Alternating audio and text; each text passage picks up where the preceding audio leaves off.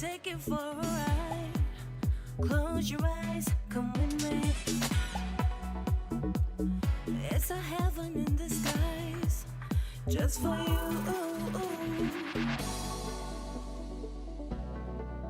Just for you.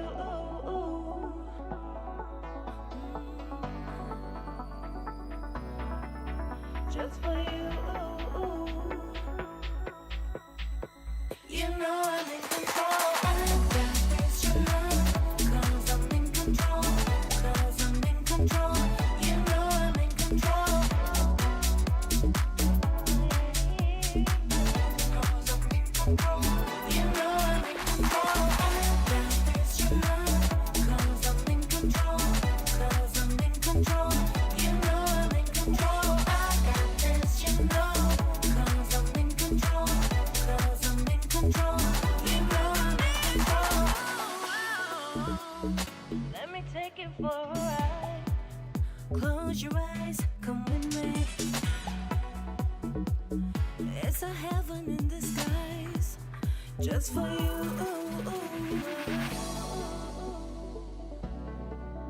Just for you.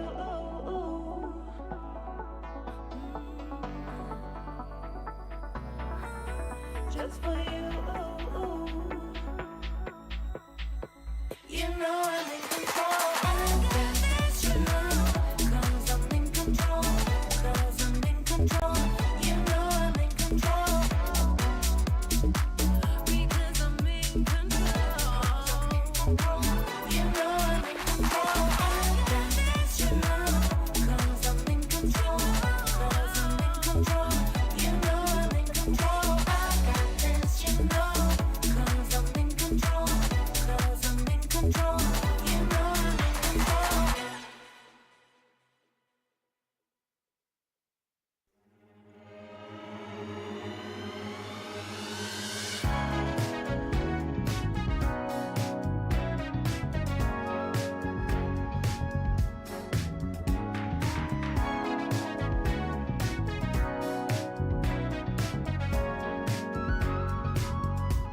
It'll never catch up to me. You said it. The time of just a man. There's a warning in the breeze. If you got it, then maybe you understand.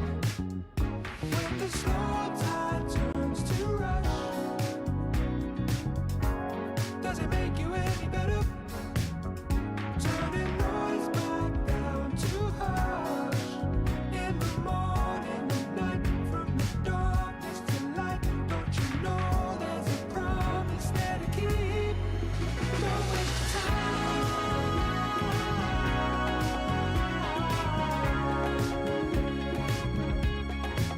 Don't waste your time.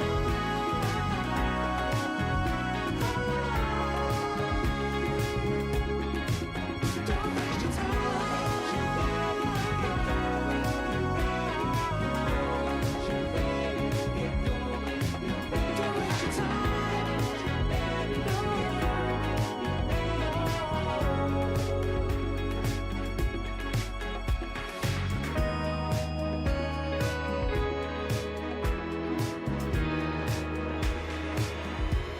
It'll never catch up to me. You said it. The time of just a man. There's a warning in the breeze. If you got it, then maybe you understand. When the slow tide turns to rush, does it make you any better? Turning noise back down to hush. In the morning and night, from the darkness to light, don't you know there's a promise there to keep?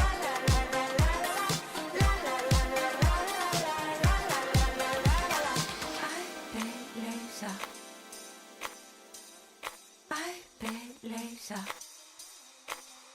o sarò la tua Lolita.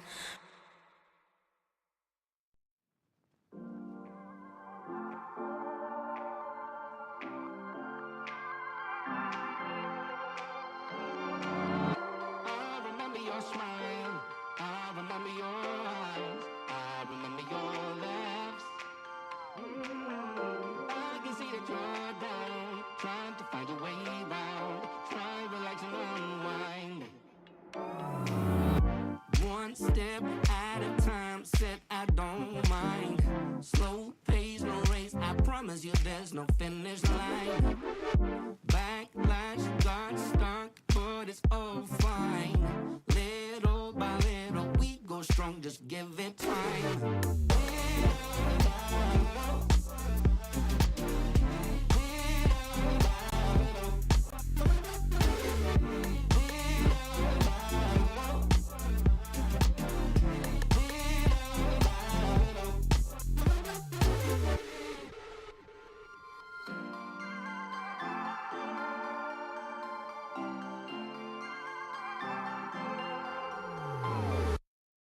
Time is all that we have, time is all that we need.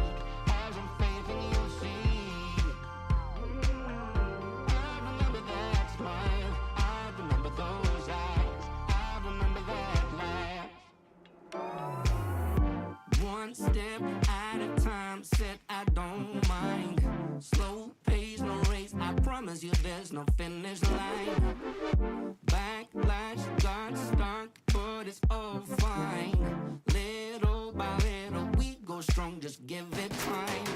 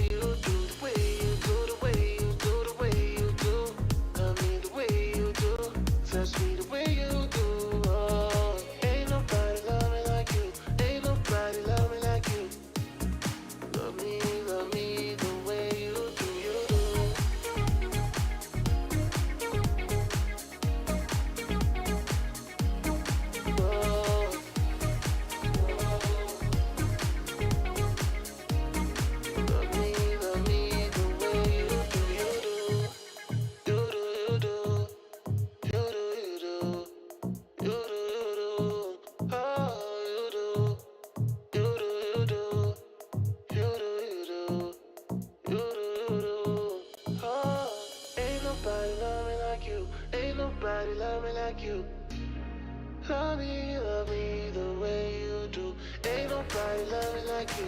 Ain't nobody love me like you.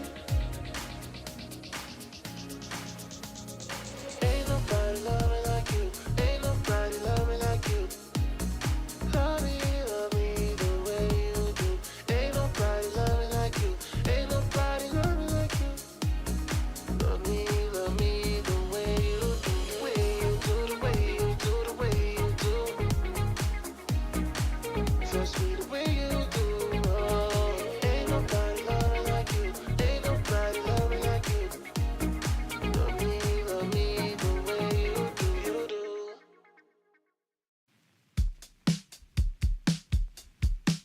Summer breeze, diamonds in the water, on the beach, my mind begins to wander, endlessly.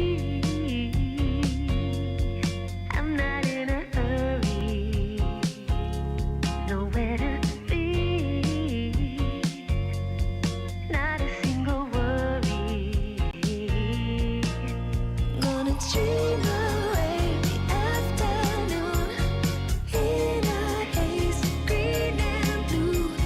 Nothing else I wanna do but drift away. Neon mountains on a cloud, up so high, don't look down. Drift away, drift away. In the grass, everything is alright.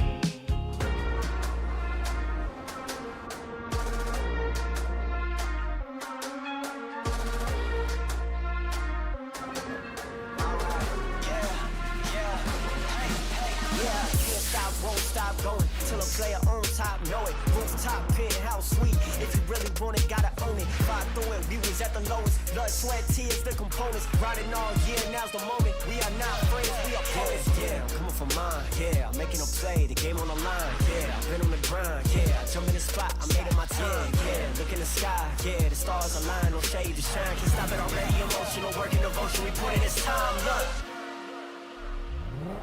You won't stop my stride. I'll just break your line. I don't tolerate wasted time. You take us down, keep fighting. The Snapdragon Pro Series powered by Samsung Galaxy is brought to you by Snapdragon Elite Gaming, Samsung Galaxy S23 Ultra, Monster Energy, and DHL.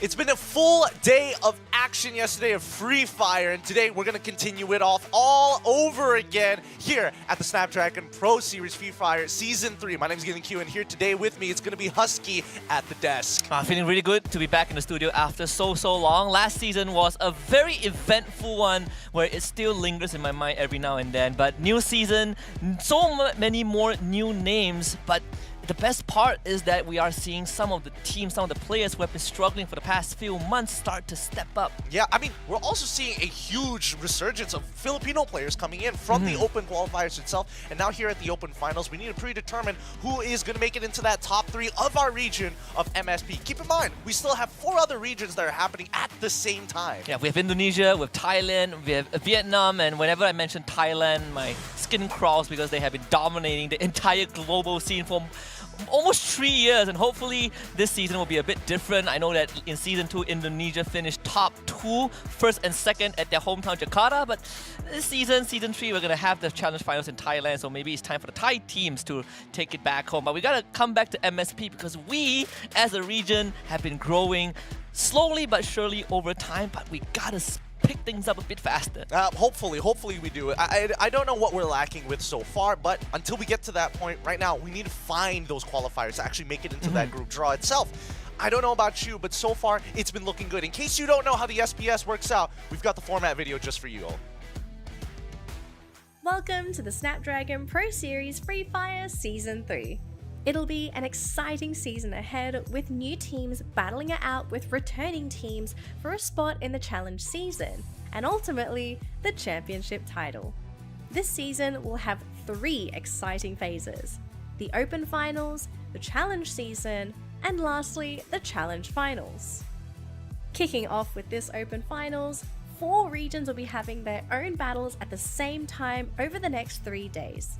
The 12 teams that qualified from the Open qualifiers will get their chance to test their skills amongst themselves and against 6 invited teams who played in the previous season. These 18 teams will be shuffled and grouped into 3 groups and put into a 3-day brawl where each team will face each other twice. That means teams that weren't able to perform well during their first encounter have a chance of redemption on another day against the same teams. The teams that prove their strength by achieving the top 3 spots on the leaderboard will advance to the challenge group stage, where they will face the qualified teams from the other regions and 6 more invited teams from the previous challenge season. And that's the Open Finals of the Snapdragon Pro Series Free Fire Season 3. There's no doubt that we will witness exciting high-level gameplay from the teams this Open Finals. Stay tuned to watch them get them booyahs and fight for their spot in challenge.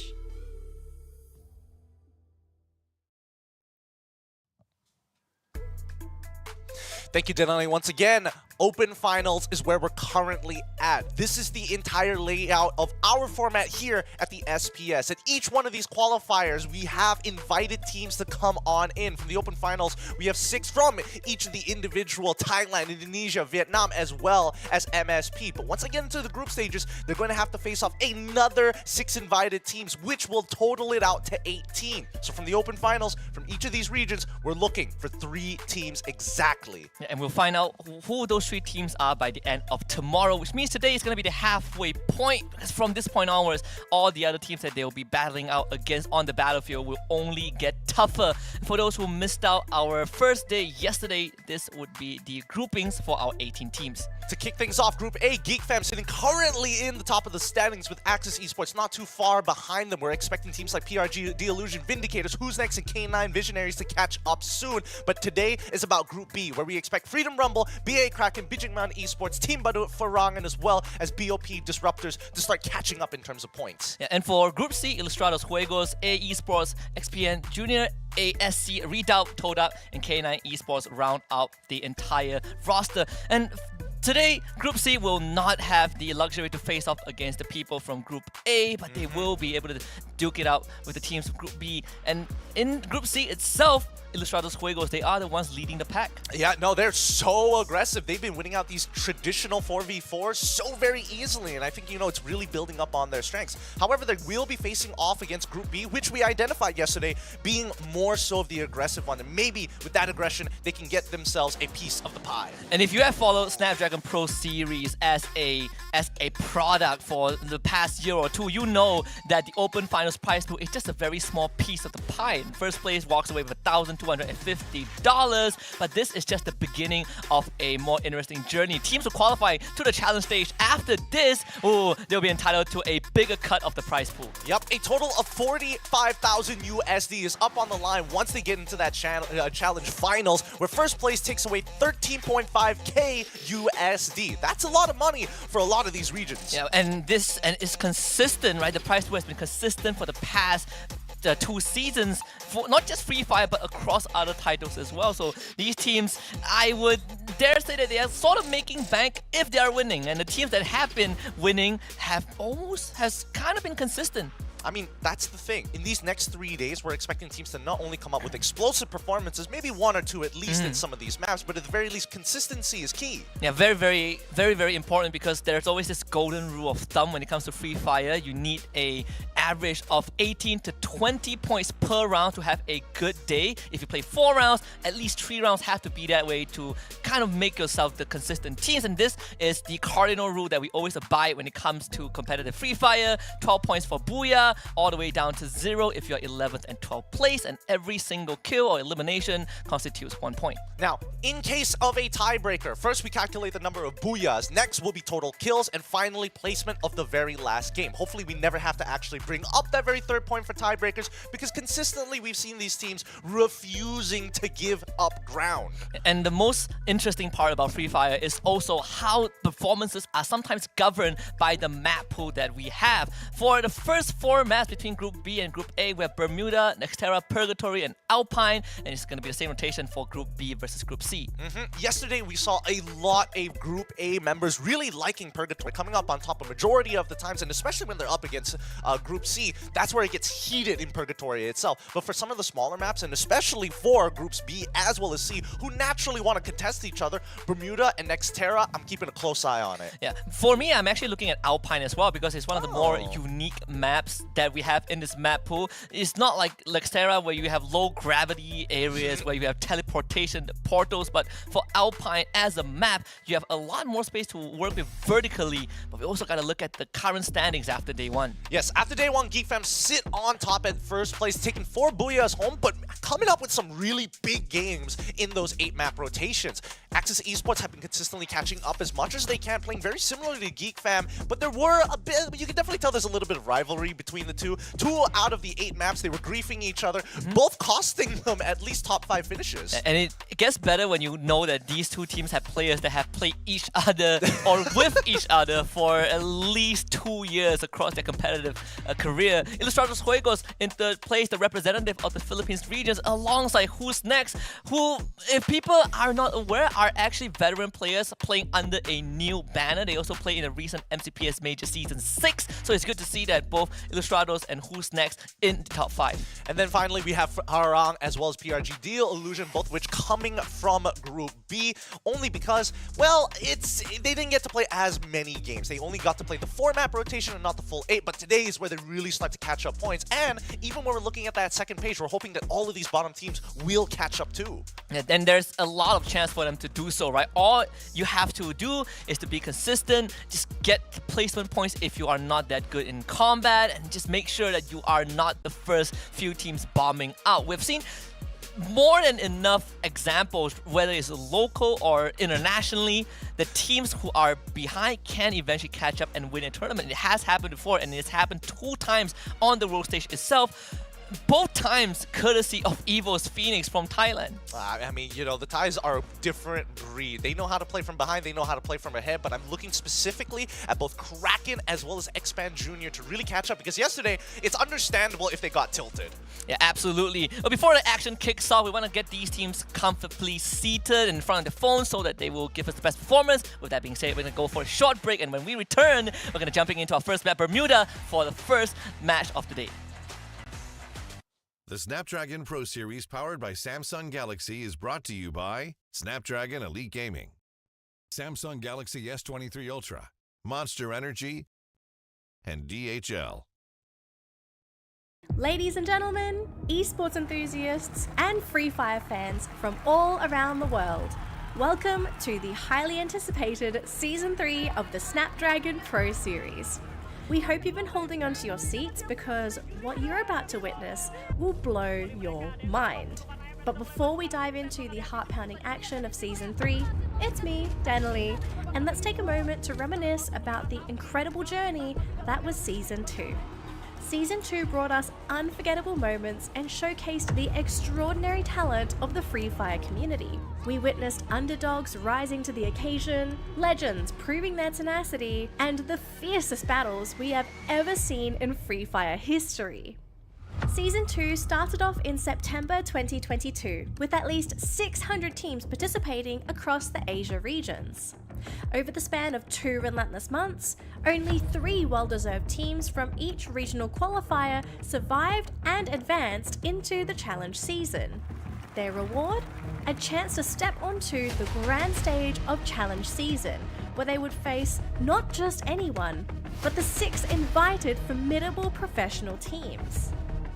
The challenge finals of Season 2 took place in Jakarta, a city where the past dances gracefully with the future.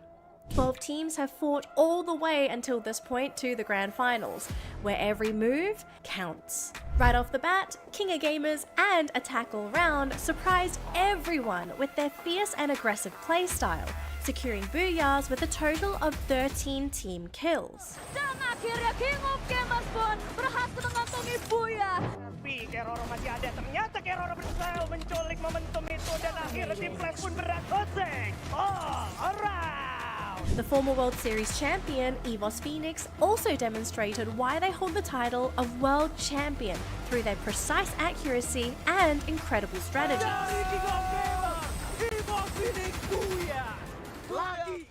They also ended up being on top of the standings by the end of day one in the Challenge Finals. Things were not looking good for the other teams. The Thailand teams were unbreakable.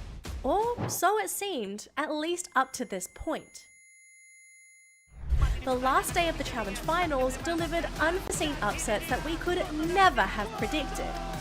In the first round of the day, EVOS Divine, the home crowd favourites, redeemed themselves and secured their first booyah of the tournament. The Indonesian teams carried on the momentum, whether it was the electrifying energy from the home crowd or a surge in confidence. They began to play with unwavering determination. Capitalized on the tiniest mistakes made by the opponents, they showcased a level of skill that left us in awe. In the series' ultimate round, First Raiders Eclipse clinched the day's final booyah, amassing a remarkable total of 16 team kills, making them the team with the most booyahs and team kills throughout the series. However, due to higher average placement and kill points, Saudara Esports rightfully claimed the top spot on the leaderboard, edging ahead of First Raiders Eclipse by just 5 points. Saudara Esports, the underdogs, have proven that with sufficient confidence, anything can indeed happen. As we embark on Season 3 of the Snapdragon Pro Series, the question remains, will the Thailand teams maintain their dominance, or have the tides of time shifted the balance of power to Indonesia?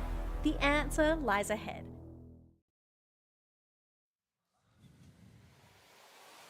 A storyline of the ages. The Snapdragon Pro Series Free Fire Season 2 was an exciting time, but here in Season 3, the next narrative has already begun here at the MSP region. I cannot alphabet right now. My name is Getting Q. This is Husky here at the desk to keep you guys company for our first upcoming map, Bermuda. Yeah, and the storyline, even though has been changing every half a year, but currently the region that is dominating the scene has unfortunately went back to Thailand. They just won the most recent FFSI, which was our mini World Series E-Arena, completely dominated Grand Finals. We had 3 days of Grand Finals and they won after day 1. So really says a lot about the regions, but alas, we will see them on the Challenge Group stage because we have our own businesses to take care of. Exactly. This is the confidence that these teams are going to need before actually some of them might even be competing for the Free Fire World Series later on as the SPS continues to go on with some of the invited teams involved. Yeah, and the World Series is going to be so exciting. It's happening in like, what,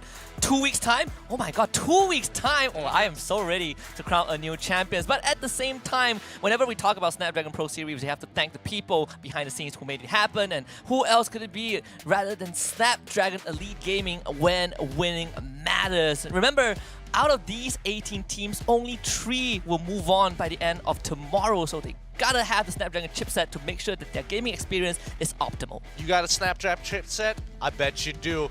Never experience overheating, lag, or frame drops? Nothing to worry about. Just check out some of the phones down below here, all having that Snapdragon Pro Series chipset to make sure that you can enhance your own gameplay and give yourself an edge over everybody else. But with that being said, let's get back to business here, because right now, I've been very excited for B as well as C, 2 of the more aggressive teams. However, the first 4 map rotations is going to be between A and B, so I'm expecting it to look very similar to yesterday. Yeah, and I hope that the teams in Group A will start to kind of clean up their act a little bit, right? Clean up their act? And pose a bit more challenge to the teams on Group B. And it's not gonna be easy, right? They don't have much rounds to play with, but especially when you have teams like Geek Fam and Axis. In particular, I want to talk about Axis a bit more because for me, it's a bit of a surprise to see the resurgence of this team, considering that for the past year starting from today, so from October last year until right now, they have been struggling a little bit, but right now they're in 2nd place. Yep, they're in 2nd place and they play very similarly to Geek Fam. I think Geek Fam, as of right now, have really good reads on the ring. The only way that goes punished is only when Group B gets really involved in the map. I'm looking at Farong here as well because they play similar to Ilustrado Huevos. They just want to fight. Oh man, whenever you talk about Farang, we have to talk about how Farang is one of the most aggressive teams when it comes to close quarter combat. They never shy away from a fight. Very, very momentum-based team. They get their gears going. It's very, very hard to stop them. Now, GeekFam traditionally loves to drop Clock Tower, and I wonder if that is still going to be the same as it has been since 3 years ago. Well, as they start dropping down, it looks like GeekFam is going to make their way down towards Clock Tower. We're looking for early contestants, and immediately we're seeing DL up against FRU up by the mill. And DL will be able to get an easy knock, so that's first blood already, claiming the first point. GeekFam, on the other hand, actually will go to Clock Tower.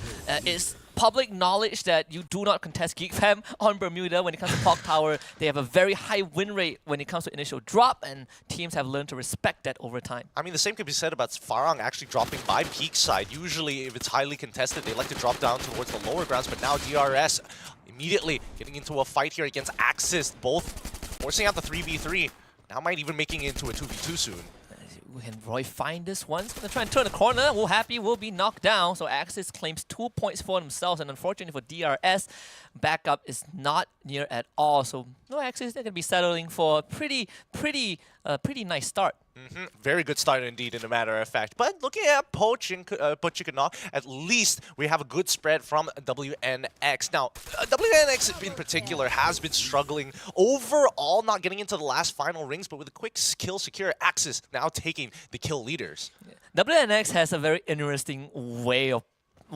interesting characteristics as a team. They struggle to get into the final circle, like you said, but it's also a team that you look at them sometimes and you're like, man, these guys can play the game, but why aren't they making it to the final circle? And most of it, for me, boils down to that mid-game decision when you start to move around the map and when you start to run into more aggressive teams. That's where they struggle a little bit. Yep, looking at the northern side, VDR and as well as DL are within the ring, especially when they are playing from Riverside. However, we know that in a lot of these cases, Peak is highly contested, and Farang likes to be able to hold that top center of the map, making sure that if anybody passes by, they might be able to instigate a fight. Very spread out as well, and they even have that UAV sent out, I believe, courtesy of Farang, just to scout out the southern side of the map. So a lot of those grounds are actually covered by Farang, and they still leave Jembao back at Peak, and they might see VDR moving towards there. Now, one road separates Team BG Man Esports and WNX. Both are not taking an early engagement just yet, and there's no reason for BE to actually take the engagement since Mars Electricity, or at least 3/4 of the entire compound, is within the ring. This it's good to see that Vegeta is back, one of the OGs of Freedom Rumble back then, when we call them the run you down comp. they are just relentless. Think of Farang, but not as refined. Back in the days when people were running Vector Akimbo, that is the only way to play Free Fire. So thank God we don't have that meta anymore. But we do have the arsenal of the map. Access Esports actually having their marker planted down at the observatory. Uh-oh. Visionary is also at that area. VDR, meanwhile, finds himself an easy pickoff. Nemo out in the open, no more vehicles, and only a glue wall to support him. It's not enough. And that's going to be finishing him off pretty quick. That's a little rough. That means for BOP Disrupt, as well as for the Disruptors, they've only got one member left somewhere on the map looking to potentially get that revive. So the rest of the VDR members all here, ready to look down. DL taking his time with this shot. A lot of trigger discipline. Looking for more info. Well, finally opens fire. Does have his teammate with him. Well, lovely Riptide Rhythm.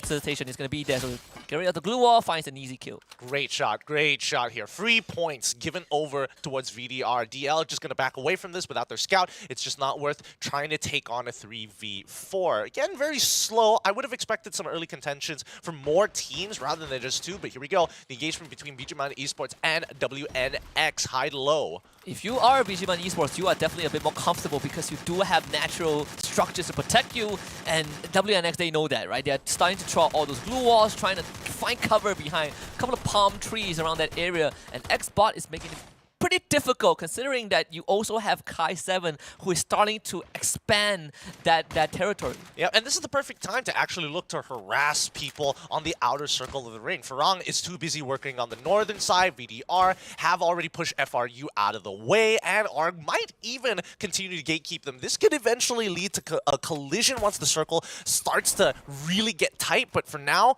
it's just about patience, waiting for the right time to actually slip through. Man, you watch this, Farang is having a 2v4 moment right now against DL, so they're calling him back up. The other two members from the southern side are starting to rendezvous with their team, and you have this pincer maneuver, Jembao keeping 3 members of DL pinned down. A literal one-man army here as the rest of Farang start to collapse on this, and even their anchor Faiz is going to get involved. Man, Kenshin is having a rough day. They are constantly throwing clusters at him. The Alvaro is not making it easy.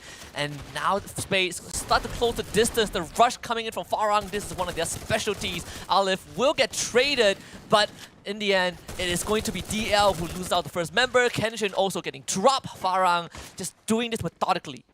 Very nicely done, very nicely done. Picking up the kills wherever necessary and getting the revives, making sure that this is going to be as clean as possible. Especially when you're contesting for the peak or stopping teams and going for these all-ins, you are giving up your position. You have told your anchor, hey, there's no reason to hold the ground no longer. Let's just secure the kills and finish off DL. Very, very clean maneuver from Farang. Unfortunately for DL, you only have a bunker to work with, and early on, I believe Spade or Fire through like a glue wall melter, though you can't even hunker down in the only structure you have. And that's a good start for Farang. 4 points for them. Meanwhile, Visionary is also engaging in a fight with Ego in front, trying to turn the corner, look for Exac, but you can clearly see that Exac is in the red. It's going to be easily dropped. Well, it looks like Team Badut is actually behind Axis as well as they start pushing in towards VIS. Axis, they're backing out of this. Not the most comfortable start for Axis, for sure. After the drop, they had to fight their way out, and now they're only left with Luffy. He was the first guy to get taken out first blood in this round. TB Badut, on the other hand, now will have to deal with Visionaries, but from the low ground. Does this not feel a little ambitious here? It feels like crossing this bridge is costing them more resources than it is to actually take away from the Visionaries. But the ring is actually on their side, so if they can hold out with enough resources, they might actually be able to start pulling through with an advantage. Just like you said, they're starting to fall back, and they also recognize that the glue wall resources on their end is starting to dwindle very, very fast. So Visionaries, I think they've done enough damage in terms of resources on top of TB. Now they gotta figure out how to get past Team Badut into the circle themselves. Speaking of which, let's have a look at Freedom Rumble here. Not going to see the Tatsuya diff just yet as they go into CQC. The glue walls are already dropping down. They find the initial kills, but they get a quick trade back. 3v3 now boiling down to almost a 2v2. Hawkeye with just a little bit of HP. It manages to get the inhaler off to get the double kill. Yeah, lovely, lovely stuff from Who's Next. And Freedom Rumble, they're not even fully committed to the fight, so WNX ends up getting 2 free kills. FRU, they will find that buy point to get the fallen teammates back, but they gotta start all over again. The resources that they have is not very much.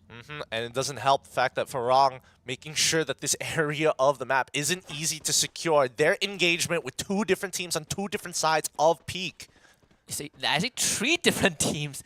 VDR is also there. WNX is walking in. I mean, the fact that Farang not only control Peak the entire round, but they are so spread out. I think they spotted all 3 different teams. The UAV sent out towards FRU. VDR managed to kind of sneak by, but they got to fight with Team Badut. And Farang, they are happy staying here. Yeah, man, it looks like they did. Ooh, WNX dropping a scan, actually spawning out one of the Farang members in the main Peak region. Farang now going to be backing off into the ring and start the gatekeeping. VDR will start to keep Team Badut away from the circle. CBE will slow down a little bit, take some refuge around that factory area. VDR decides to abandon post immediately. They are going to start running into the center of the circle, which at this point of time is controlled by GeekFam. Yep, if you look at everybody else, Kraken now finally getting involved in these fights from the southern-western side, actually contested by Axis, who hold a lot more ground as they start making their way into the ring. If they continue to make enough noise, Visionaries might just pop down to say hello, unless DRS has something else to say. Yeah, GeekFam are far away from the clock tower already, but it's going to be Zach starts to find that first shot onto Kraken himself. Nathan completely exposed from the backside. Oh! Wow, what a shot from Gao.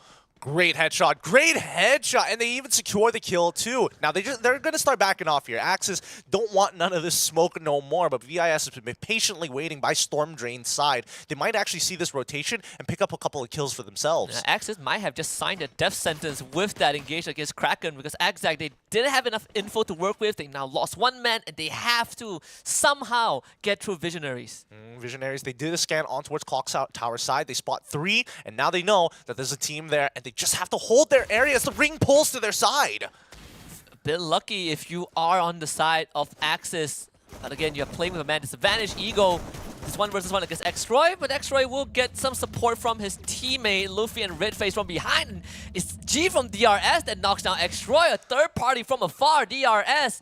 Sneaking away these points. Oh, they sneaking away these points, but this is starting to get very, very hectic as we start moving in towards the very few rings that work with here. Geek Fam gonna scan Clock Tower. They spot out the Kraken members, but I don't think they spotted out the BGMan Esports. Speaking of which, Farang were able to actually get a couple of kills for themselves as they hold peak, but now that they have to rotate inwards, Geek Fam in prime position to gatekeep everybody. Oh, it's a very, very late rotation for Farang.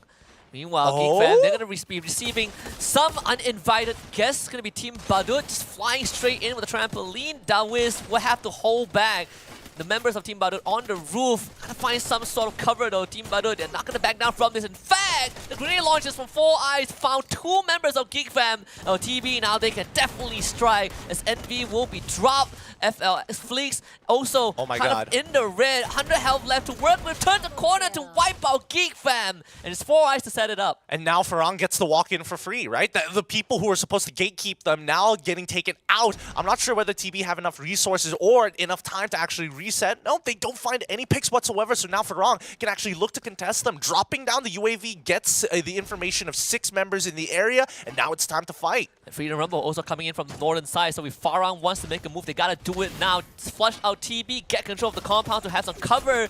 Aliv and Jemba will make it down to ground floor first. In fact, they will turn around and try to deal with FRU as TB evacuates. Oh, that's actually really nicely, honestly nicely done coming in from Farang, right? Spotting out FRU there is so important. They don't have to take that all in. They can start gatekeeping FRU. This gives an opportunity for Team Badut to walk out, and now the reign of hell starts.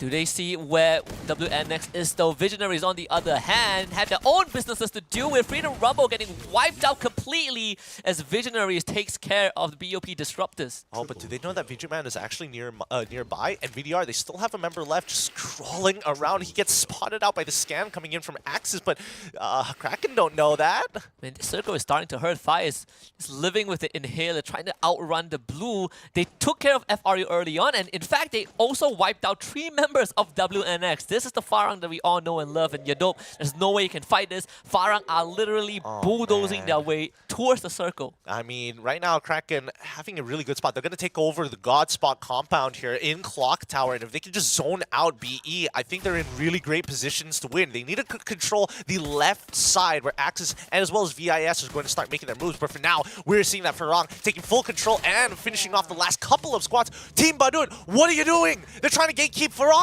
They're flying back in with members disadvantage to fight Farang. This is very, very ambitious, but Farang, in fact, they don't want any of this problem. They're like, Team Badut, you go out of the circle. Guess what? We are going to take control and take this fight straight to the hot zone with BE and Kraken. I mean, Kraken need to take advantage of the situation here as Farang trying to play towards the outer side of the compound and making sure that Spade is able to get out towards the ring to give them some support. It might be able to help as the high ground is being taken over by... Wait! It's VIS! They're getting involved! I mean, TB is also shooting from afar. This could be a round that they can steal away as Kraken now, they are under heavy pressure from Visionaries. Twigs with the RGS-40 just constantly lobbing grenades at them. 2 members of Kraken already out, and Visionaries have 11 kills right now. I mean, if you're Team Badut right now, you need to start shooting high ground targets here. You need to let Farang do their thing on the low ground. Let them take all the fights they want. They don't want to shoot back, and if they do, you put them in their place. The ring pulls away from the Clock Tower compound. Oh, this is anyone's games right now. Team Badut, they thought they made the big brave move, but they can still move into the circle because everyone else is preoccupied by at least 2 other parties. Visionaries, Farang, these 2 teams, they are locked in this fight. But the good news is that Farang, they do not have to deal with Visionaries. Oh, Kraken, the last member left, might get eliminated here as the Visionaries are walking in to close out that fight as soon as possible. Bomb rushing in, and VIS now in a great spot as they see Four Eyes. Uh-oh, TB. They might be the first one to reach the circle, but they now are facing the wrath of Visionaries, and all this while Farang left undetected. I do not think Visionaries know that Farang is in that area, and Farang might be able to third party this. I mean, between Esports Snake, he's playing like his namesake, right? He's really taking his time at this moment as VIS is taking damage from all sides. Finally, Farang recognized that Team Baru, they're on their side. They need them to get into this ring unless Snake has something to do about it. Oh wow, Jembao. The awareness to turn around for that kill gives them the 11th point, and now Team Badut, you have 2 squads that you need to deal with, but you can also let Farang and Visionaries take each other out. It seems like Visionaries will turn their attention over towards Farang, and Team Badut, they get to pick off stragglers. Yep, this is great. They have a big structure to play with. This rock is actually so... They're thankful for this one rock compared to VIS and Farang, who are playing around, well, just one tree. Oh man, Alif, he has that grenade launcher. He's starting to really chip away at the health bars of Visionaries. Ice grenade as well. Glue wall melter a bit far to the back, but Visionaries are starting to be exposed, and Faiz with the snipe is going to wipe out K9 Visionaries with Farang. Such a clean and calculated aggression, and now they're looking for the jugular of Team B. All right, the cluster grenades are already out. It's squad v squad right now. 3v4 is the rest of Farang coming in on both fronts. Aleph taking the space, going into CQC. The Four Eyes ended up getting traded by hers. Jumpal turns around, Naive is dead, and now the rest of Farang will collapse on the last remaining member to try and secure this booyah for free. Jumpal, he is so nasty on that flank. Sniper rifle at CQC range. Stop it, my guy. 17 eliminations and a booyah, 29 points to start off the day. Farang are coming in hot. This is one of the few rosters that have stuck together for a long time. They've been to the world stage together when they first formed 2 years ago, and right now they have recovered. I think that's the best way to describe this team. I think they got lucky in a couple of those situations. They could have get griefed at any point of time, but honestly, with the amount of firepower and picks they were able to get off in these types of situations, really incentivizes people who are shooting them in the back to be like, you know what? We can get more placement points if we help you out. Clean decision making as well, right? They're not only confident, but they're aware of their surroundings. We've seen them getting pincered, 2-3 times across the entire match, and still they were able to get out of that predicament. They were pincered by FRU and WNX, and then they took care of both teams. Then they were pincered by DRS and Team Badut, DRS, BE, and Visionaries, and they still got out of it and got the booyah. Again, it's one of those situations where it's like, well, I mean, it is what it is, you know? Team Badut honestly getting really lucky with the circle pull, but more importantly, I think they could understand that once they could identify the teams, it made a lot more sense to push off the high ground and force Visionaries in a really uncomfortable spot. Welcome back, Farang. They were at their lowest half a year ago. They were playing at the FFSI, the Invitationals in Thailand. Man, that was a rough one. They didn't even make it past the group stage. They finished last place with less than 100 points.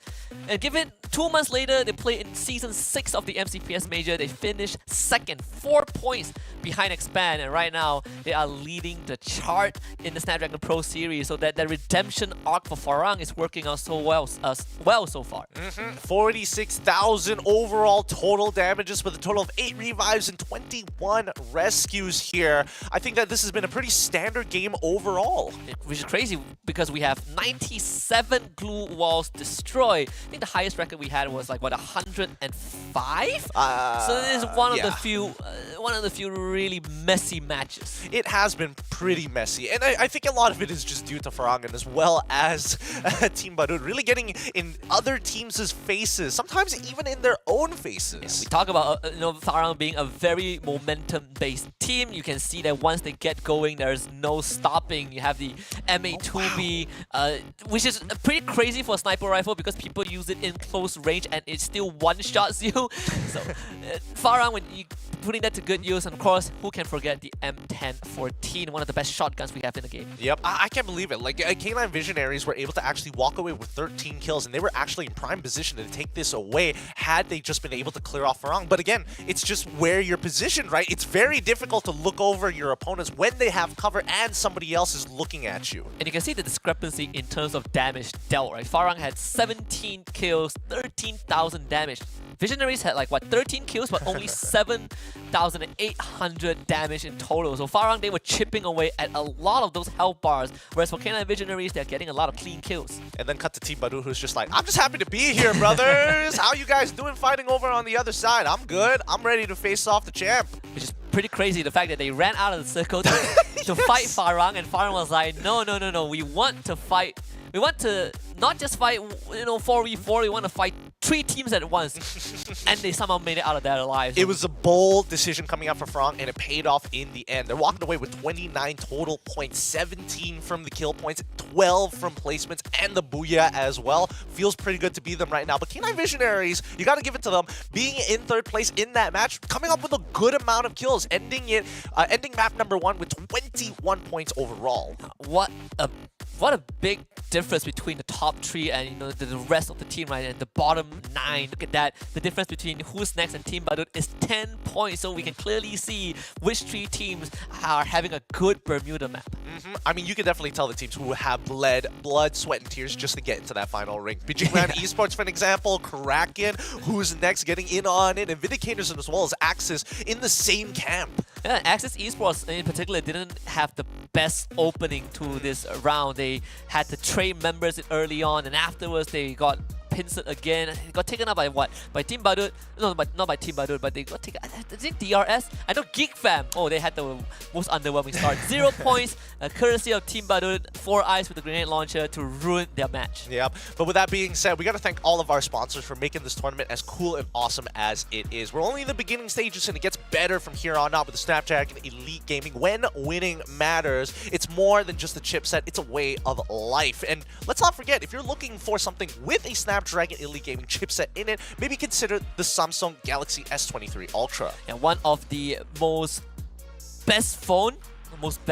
of the best phones for your gaming experience with the Snapdragon chipset in it as well. So you get good processing power, good device to not only play games but to take photos. I'll take it any day.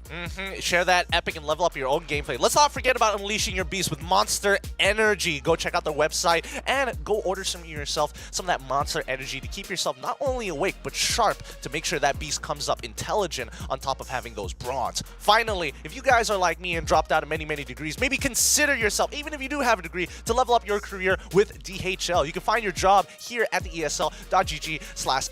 Don't forget, they have Boston Dynamic dogs. Yeah, Boston Dynamics. That's all you need to know. Boston Dynamics and artificial intelligence. That's the best thing in the world right now. With that being said, we're going to go on a short break before we jump into our next map here at the Snapdragon Pro Series Season 3 for Free Fire. We'll see you right after these messages. Ladies and gentlemen, esports enthusiasts, and Free Fire fans from all around the world, welcome to the highly anticipated Season 3 of the Snapdragon Pro Series. We hope you've been holding onto your seats because what you're about to witness will blow your mind. But before we dive into the heart-pounding action of Season 3, it's me, Denali, and let's take a moment to reminisce about the incredible journey that was Season 2.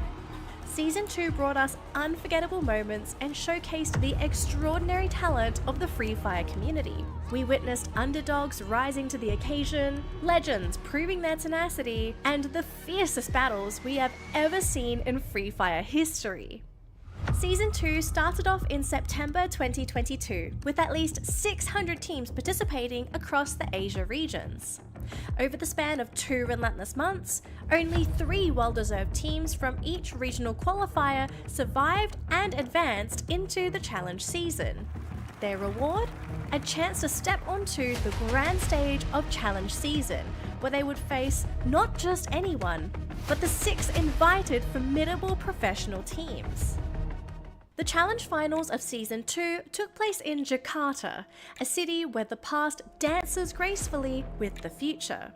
12 teams have fought all the way until this point to the grand finals, where every move counts. Right off the bat, King of Gamers and Attack All Round surprised everyone with their fierce and aggressive playstyle, securing booyahs with a total of 13 team kills. Dan akhirnya King of Gamers pun berhasil mengantongi Buya. Tapi Keroro masih ada. Ternyata Keroro berhasil menculik momentum itu dan akhirnya tim Flash pun berakhir. Oh, alright. The former World Series champion, EVOS Phoenix, also demonstrated why they hold the title of World Champion through their precise accuracy and incredible strategies.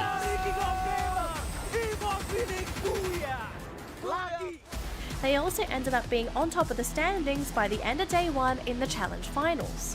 Things were not looking good for the other teams. The Thailand teams were unbreakable. Or so it seemed, at least up to this point.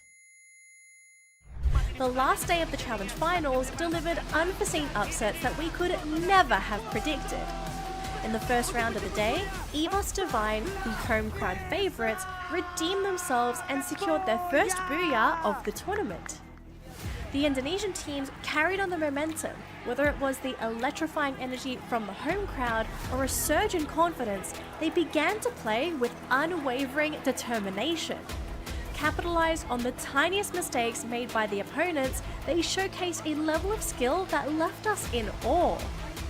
In the series' ultimate round, First Raiders Eclipse clinched the day's final booyah, amassing a remarkable total of 16 team kills, making them the team with the most booyahs and team kills throughout the series.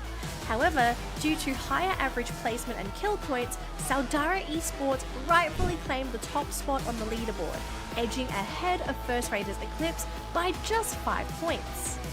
Saudara Esports, the underdogs, have proven that with sufficient confidence, anything can indeed happen. As we embark on Season 3 of the Snapdragon Pro Series, the question remains, will the Thailand teams maintain their dominance, or have the tides of time shifted the balance of power to Indonesia? The answer lies ahead.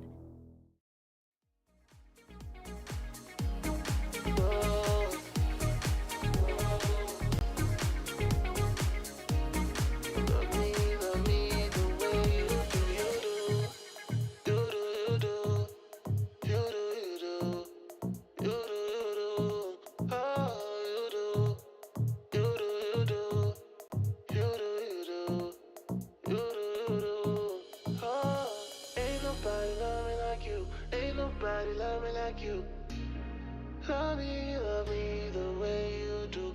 Ain't nobody love me like you. Ain't nobody love me like you. Ain't nobody love me like you. Ain't nobody love me like you.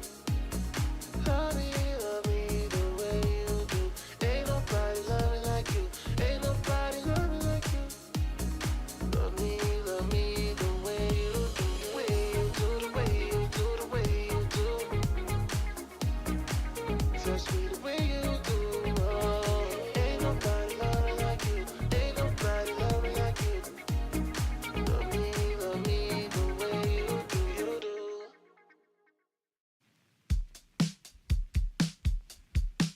Summer breeze, diamonds in the water, on the beach, my mind begins to wander, endlessly, I'm not in a hurry, nowhere to be, not a single worry.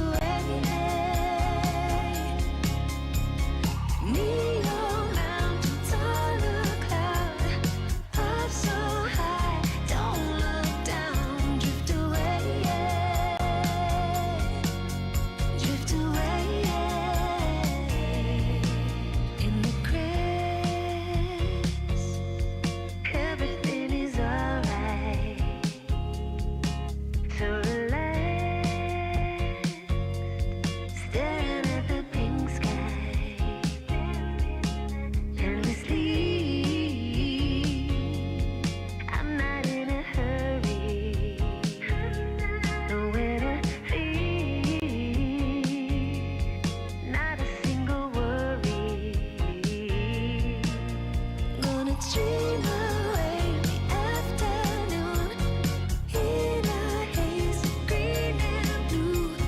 Nothing else I wanna do but drift away. Neon mountains.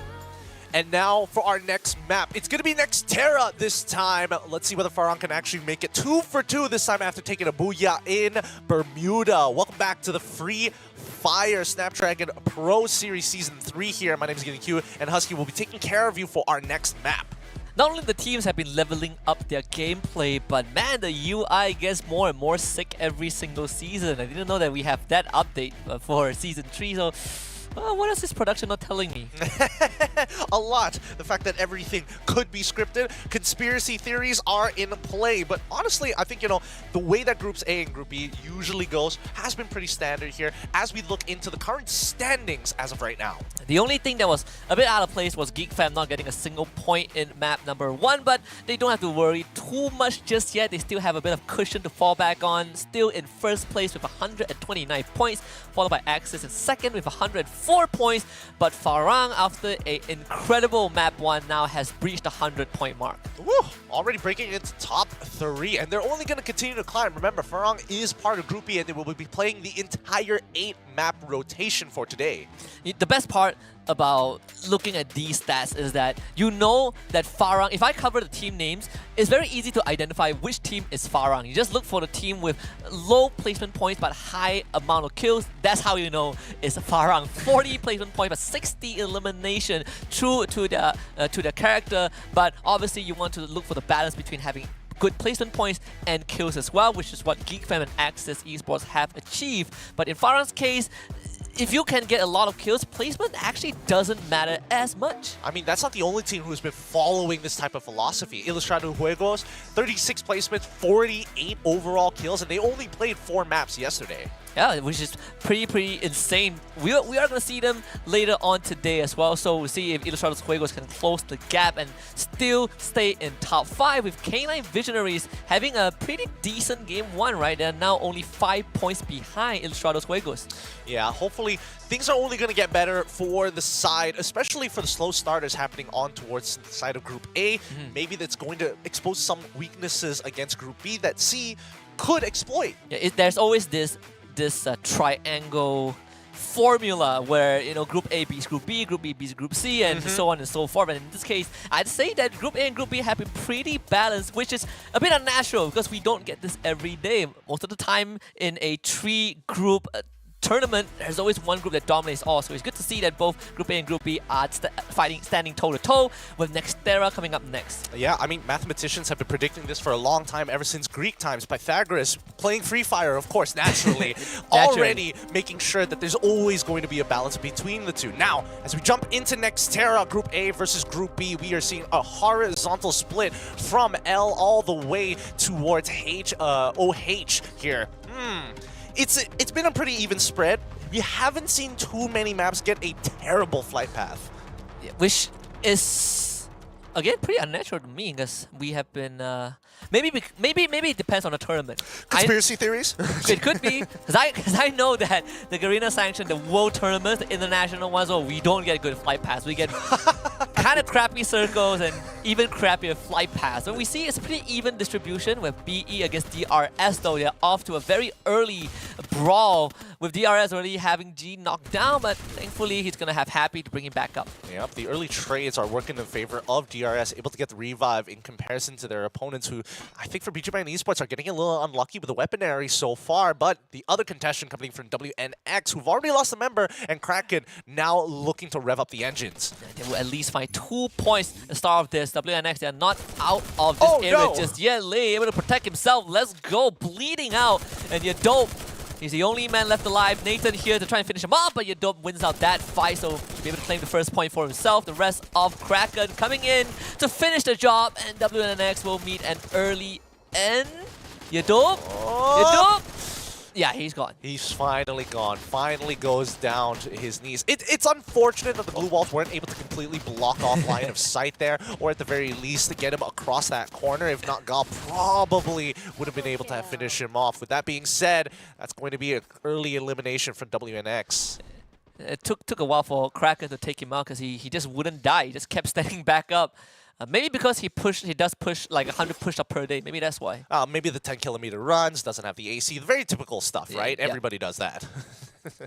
In the meantime, at least for Kraken, this has been a pretty good start for them. They usually don't get that good of a start, literally raining dollars down on others. Man, Free Fire is getting more and more creative with their cosmetics. They are. Some of these are pretty, especially when you pair them up in sets, they can be pretty funny. And they have some of the best collaborations, right? Attack on Titans, Demon Slayer. Ooh, Demon Slayer, one of my favorites. The latest one as well. Visionaries on the other end against Team Badut. An early fight on the southern side of the map. It's also a high-tier loot zone at mud site. This means that Visionaries are more incentivized to actually fight. If there's anybody in the area, it's going to be a little bit more difficult to actually maintain. But especially for TOB, they've got to be careful here. They're the ones who are looking to contest, and honestly, we don't know the distribution of the overall weapons, but based on what we're seeing from the players, right? I'm seeing level 3 armors, I'm seeing level 3 helmets. It looks like they're in prime position to fight. And Visionaries have this entire area on lockdown. Team Badut will fall back. Freedom Rumble actually sending Yazid out to do a bit of scouting duty, but it's very Visionary-like to always go for high-tier loot zone, so not a big surprise there. But on the other end, Vegeta will be able to find a very early snipe. Getting rid of the UAV is going to be important here for Bijimon Esports because it's giving all the information to specifically Axis here to actually identify how they're going to actually approach this. Do they take the fight head on, or do they continue moving towards the northern side, towards Intellect Center, through the main roads to get in on the ring? Exact is already taking some heavy fire, but the rest of his team is not there just yet. X-Roy, he's going to be driving towards BE. On the other end, Visionary is still locking down the entire mud site, but it seems like Team Badut actually are attempting to infiltrate this area. Yep, they've pushed it pretty hard here. I want to see whether Vision is able to kind of collapse on them right now. They've got a good spread of members, but not enough firepower in one place to cover an entire angle by themselves. And Luki is out in the open.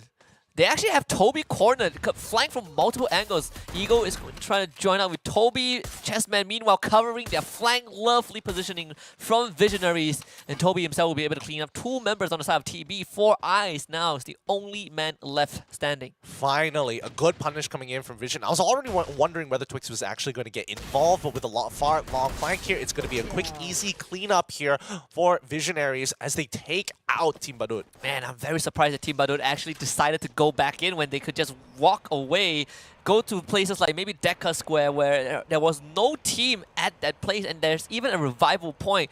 It gave 4 free points over to Visionaries at a high-tier loot zone. You could not have asked for more. Yeah, let's have a look at Farang right now, right? Because they're looking down onto Freedom Rumble. They know that they're slowly trying to make their ways in towards the compounds, and yeah, Freedom Rumble, they're aware that Farang is taking the high ground central of the zone. Yeah, in the almost the center of the circle also. But can expect the game to slow down just a little bit with most of the teams spread out. BE and Axis close to each other, and you have Farang and Freedom Rumble, but that is pretty much it. Kraken still taking control of Intellect Center, and then you have we have Nemo, DRS, the only remaining survivor, I believe, of the team, just trying to hunker down.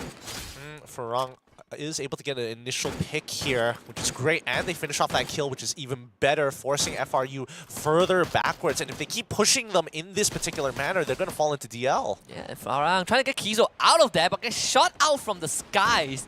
Ooh. So Jembao picks up Ace as well. This is not good if you are Freedom Rumble. They're getting hunted like ducks right now. Yeah, this is pretty brutal. I didn't think FRU was going to lose that many members, right? And especially with a revival point not too far away, you can definitely understand the idea of why they were slingshotting themselves in that direction. I believe Jembao saw the foot of Elstar. There it is, Freedom Rumble out. So Farang gets 4 points, and the circle going all the way down to the south side. Ooh, really nice call here. It's actually in favor of Farang to gatekeep everybody on the northern side, which might be a bit more than they can actually chew, because Axis, it's pretty insufferable from there. BE has been zoning them out. DL have committed towards the right side of the entire circle, and this has been making Axis' life so very difficult, and GeekFam having the time of their lives. But Axis does have a chance to break through this and get a couple of free pickoffs, because DL will be flanked. X-Roy starting it off by taking down Surya. He will need to receive some assistance right now. Luffy also putting on the pressure. Axis making DL's life a living hell. And BE, they get to watch this happen. But X-Roy, he's going to be playing on the opposite end to deal with the second team. Oh no, I think Axis need to pull back from this because BE is taking advantage for all the attention being put into DL. So BE have taken the high ground from the structure on their left, making it difficult for Axis to actually commit to the right side. Oh, sorry, the left side. They might have to just loop around the right and try to walk through the main road from Fartopia back into the ring. That doesn't feel well when you're Axis. DL actually walked away with the entire team intact, so Axis got nothing out of that, and they will have to deal with BE, who basically spread out the entirety of that stretch of road. So Axis now they are forced to deal with two teams at once. Yep, I think this is actually beneficial that DL is pulling back into the ring, right? Because eventually somebody is going to have to do something about DL, and Axis have to wait and bide their time. Farang scanned the left side towards the revival point POI, and therefore they know for a fact nobody is coming from there. They might spot out the slingshot coming in from Geek Fam on the western side, but for now, back to DL. BE actually making a very early move. They will catapult themselves into the circle, and now DL and Farang gets to... DL gets pinned by Farang and BE, but that also means that Axis can just walk into the circle. Yeah, Axis can actually walk in from the left side and make sure that they can take control over Mud side, and I think that would be a really strong position to play from, with the only team that might contest it being VIS and pincering BE, but I think Axis, they're done with this. They're sick of the gatekeepers and are getting involved as Farang gets into a gunfight of their own. Oh man, Fire is just, with that is just a skill diff right there, the CQC for Farang. You cannot underestimate it. They are taking out members of BE, they're taking out members of DL, and look at DL, they're completely backing out of this, backing out from this. They know that they don't want to take this fight. Meanwhile, Farang, they put themselves in their environment, just fighting multiple teams at once. Axis is just looking down at BGMan being like, you like that, boy? That's what you get. That's what you get for gatekeeping us. But on the northern side, DL, getting spread very, very thin here as DRS is looking to engage. How is Farang going to deal with this though? 5 trees back into the building. BE getting all cornered inside one compound. What was that from Spade to take Snake out? They gotta have some glue wall to protect their teammate, but with that knock, Farang knows it's the green light to start pushing forward. And Jemba, what a rotation, gets the snipe and puts up a glue wall. This guy can do nothing wrong. Oh, he doesn't miss, he doesn't miss! He's just one-tapping people and letting his teammates finish off the kill. He finally goes down, but that's a huge man advantage for Farang is to protect Jambal and now start rotating in to actually commit to this compound with the shotguns. BE doesn't even kill Jembao off. He gets picked back up, and Farang are just cleaning a house. BE with nothing left in the tank and only one man alive. He's gonna get swarmed. Beijingman Esports stood no chance. Oh my goodness, that was nasty. But now the ring has pulled more towards the southern side. I mean, Farang, they could easily rotate into it if they do it right now. Axis, on the other hand, is forced to move through Mudside to get back in. Kraken, one of them, Nathan, unfortunately dying to zone, but was able to actually get the rest of his members back up as they are looking to regroup once more. And they're ready to buy Unknown back in the event that he goes down to DRS, which is a high possibility, but thankfully there is that buy zone. So Kraken, they are just waiting for the opportunity, but Unknown, he somehow is still alive. I don't know how he does this. Meanwhile, DRS Nemo, he's trying to look for Unknown, but this is taking a bit long. Unknown now will get flanked, and Nemo finally drops him after so long, but he walks out of the circle into the blue. Not exactly what you wanted to happen, but Kraken suffering some unnecessary losses. I mean, they knew he was going to go down, but the worst part is that he didn't even secure the kill to get the free point. And now, VDR, VIS, currently in the middle of combat right now. They got to be extremely careful because they're one of the two teams being inside of the ring. It's difficult because VIS have a primary position. Their backs are clear. But if we're talking about VDR, Geek Fam are just waiting for them. They are just biding their time. DRS, Happy, and G, only 2 members left for the team. They can still kind of cut into the circle where the blip was at Decker Square, but I think Geek Fam already spotted them, so that is a no-go. Farang, meanwhile, again, will have to deal with multiple teams. Axis in a great spot. After all the gatekeeping, they finally secured themselves a really good spot as Farang getting some good shots in. My goodness, 11 eliminations already and still counting. Kraken now will be the next team on the list to face the wrath of Farang, and Farang have taken control of the entire northern side of the map. Yeah, Of the circle, at least. Well, the rest of the members of Kraken are just tanking the blue on the outside. We have Unknown running amok. Finally goes down. Visionary still have one more guy, I believe, that they gotta deal with. Oh, he's also dead. So Farang now starts to tank the blue. They have to also start making a move. GeekFam takes out PRGD Illusion finally, but Farang, they're gonna jump straight towards the circle and actually land near one of the DRS members. BOP Disruptors meanwhile gets taken out, and Farang somehow still have the whole team. Yeah, do they have a safe spot here? It looks like Axis is taking a couple of shots at them, but they've now secured a compound for themselves. The ring is going to start closing in very, very soon, and they might even have to push where GeekFam was holding earlier. Speaking of GeekFam, they're going to have to face off against VDR as the UAV comes out and spots everybody. 10 members already being scanned. Huge, and Axis, they've got even more information with the UAV of their own to make sure that they're walking in for free, unpunished. Man, Farang Space snuck into one of the buildings and actually found a buy point, so they got Alif back. They just need to buy some time for Alif to start gearing up, and they actually have a good way to do it, because if they can take out Gal from Kraken, Alif can just start picking up all of the resources from the dead body of this Kraken member. But you also have Lei on the other side, who will be gatekept by Jembao and Alif. Do they have the time for this? I feel like Farang, if they want to rotate, they need to start rotating towards the compound that VDR are currently occupying on the top, but try to hold that low ground, especially that outer entrance would be ideal. Spade, I think they can buy a couple more seconds. They do see Gao, so that's a free point right there. It's good for Alif if he can find it, but again, Alif, he does have Jembao to cover him, and okay, Kraken are already out in 6th place. Farang now gets to comfortably march towards the circle, and GeekFam will be the first team to see them. Tatsuya diff, of course. What? Man, actually dashes. Wow, that actually hit. Okay. Actually getting a good pick here, but unable to secure the kill. It's going to be a revive at the end of the day, but the harassments are extremely important to open up opportunities as Yasta finds a kill on towards Toby. Eagle as well as Toby being taken out, and even Mellows. Yeah, Visionary out of this fight for now, but Farang now will pounce on the opportunity to run into GeekFam as Jembao leads the squad. What a point blank onto Ken's!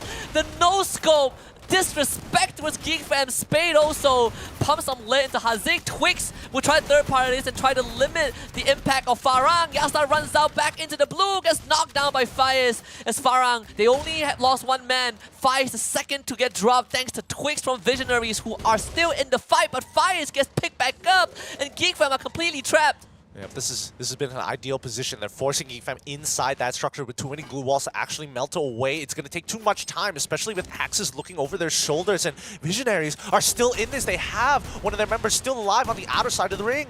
And VDR Mello is actually getting completely caught off guard. Are they going to try to help him though? Rain also gets knocked, and this could be it for VDR. A triple kill for Dawies. It's GeekFam not ready to go down just yet. VDR only have one last guy.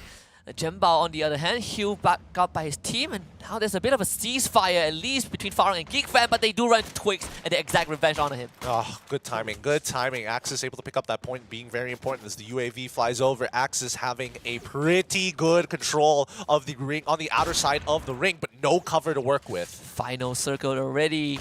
The Blue Zone's going to close in and end the game if the players don't do so, but Farang actually found themselves a very comfortable spot. They're letting GeekFam and Axis duke it out first, and even GeekFam only has one man left, so Farang gets some space to work with. It all boils down to how Axis wants to deal with this. What position would you want to be playing from? Like, do you want to be playing under? Would you play outer or upper?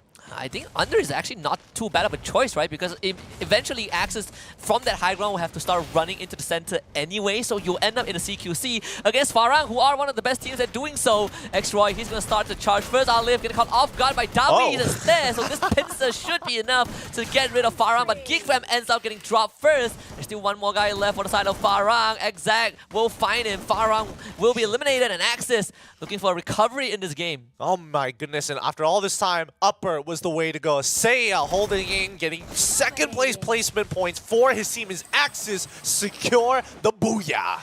And despite having the booyah, I believe Farang still edged out in terms of total points garnered this round. Again, high volume of kills is always going to be very valuable in the long run. But Axis Esports at least still keeping themselves in the game.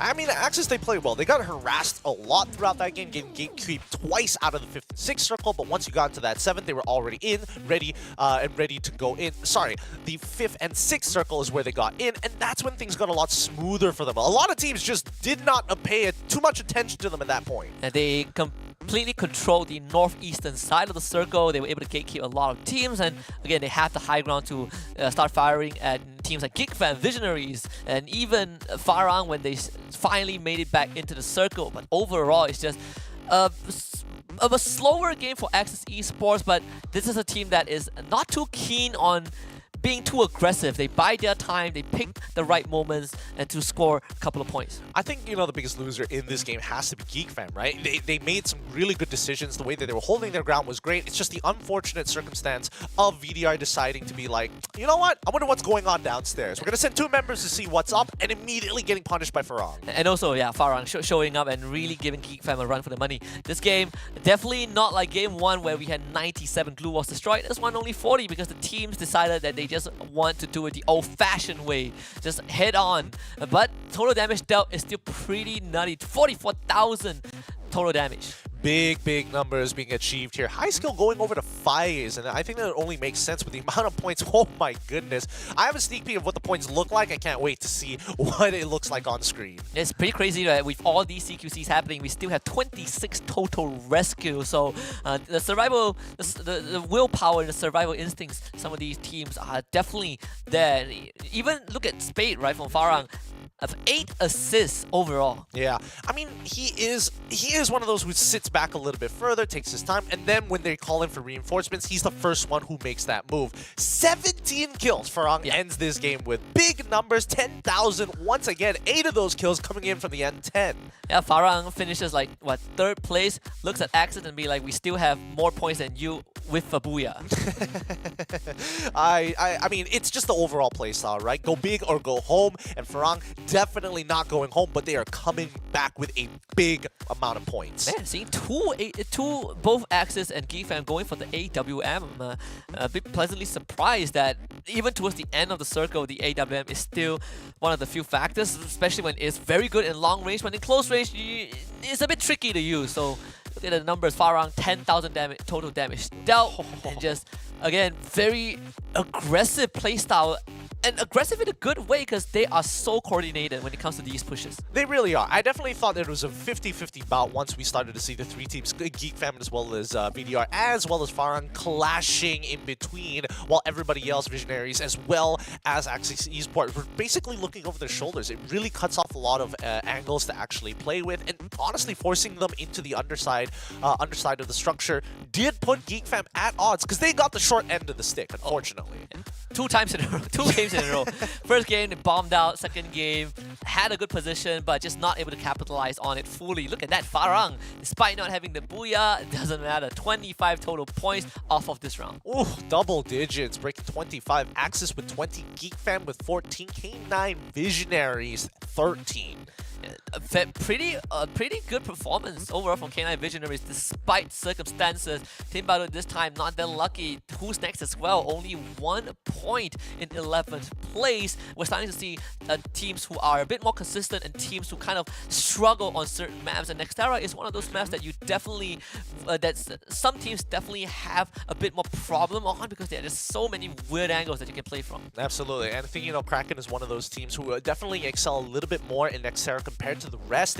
They still struggle to a certain degree, but at the very least they knew how to actually rotate across the map, especially when they have POIs to work around and as well as the buybacks. And even Kraken towards the 5th circle, the second last circle of that match, they were able to put up a decent fight, right? They were harassing GeekFam, they were forced to deal with Farang, but at least they were making some moves from behind because they played the entire game having to rotate late, having to get through a lot of those checkpoints, and they still made it far enough. Yeah, honestly, you know, having the strategy of throwing Unknown into some very precarious situations to instigate fights, to pull attention away from the rest of the members who are farming outside in the blue to get back in towards the ring later on was a pretty interesting strategy. Yeah, pretty interesting considering that Kraken is also one of the newer faces that we have in competitive Free Fire. So they are definitely picking up some of the quirks that we see from more experienced team. But that's, you know, the first 2 matches between these two groups concluded.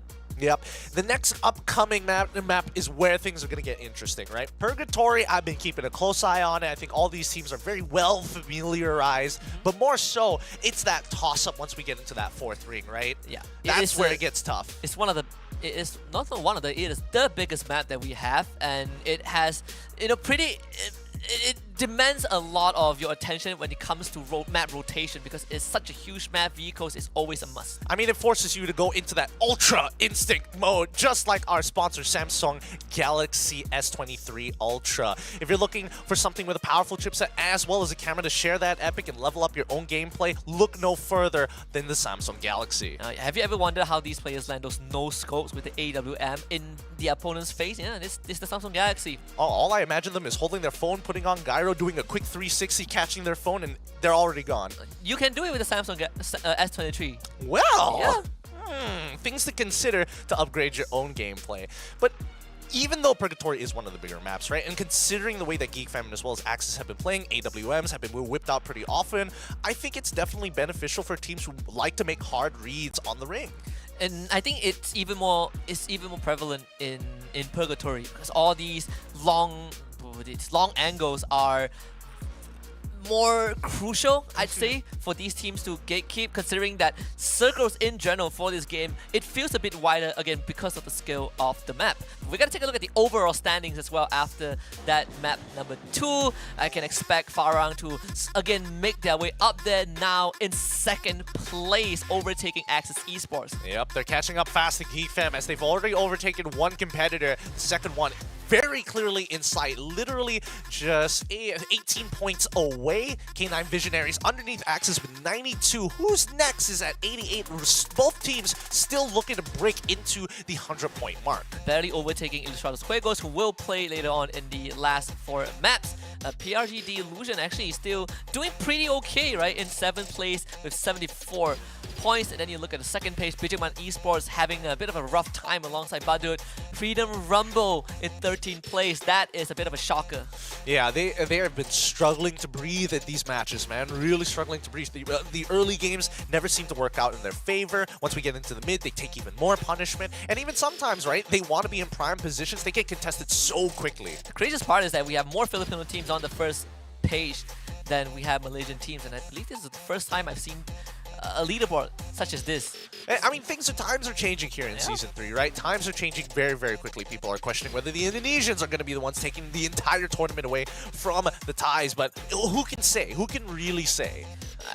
I'm just happy that a lot more Filipino players are really stepping up, right? Back then, we only had like, 1-2 teams, and then in Season 3, AB Radicals won the major and became the first Filipino representative to go to the world stage, and everything started to go up from there. And AB Radicals, they are going to be in the challenge final, so they are watching this happen alongside Expand, which is a pretty nice touch. But coming up, Purgatory is one of the few maps that I think teams like Geek Fam and Axis will appreciate a lot. Yes. Farang, if you want to play aggressive, means you gotta be a bit more proactive compared to maps like Bermuda. I mean, proactive is one thing, but also the fact that the way they've been using those UAVs just to make sure to identify whether this is going to be an isolated fight or not done pretty well. I think, Farang taking the early games in Purgatory, they control so much space, and I think it's one of the few teams that actually do it in a very unique manner. Yeah. One of the first teams that we had, 2 years ago when we had our first MCP major was Geek Fam. They are a team that loves to go for a 2-2 split and control large areas, and they win gunfights with only 2 members. I'm seeing a bit of that resemblance in Farang. Yeah, very much so. But it looks like it's time to start getting into game here as the members and teammates are going to be dropping in for Purgatory, our third map in the rotation between Group A versus Group B. We got a closer to a vertical cut here between C1 all the way down to H9. You gotta really be aware on how you read the circle whenever it comes to Purgatory, because it is one of the maps with a body of water cutting through the middle, and you have 3 separate islands, 4 if you include the moat house to work with. So sometimes you end up at a fishing hut with half the circle in the water. That's where teams start to struggle. WNX already struggling as Sven is gonna get knocked down very early on. Yep, FRU once again in early competition once again. It's important that they win these bouts against them, as they've already found one. Oh, FRU still getting at least one knock here. So it's a one knock for one knock. No points secured just yet. They're going to get the revives before they start pushing in. Oh! Yeah, FRU trading 2. I'm surprised that Hawkeye landed a Charge Buster somehow, but it's not sufficient, unfortunately. WNX, they will end up losing at least 2 of their members. Dope already starting to run away, but it might be a bit too late though. FRU thinking about chasing him down, and Dope is out in the open. WNX looking for cover, as FRU have already secured at least 3 points. All I can say is maybe it's fence diff. It's It could those be. fences can be a little annoying, I'm not going to lie, but as FRU being able to secure the entire squad here except for Yadob, if they can finish him off, it's going to be free placements, but better yet, 1 extra point ain't going to hurt. Oh, he's in the dead. waters. Ah, poor guy. Poor guy, getting peppered down. At least it's a pretty good start for FRU. It's one of those rounds. Whenever you hot drop someone, it happens, right? You're flipping the coin a little bit. And Can't win them FRU, all.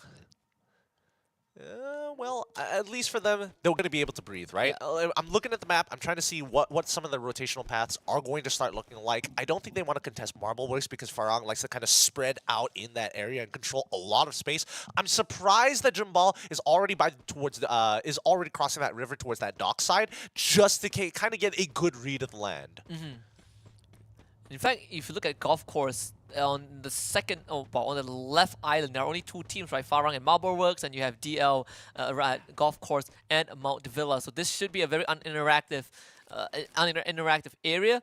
Axis, in fact, they already sent Xroy to one of the fishing huts to kind of check out if there are any other teams on the southern side, and they might see Geek Fam. They might just see it, but if we come back here to VDR, they don't know that Kraken is literally all around them. Like, there are so many teams in this one spot, and now the fight actually begins between VDR and VIS. Oh, the Tetsuya from Mellows. Actually, that was definitely a visual glitch, because he poked Twix with the barrel of his gun, and Twix got knocked down. Yeah, he wasn't ready for that close quarter combat, as Ninja himself having to fight another Kraken member by himself, and Gal actually winning that out.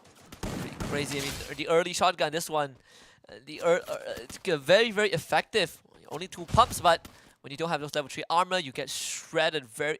considering the fire rate for a shotgun, that one is pretty nutty. You know, VDR completely split from one another.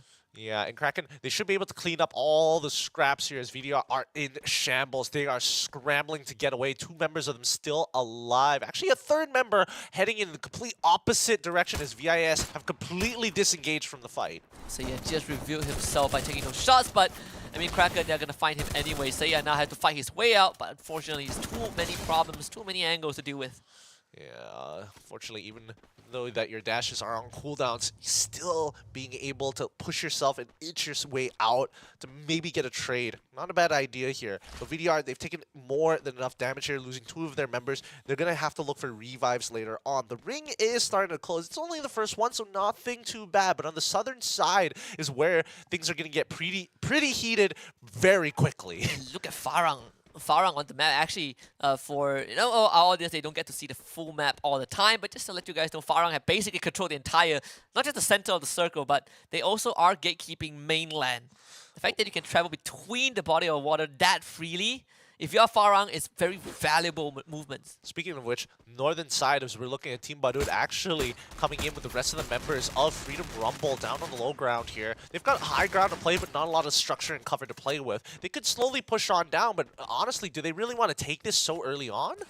If you're Team Badut, there's only one way through, unless they fall back and go through and go towards the eastern side. But even then, it's very hard to make it deeper into the circle in their position. And Team Badut might just consider trying to fight their way through. I don't think so. I think they just hold up on that hill, right? They want FRU to actually play in this uphill battle. They've got more trees to play once they are higher up in that in the high ground hill. I think what they know for sure is that they've already looted Moat House, right? And for the information you get from that, there's nobody at your backs. They heard the gunfire happening towards the northeastern side, so they know that FRU probably somebody is going to actually third this if they hold out. Geek Fam, on the other hand, just found themselves DRS. what? So DRS might get cleaned out because there's only one team at this point in time from the southern island that can make it out of there alive. And Geek Fam are looking to be that team. Yep. Unfortunately, DL has given up the island and gone back into the mainland and towards Brasilia. So the only people at Geek Fam's backs is going to be Axis. Axis, they should be hearing this, but it seems like they're making a decision to back off ERS in the meantime. To get Yasta at least, so Nemo fighting back, showing some resistance towards GeekFam. Oh, he's making it painful. He's really taxing GeekFam here. I say that, but GeekFam have just cleaned them out. Unlucky for DRS. But GeekFam, they did suffer one loss. Good news for them, there are 2 revival points on the southern island, one at Central, one at Lumber Mill, so GeekFam, they're not too worried about it. The most important thing is where is this next circle going to go? TB, on the other hand, again, going to be engaged in combat with FRU. Oh, okay, the UAV isn't spotting anybody else. The ring pulls towards the northwestern side. Very beneficial for Farang, as well as Kraken, who have taken the beach in front. They see Team Badut as well as their opponents, FRU, actually going into high collision here. Lucky for them, whoever wins this probably has a really good spot in the ring. Yeah, the best part is that Kraken just arrived in the circle, and they've already found themselves in the center of it. Team Badut still locked in this fight against Freedom Rumble. In fact, they are attempting to keep Freedom Rumble away from the circle. Okay, interesting. FRU still rotating around. They need to clean up this fight sooner rather than later. The longer this lasts, the more chances for other teams to actually intervene. 4Eyes trying his best to actually hold out for as long as he possibly can. The CQC is getting good, and it's going to be Asla and Yazid who gets knocked down, with 4Eyes being next to the secure kill onto Yazdi. Kyoza is coming in to try and maybe trade something back. Doesn't find anything yet. There's so many glue walls to play with and no melters to work or nades to get him out as he faces off all 3 players, gunning him down. Team Badut is going to be coming up on top. Too many angles to cover, too many bodies to go through. Team Badut gets a clean wipe onto Freedom Rumble. Means that they actually not just get to loot the corpses of Freedom Rumble, but they also have a bunker nearby. They have 2 revival points. It's a lot of utilities, a lot of luxury for Team Badut in their vicinity at least. DL, on the other hand, they are swimming through, and BE is right behind them. Oh no, one member isolated from the rest. I don't think DL's member is gonna jump back into the waters and try to swim across it towards safety side with some Overwatch. That'd be nice, but Vegeta is going to have to try his best. The rest of the members here, this is going to get tough as Bijuman is going to get deep into the middle of that fight. Already finding one, locking him up and stopping him from running away to secure the point. Yeah, and this is a bit of a aggressive maneuver. DL, they are going to start to get rushed. They have lost 1 member already. BE, they are not shy to go for a swim. It will take a bit of time, so not the easiest thing to pull off, but Vegeta, he's going to be the first one on the scene. That it was actually going to start allowing the rest of BE to swim over. Whoa! Razi, he's taking lost 50% of his HP already, 75 HP left.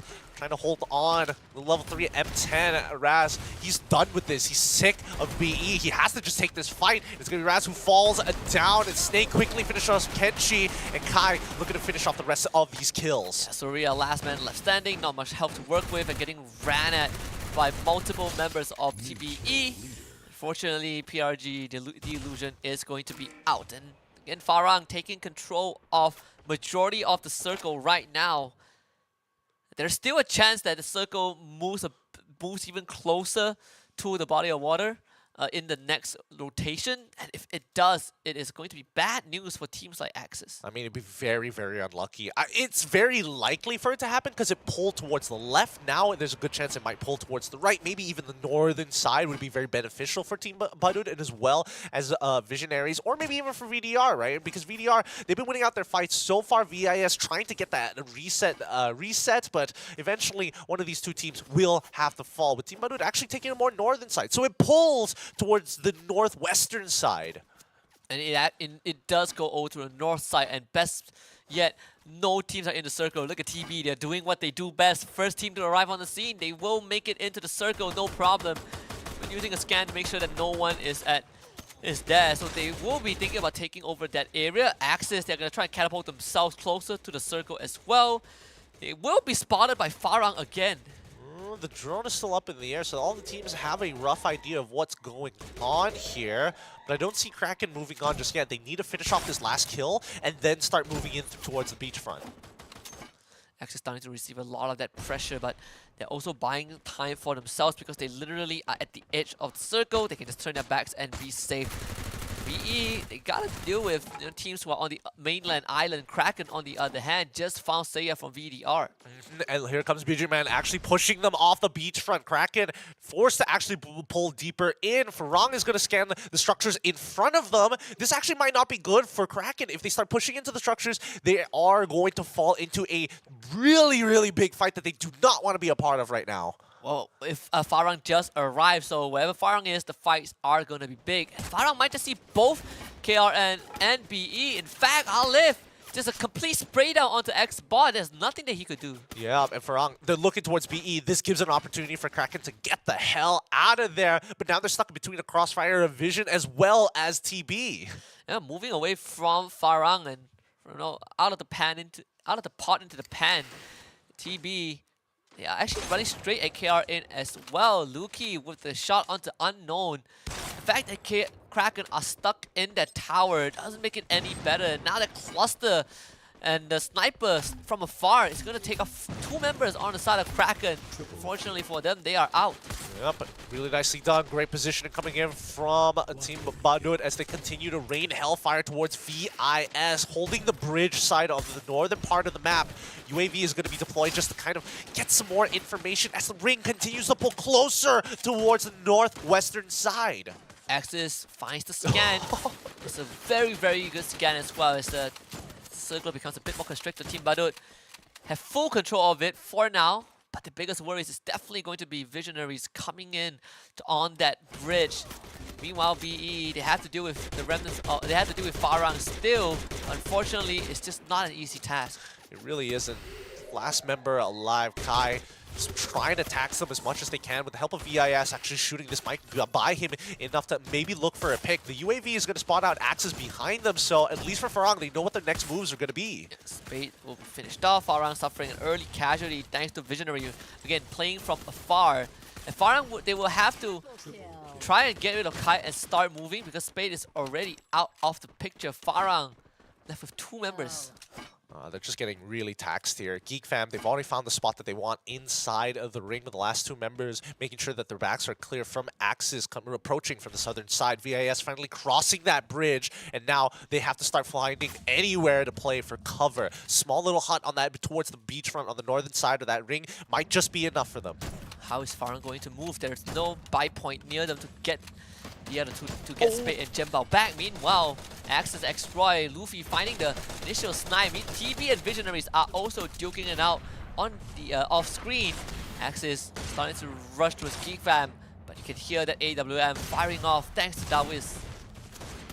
This is going to get really spicy here. Redface. Oh, Zach also getting taken out really quick as the rest of Farang is getting involved. Geek Fam have to hold out against Axis once again. They continue to wipe him here. Roy, the last man standing, takes the inhaler to stay alive as he's tanking the blue, but it's real difficult to get back in as Geek Fam continues to lock him out. Farang approaching from the outer ring, sees what's going on here, can take advantage because, again, a majority of them have taken casualties, so 2 members might just be enough to finish off 2 teams here. Yeah, Fire's trying to find a cheeky pickup but couldn't land the shots. The Geek Fam, they also need to start backing up because look at that final circle. It's in favor of Visionaries and Team Badut. They gotta breathe for a moment. Farang taking their time with this. Team Badut as well as VIS currently in the middle of an engagement here. They know that Eagle has his partner generally nearby, but they still have all their members alive, which is the most important part. And Farang somehow able to reach the buy zone and bring the other 2 teammates back. So now it gives them a fighting chance. But again, they will need some time to get those equipments back up. Visionaries, on the other hand, will be facing off against TB and Luki. There's nowhere else for him to run. They will just completely shred him. All right, so that means Team Badut is also out. Farang going to be cleaning up the last remnants of Axis here. This should be a cleanup of a lifetime. Picking up their weapons, restocking themselves, getting ready for the final circle. Visionaries losing 1 man already. Unfortunately, Twix dies to the blue eye, if I see correctly. And Faiz, what a shot to take out Axis. Right in the face, right in the face. Farang and now Vision being the last 2 teams here. Second one. final ring. This is where it's all or nothing as Toby and Eagle are starting to approach Aleph. And the penetration from the AWM on the glue wall is going to really matter at this point. Look at Farang. They saw Eagle already. Spade is gonna start to work down that health bar. Unfortunately, Toby gets knocked down first. Eagle is trying to kind of play some distraction, but unfortunately, there's nothing much that he could do. Another snipe from afar. My goodness. With Farang, they just do not miss. And Chessman left to his own devices. One of the best supports, one of the best snipers we have from the Philippines, but CQC has always been his Achilles heel. And Farang knows that. They're just gonna go gun him down and secure themselves the second booyah of the day. Woo! Farang on fire here, clutching it out, being able to clear off both Axis and Geekfam and getting the buyback just in time for that final ring. Second booyah of the day. Farang looking strong. Looking mighty fine this game. Not as high kill count as the first two, but nonetheless still very, very impressive. I believe they ended this round with 13 kills and a booyah, so that's another 25 points. And the best part is that the Geek Fam, they didn't finish as strong. Axis didn't finish as strong. Mentioned, right? There's a good chance that Farang overtakes everyone and becomes first by the end of the day. Well, they're making a lot of progress.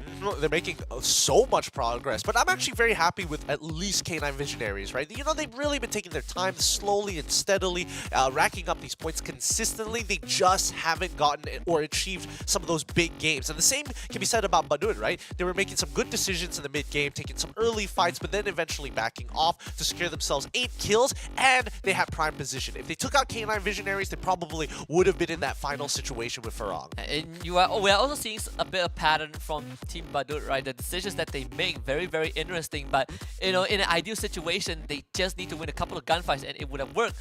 Game 1 to Game 3, they've been making sure that they always take control of the circle or at least be the first few teams to make it in.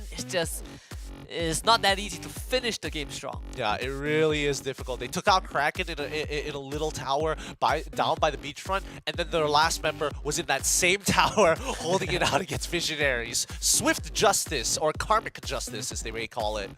Farang is doing what they do best. Again, all these aggressions, even on the rounds that they lose, they still got the most points. In this game, damage dealt not as much as the previous ones, but we have, you know, 74 glue walls destroyed in total. Oh, 74 glue walls destroyed in total with 79 overall knockdowns here. Highest kills going over to VIS is Eagle, and he was doing a great job, but the highest assists is going over to Faiz. And the fact that you have 79 knockdowns and you know, out of 57 kills means that a lot of these knockdowns did not get converted. A lot of these people, these players get picked back up, either that or they get revived and then they get knocked and picked back up. But overall, Farang again places themselves in the first place. The AWM towards the very end allow them to shoot members of Axis Esports out from the skies when they revive. Yeah, that's one of those moments where it's just like, man, what can I do? It's just it's an aim game. I just hope not to get shot, and especially when you're coming in with no armor whatsoever, it just makes the AWM even more effective. Yeah, it's hard to win when you can't fight back. Yep. It's I can't believe they have the pistol. the G18. The Hey Glock. man, come on man, the Glock's a reliable weapon, man. You'd be surprised if you look at Vietnam. They are actually one of the few, one of the only regions that still actively uses the revolver, double revolver. The mind double you. revolver. And I've seen them shoot moving targets in a car double revolver, and up to today I still do not know how these people do it. But again, the stats for these three teams: Farang, Visionaries, and Team Badut. Farang leading the numbers again. I mean, Farang has been playing it well, and honestly, the fact that they're able to clutch out these rounds have been very, very good, really punishing teams like Geekfam and Axis, who continue to grief each other. Time and time again in these past couple of maps, they always seem to be like, alright, one of us has to make it, let's determine it now. If you want to qualify to the next stage, you gotta be in top 3, right? So someone has to go. Can I just say that, man? This beat, I'm digging this BGM. Right, This is an upgrade from last season for sure. Farang with 25 points for match 3. Oh, big numbers coming out from Farang here. And you were talking about, like, you know, consistently getting double digits each and every single game, and Farang are looking to really set themselves apart from the rest of the pack. It's especially when, you know, the golden rule, right? 18 to 20 points every round for average. Farang is 22 and above. That is above average, and they have been doing it for 3 rounds in a row. And when you are doing it, when you're achieving this average, even on rounds when you don't get the booyah, that's where it gets. That's where you know that the team is really, really having a good day. Disgusting. Truly disgusting here. I mean, I think so far the highest point accumulation that we've gotten is 32 points coming out from IJ, Ilustrado Huevos, yesterday in their map in Purgatory. And before that was Geek Fan being the holder of 30 points. The highest record we had internationally, I think, in the competitive setting of Free Fire, overall was 36, I think. That's disgusting. 35 or 36, and it was the final round of FFWS last year in Thailand, which EVOS Phoenix won. They needed like 35 or 6 points, and they got it in the last round, and that was crazy because Brazil was ready to bring the trophy back to where it should be, and Thailand decided to cut them the shipping fee and keep them in Thailand. Oh, poor boys of Vivo Arcade. One day we'll see them back again. But with that being said, we're going to be cutting over to a short break, and when we come back, it's going to be more Free Fire action here at the Snapdragon Pro Series Free Fire Season 3.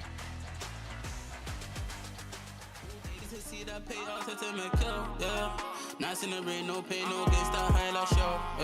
I came in the game, no bust down, change, just me and no hard. I'm a real champion G, I'm in the Champions League. Man, what you say, we not talking to me, I'm a boss only rap, pull up in the Jeep. 4x4, interior clean, pass it to me, let me score for the team. 3-0 hat trick, living the dream, you see. I ain't a regular teen, pop champagne, celebrate with the G's. All of the work that we did for the P's. A-star boy, now I need me a B, see my diamonds cold, man, it's 100 degrees. Never giving up, so don't do it please. I smell the wind and it's strong like a breeze. Everyone raise up your hand to the beat, cause the night we gon' scream for the ease. Jeez, cause I been it, seen it, feel it, believe it. See my inject pump up for a Felix. See nothing, ain't see no dreaming. Show only team that I'm teaming. Music therapy need it, I'm feeling, I hear it, I feel it, I write it, reveal it. Start don't stop till it's mission completed. Chart don't drop till the feeling deleting. See the voice of me, so I don't watch face. No way I just do myself. On my feet all day, they say see that pay. I'm a boss, I'll tell them make out. We know about nights in the rain, no pain, no gain. Gotta start that high like show. If I came in the game, no name, no bust down, change, just me in the world. Yeah, self-made, so I don't watch face, I just do myself, yeah. All day this is see that pay, I'll tell them make up, yeah. Nice in the rain, no pain, no gain, start high like show, yeah. I came in the game, no bust down, change, just me in the world. We are the champions, we are the champions, we are the champions. Yes, we are the champions, we are the champions, we are the champions, we are the champions, we are the champions.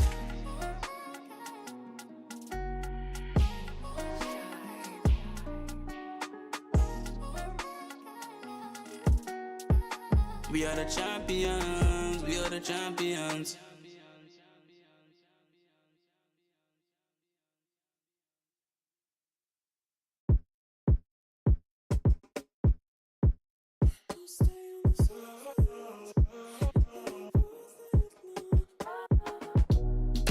Come on, turn the lights out. Have a little faith. Throw it back to the beginning of the decade when our dreams were called insane. Let's make peace with the past and leave behind the pain of yesterday. Now we make the rules wherever we go. There's so much we can do if we just play our role. And when everything is new, baby, you should know that you are not alone, You don't need to react, it's a matter of fact. We should stay on track. The world ain't not us, yes, so we should take a step back. Oh yeah, you know me, singing all my thoughts in a song for free. You know me. Don't stay on the surface, it ain't worth it now. Not trying to be perfect. You are going to break, and it ain't worth the headache.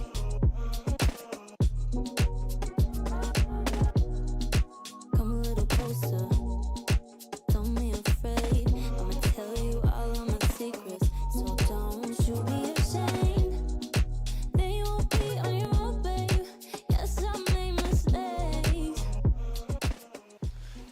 And we're already back, about to finish the very first rotation of B versus A in our final map of Alpine. And this is where it's going to get real interesting with more verticals to play with and a bigger map to even deal with. After Purgatory, teams are going to be looking to take out Farang at the very least and not let them get those double-digit points. That is not going to be an easy task because Farang has been tearing it up even since yesterday. Today they are just amping up the pressure. You can see even in rounds that they don't get the booyah, they still come out on top with the most points. I think they fixed their mistake from yesterday, right? Every single time they were making sure that they got Spade or maybe even Fire sometime, or even, well, sometimes Aleph. It really depends on the situation as the anchor to start covering for Jambal to kind of throw himself 1v3 situations. Yeah. And now they're not getting third-partied as often. They're very clear on their calls, and Farang currently second, catching up very quickly to Geek Fam by just 5 points. Which is pretty crazy, right? Geek Fam did have a rough start. They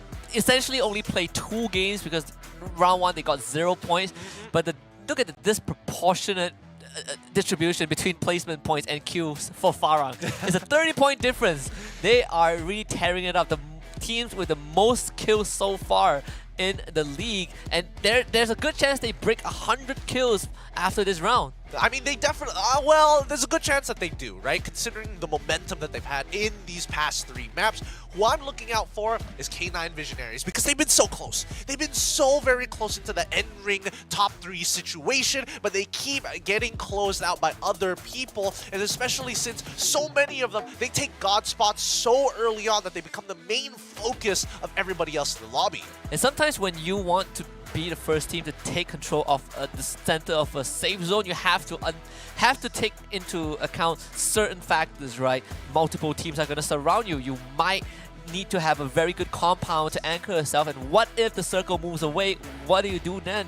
Which is why we are seeing more experienced teams. Sometimes they rather make those late rotations so they get to pick other people off. I don't know. I think it's particularly difficult here making those calls like that. I think, you know, Geek Fam has been pretty on the dot when it comes down to reading the way that the ring is going to pull overall. Farang, in the past 2 maps, it's Purgatory. I mean, that one, it felt like it was scripted. It kept pulling towards them every single time, and maybe it could have been a narrative for Team Bandung if it wasn't for the K9 Visionaries. Yeah, absolutely. And like you mentioned early on, right, Farang gets to play all 8 games today, and it's on the day where they are performing very stellar in the first 3 maps. And this is just a halfway point for Farang. When we head over to Alpine next, it's one of the few maps where I feel like there's no specific team that's very good at it, barring Expand, who will not be playing in the Open Finals. Thank God, because then you have no contest on Alpine.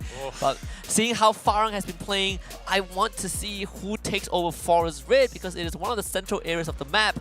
And most areas are cute, right, or rectangular compound. But for Forest Red, it's a vertical compound. It goes from top to bottom. I want to see which teams take control of that to get those early resources. Yeah, speaking of which, it looks like it might just be time for us to actually have a look at the drop zones here as we rotate and get straight into this match between B versus C groups. Oh, sorry, A versus B groups here at Alpine. And quickly, I'm seeing BG Man making a run for Forest Red.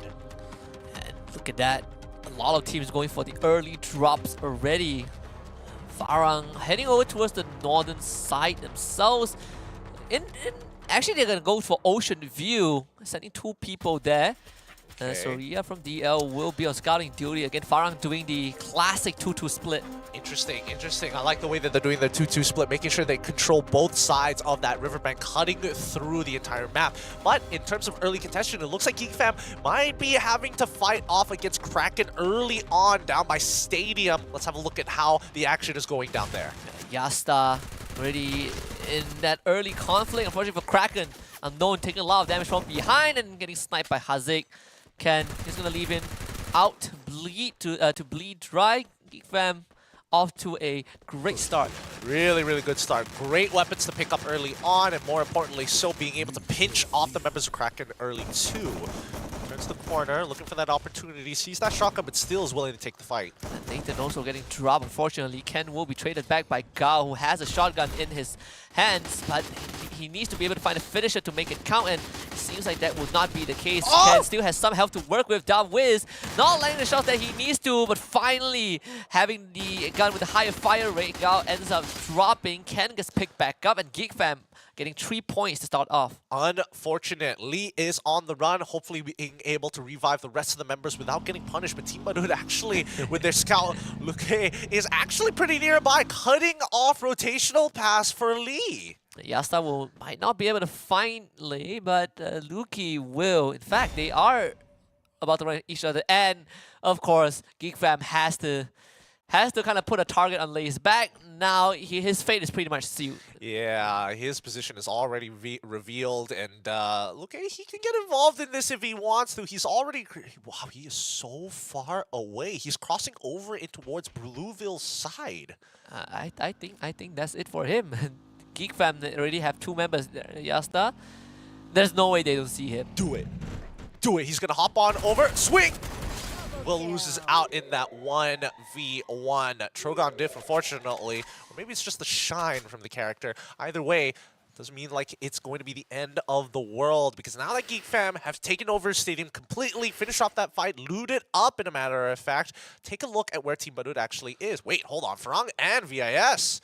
Yeah, actually Farang moving all the way towards the territory of VIS. We a bit of a high tier loot zone. Again, if you want to find Visionaries, you want to find Chessman and his team, go to high tier loot zones. That's where they always like to be. Farang now wanting to contest this. They want that early resources, and it's also a very safe spot on Alpine because it's on the corner, and most teams they genuinely shy away from that. Yeah, and it looks like, I mean, Farang looks pretty looted up. I'm seeing level 2 weapons. He's walking up with the M10, and he's making sure that he's making clean work of VIS. Eagle was not ready for that at all. Fire is already taking over the rooftop. Farang, they are not wasting any time. Jemba winning the fight against Twix, and now the entire perimeter has been compromised. Toby desperately trying to run to safety, but Farang, they're on his tails. They smell blood in the air, and Chessman, he's not even in position to help his team, and his entire team is already gone. Oh my goodness, nobody was able to actually disengage from that fight. Are you telling me? Oh, no, wait. They were actually they get one buyback into Eagle, and he's flying down towards Ocean View to maybe hit another POY, but DL can see this happening. They could punish this, and even if it isn't VL, we have VDR, the Vindicators on the southwestern side moving up. I'm not sure if you caught that, but was it Fires or Alif? That was one of the cool emotes. It sat beside a dying member of Visionaries and just used the emote and lied down in front of him. Look, death is a lonely thing, and he just wanted to make sure a friend was nearby. They sent the vehicle right in with 7 nearby to close the distance, and now he takes control of the bottom half of the compound. Sven, his back is exposed. I'm not sure if he knows that Happy tried to ambush him. Sven running circles around this compound. Finally well, I want to say he gets some space to breathe, but gets shot anyways. Man, Sven's not having a good time at all.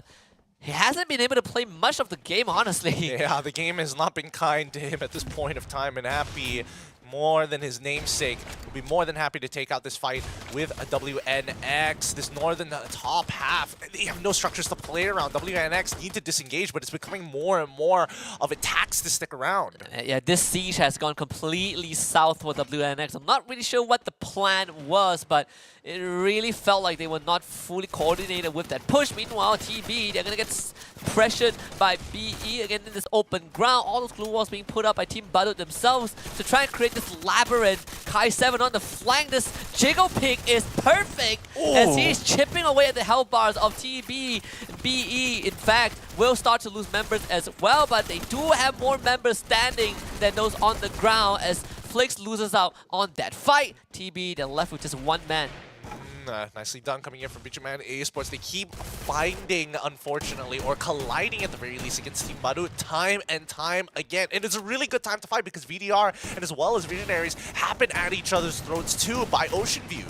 And that glue wall put out, unfortunately, doesn't prevent Snake from getting the knockout. So TB still, fortunately, gets wiped out by Bijaman Esports. Very nice cleanup here for both teams playing on the southwestern side of the ring. We're about to see where the next ring is going to be coming up, but in the meantime, GRS, they got to finish up work of their own. 3 points already. looking for the 4th. And they will immediately drop. Nemo finding Let's Go. And WNX, they're going to lose I believe they're going to lose their second member. Yeah, so Hawkeye and Sven is on the other end. They also got revived. But it's good for DRS. 4 points already. Yep, big points to be earned so early on, especially with the next ring already being revealed. The third ring here, pulling towards the northwestern side. Pretty good for everybody on the southern side of that map, but more importantly, Chessman still around. Still around. Look at Farang. They're in the center of the circle. They have a bunker to work with. WNX found themselves a revival point at the eastern side of the map, so we'll be able to get the whole team back. BE starting to make a move as well towards the circle. We have Kai7 already playing scouting duty, so he does get to see see a hit. DL, in fact, will be at Forest Rid. Interesting. It looks like Farang is going back up towards Snowfall side. They see the full revive coming in for VIS. They smell blood in the waters, and they want those free points. They're going to drive straight into Visionaries.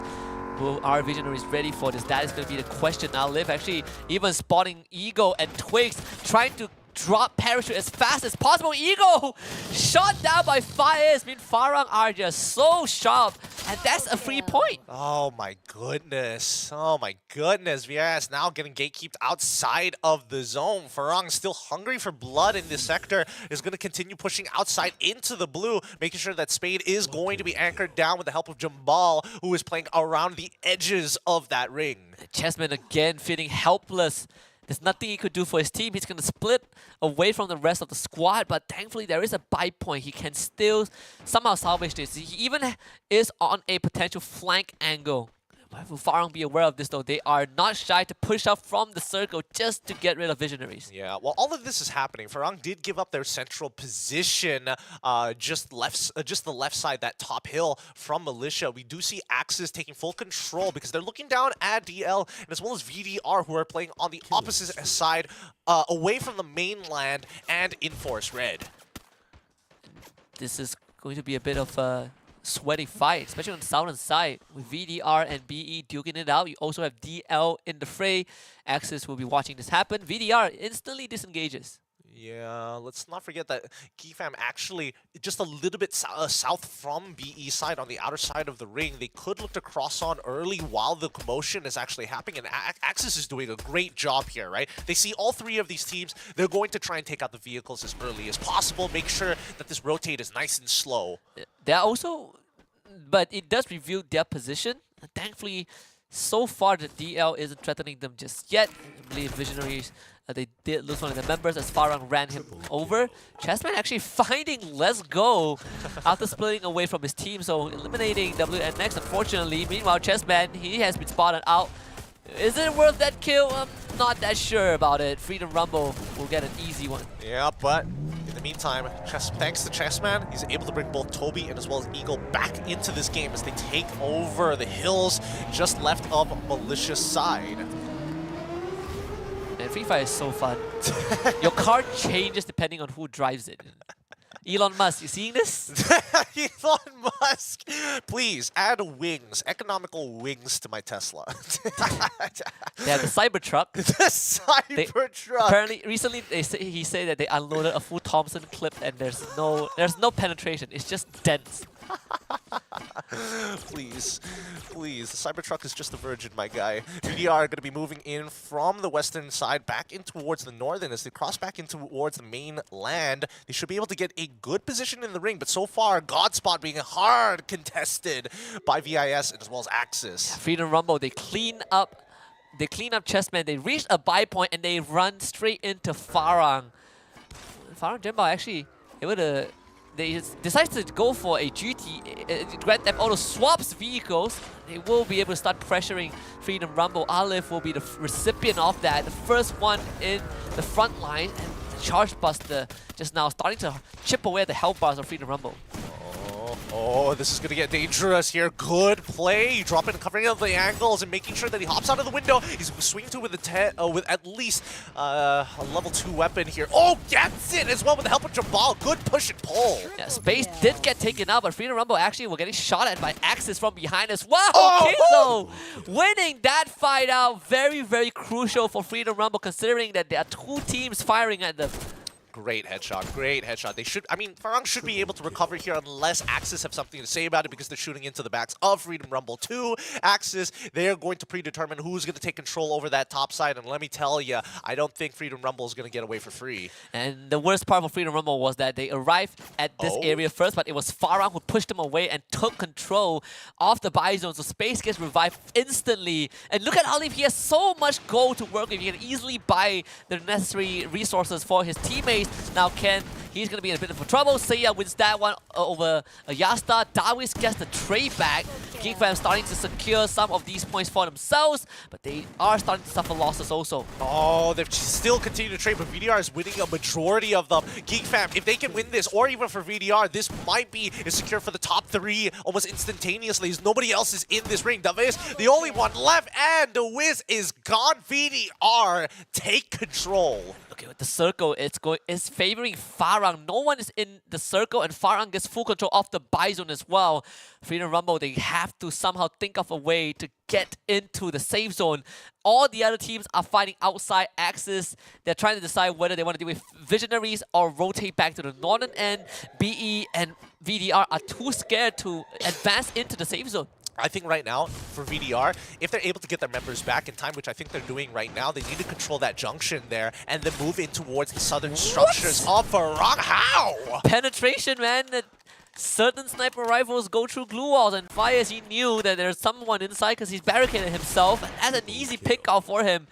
Freedom Rumble, unfortunately, too much pressure put on them. They collapse under it. How did he hit him in the face? I mean, this man has been playing the game for far too long. That's all I can say. Is the UAV is going to get dropped down towards the southwestern side. It's going to spot VDR and is going to give them all the information that they need. If Farang wants to get really aggressive on this one, they just have to hold their position as Axis now fighting for their lives. Yeah, they actually just flew straight into BE and started to trade bodies. Zac is on the floor as well. Luffy needs to pull a lot of weight to help his team out. Zac gets picked back up and then knocked back down again in the play zone. K9 Visionaries in the meantime eliminated. And just now, Farang sent out a UAV and spotted the entire team of VDR, so they know exactly where the enemies are going to be. This is where it gets really scary, right? Because Axis, they're playing with 3 members. BE, they're playing with 3 members. DRS is just hoping to not get found out or maybe sneak a point here. But now Farang knows that that's going on. They need to push VDR out of their spot. Do not let them move north. Look at that UAV again. So much info given over to Farang. Fires, he will be holding off Axis all alone when the rest of his team are going to be playing on the western side. VDR touching the circumference of the safe zone. BE somehow just kind of teetering on the edge of the blue. Yeah, this is perfect. This is perfect. This is exactly what VDR should be doing, right? They don't need to get in any more engagements. They can just slowly rotate in towards that ring. They know that BE has taken a lot of casualties, and thanks to Axis on that top right side, Farang cannot just push in and take this full all-out fight against VDR just yet. Well, Melo's just wiped out the entirety of BE, and now it's the green light for his team to start taking control of the southern side of the safe zone, but they gotta walk through the crosshairs of Farang. Fire is chipping away of some of those armors on the side of VDR. In fact, Farang are starting to inch closer and closer towards them. I don't know, VDR, they might have rotated a bit early here. They probably should have kept by that left structure on their side and continue to pepper down Farang. Oh, they actually find it knocked out onto Spade. This could be VDR's opportunity if they're able to break down these walls fast. And Farang, they're going back to help Spade get back up. Farang playing against 2 teams at the same time. Spade needs some space to heal himself out. But unfortunately, it's not going to be possible. Knocked down by the blue zone. Now Melos gets to start peppering the members of Farang with all those lead. They will have one of their members knocked down thanks to Jemba. Look at Alif. They're starting to shower VDR with all these utilities. The glue wall melters are there. Rain losing a lot of health. Axis, they're just trying to hide from this entire confrontation. Red Face, he's all alone. Yep, Axis, they've only got 2 of their members alive.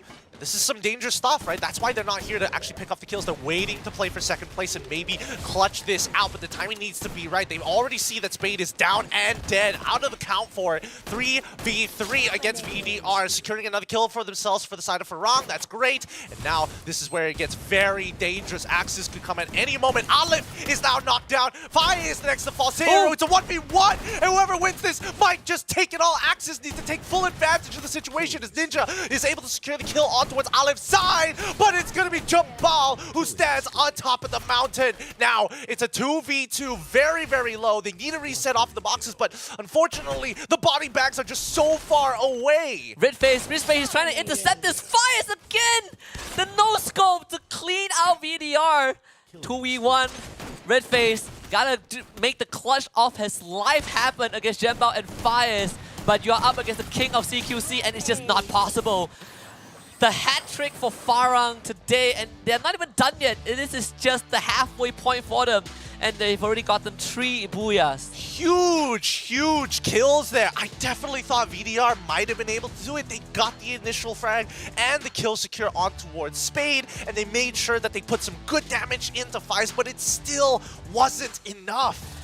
Man, Jemba with the most impactful play in that very final sequence. He brought Fies back up in time for Fires to not only get back up, to heal up and provide backup. If that didn't happen, I think VDR would have gotten the booyah, but the decision making from Farang is just out of this world. They were playing with a man down and they still won the whole thing. Oh man, they are just so mechanically talented here, and especially when they have to make these decisions in very clutch situations, their fast thinking has really helped them out here. Axis, on the other hand, probably could have taken advantage of the situation once it started to boil down to almost a 1v1.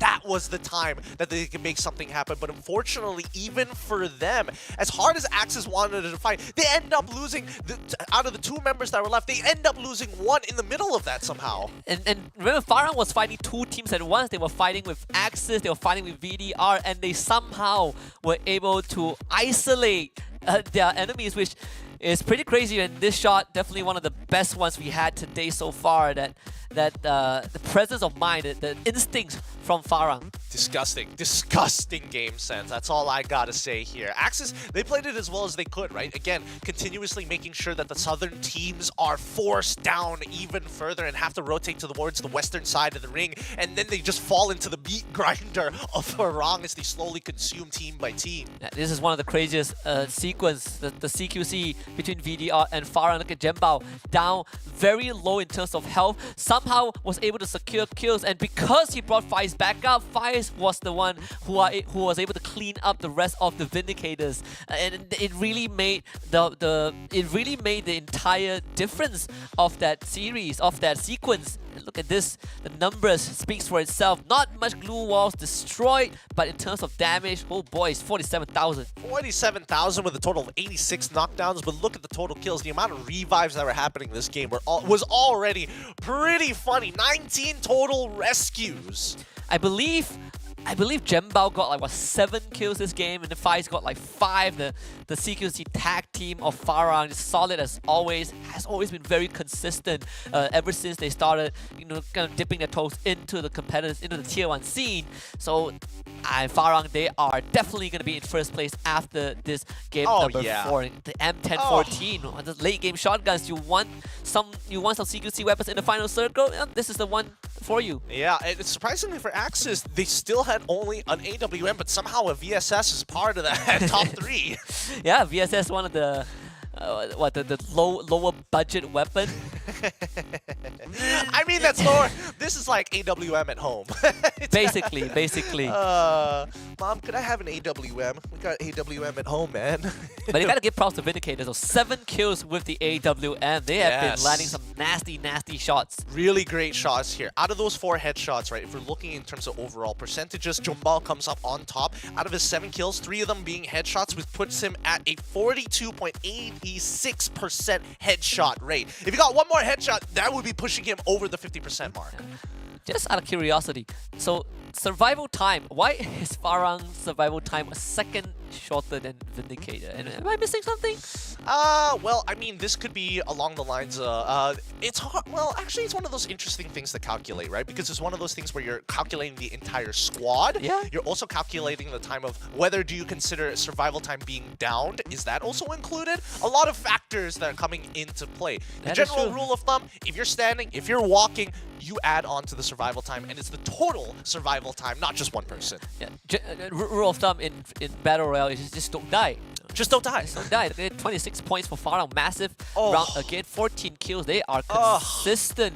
This is the dream scenario for any team who are seeking to have a good day. Man, look at Farang in today's performance. So far, 29 points. 29, 24, 26 points. Even their worst round, they got like, what, 22, 23 points. That was disgusting. That was really, really disgusting. Teams like Kraken, Who's Next, and even Team Badu taking, just mountains of punishment in this time. K9 Visionaries, I'm a little sad that they weren't able to get more points here, but it's great to see that both Disruptors and as well as BGman Esports actually collecting a good amount of points this time round. Yeah, GeekFam in this round didn't get griefed by Axis, so but they still had a really rough one, right? Yeah. Only 8 points gathered for them. Last we checked, GeekFam was, what, 4 or 5 points away from being overtaken by Farang, and now they are definitely a full round behind. Yep. That means that they're going to have to start catching up in tomorrow's games because that's going to be the end of Group A as we move in towards Group B versus Group C. Group C, looking at this, I mean, we're looking at Ilustrados Juegos,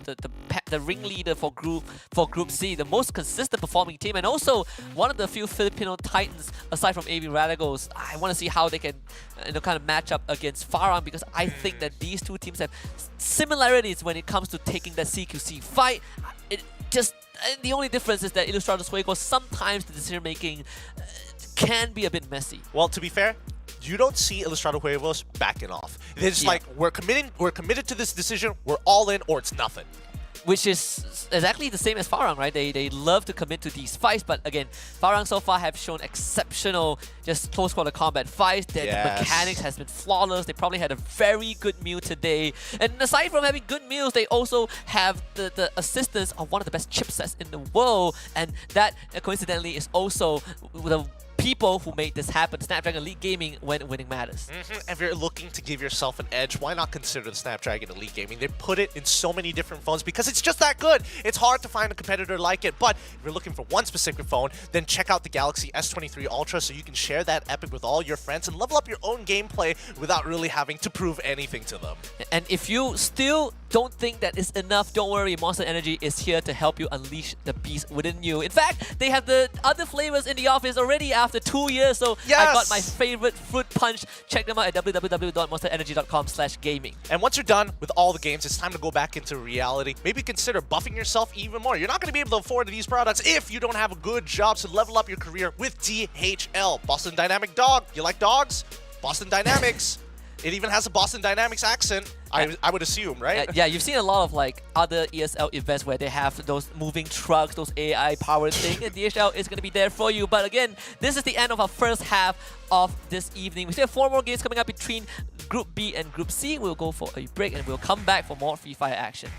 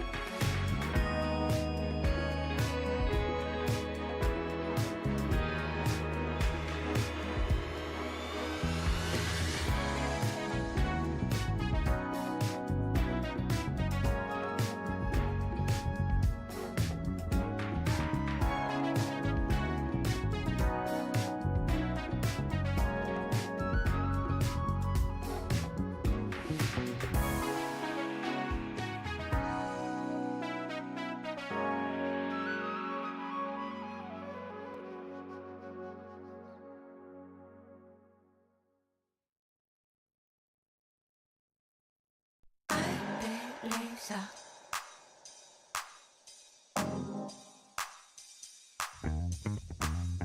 Ay, bellezza.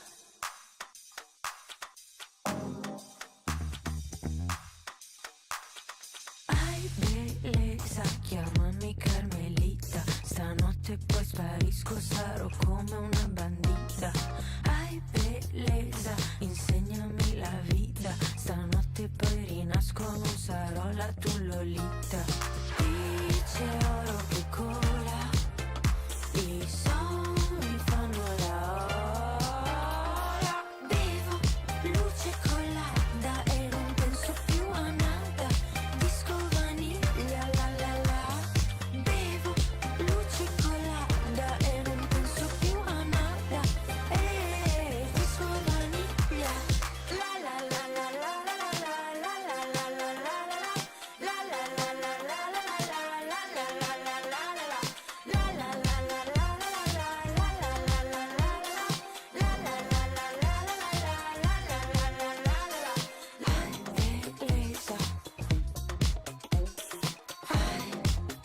non sarò la tua Lolita.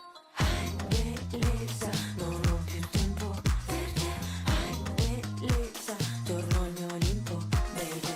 Ai bellezza, questa è la dance floor per me. Ai bellezza, se sto lontana da te. Dice oro che cola, i sogni fanno la ola. Bevo luce colada e non penso più a nada. Disco vaniglia la la la. Bevo luce colada e non penso più a nada. Disco vaniglia la la la la la la la la la la la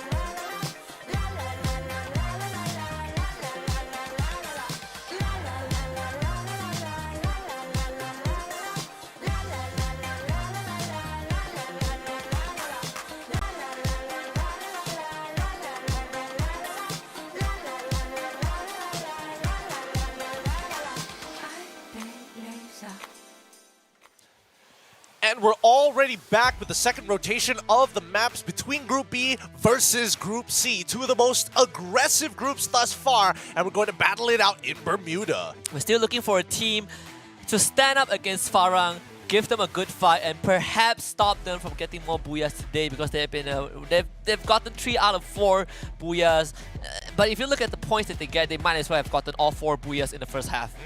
It's been looking really, really good for Farang so far, and I'm looking for some of the top 2 teams, especially coming in from Group C, Todak and as well as Israel Huevos, to actually take them down, because I think their playstyles definitely are, to a certain degree, complementary, but some might say ultra. Yeah, and more towards Ilustrados Juegos for sure. And while we're on the topic of Farang having a very good day so far, I want to just put it out there, any org, if you're looking at a good Free Fire team from Malaysia, Farang, they're looking to, how do I put this, sell their team or give the team away. The point is, if you want to pick up a team, that roster is stacked. It is very, very stacked. In case you don't know who the groups are, the next groups that are going to be playing Group B as well as Group C: Freedom Rumble, BA Kraken, Bijimount Esports, Simbadut Farang, and BOP Disruptors for Group B. For Group C, Ilustrados Juegos, a-esport, Expand Junior, ASC Redoubt, Todak, and K9 Esports, they will join the fray as well. And after seeing how the first 4 rounds have gone the way of Farang, I hope that Group C are ready for this. And also Expand Junior, because you know they are the senior team, the main team has been one of the most successful teams, self-funded teams in Malaysia, which is pretty crazy when you consider the history of that squad, who will be attending their second World Series consecutively. Yep. I mean, Lil Bro has been having it tough in day number 1, so hopefully they can catch up in the points, because currently they are second to last place right now, and they need every single one of those points to be able to start qualifying and maybe even getting close towards that top 3. It's going to be quite the climb, though, because the top 3 have already broken the 150-point mark. If I were to be a pessimist, I'd say that there's no chance for them to qualify, but regardless of whether you make it or not, you want to be able to put up as good as a performance as you can, right? This is a good platform for kind of new and aspiring players to really get a taste of how the Tier 1 scene is all about. So Expand Junior, just take it as an experience. I'm pretty sure there's more opportunities down the road. For Farang, they've broken the 100 kill mark. Sitting at 104 kills, and they still have 4 more rounds to go. I think that by the end of today, if they're able to break the 200 total point mark, that's already good enough for them to really buffer themselves for day number 3.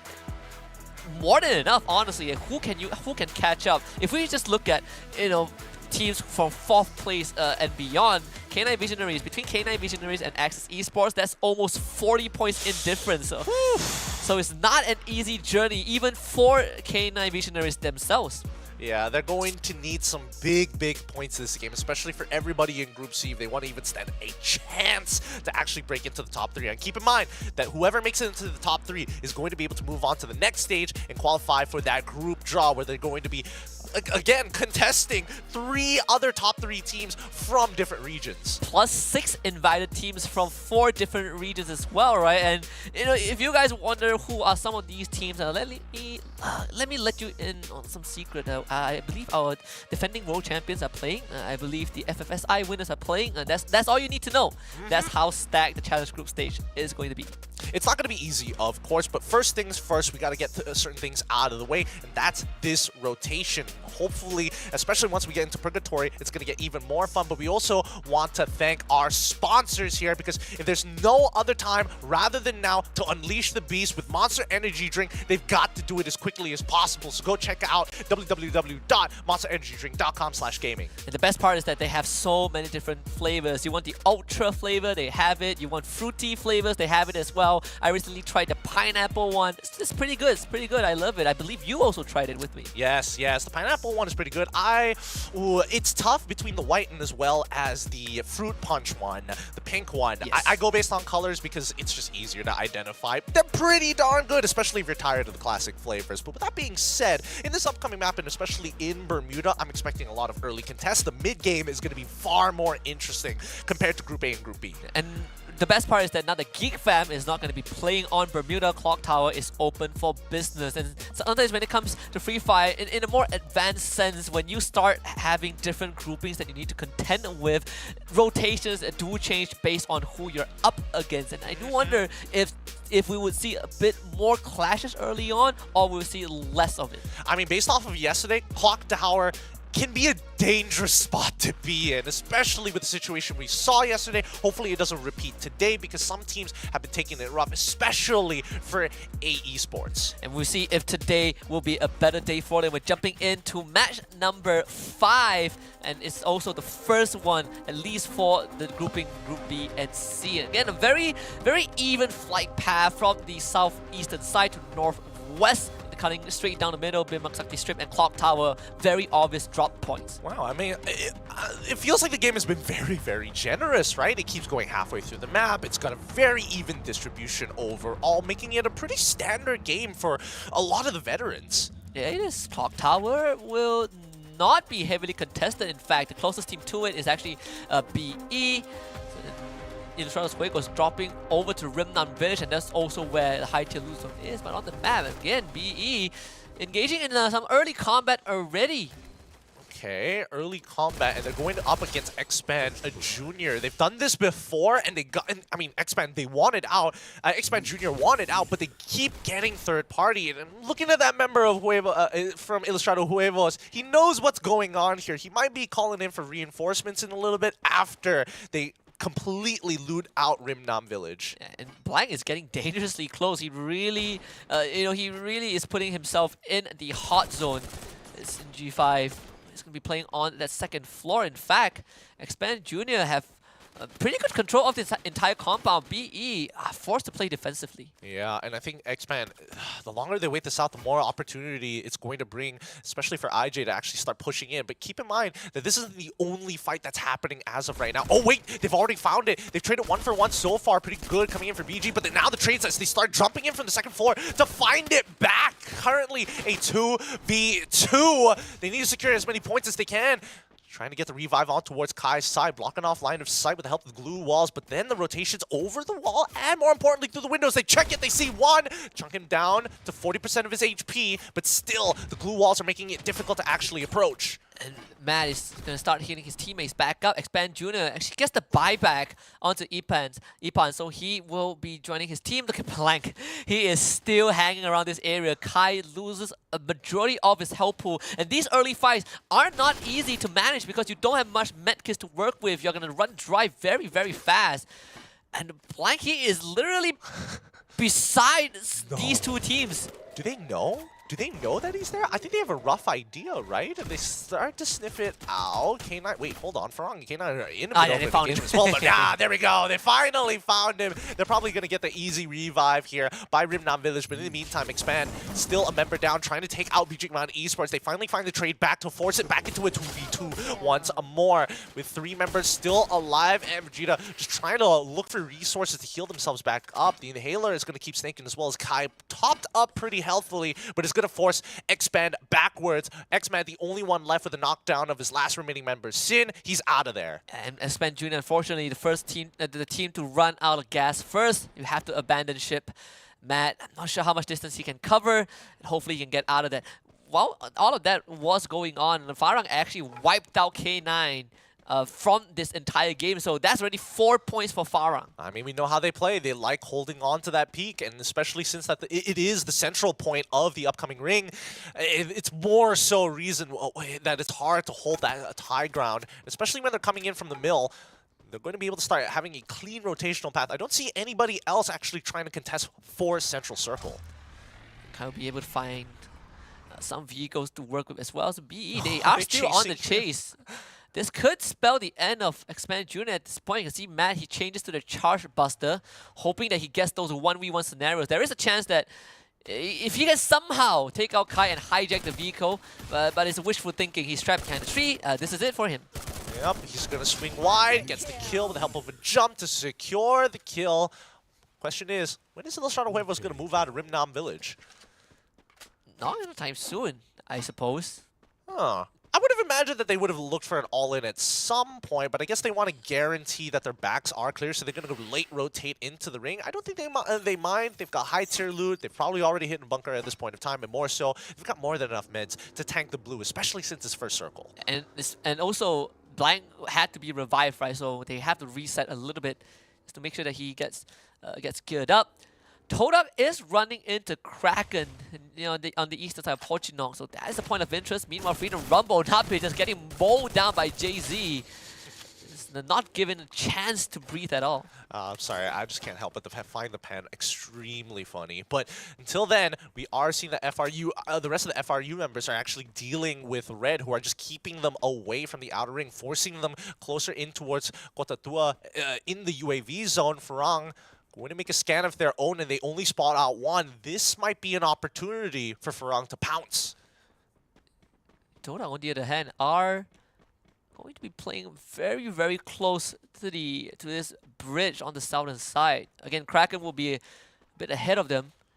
Farang, on the other hand, I have seen the members of Freedom Rumble. You can see Yazid, he is dispersing away from the rest of his team. He's going to be at Keraton, but that is also where Readout is going to be at. Okay. So they're really taking their time with this one. Nobody wants to take an early engagement just yet. They're going to do what they can to take out the rest of the members of Freedom Rumble.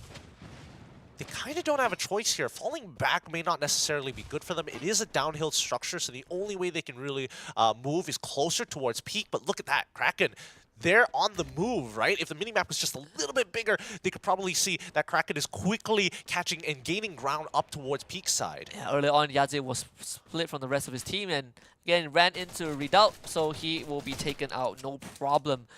And Farang, they are pushing Freedom Rumble away means they get control of the buy point as well. And Freedom Rumble, they really do not have the numbers to fight this Kizo again. Trapped in a horrible spot, Spade will just shoot him down. Freedom Rumble left with just Asta. Yep, they're just going to have to get farmed. There's nothing much they can really do about this. They're about to get pinched at the same time, but let's look at the second engagement. AE up on the north side against DRS as the ring actually pulls towards their side. This is actually now a very important fight for AE to win. Yeah, very important fight for Farang also, right? They've done all the prep work. They've taken control of the southern side of the ring.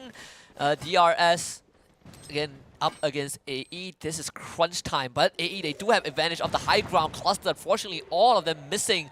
DRS, they might have to look for another point of rotation, but with one of the members down, unfortunately DRS will have to stay a bit longer. Razik pushing forward. Kyrie also opening up the entire battleground. Happy will heal back up to full. Kyrie now needs some time bought for himself.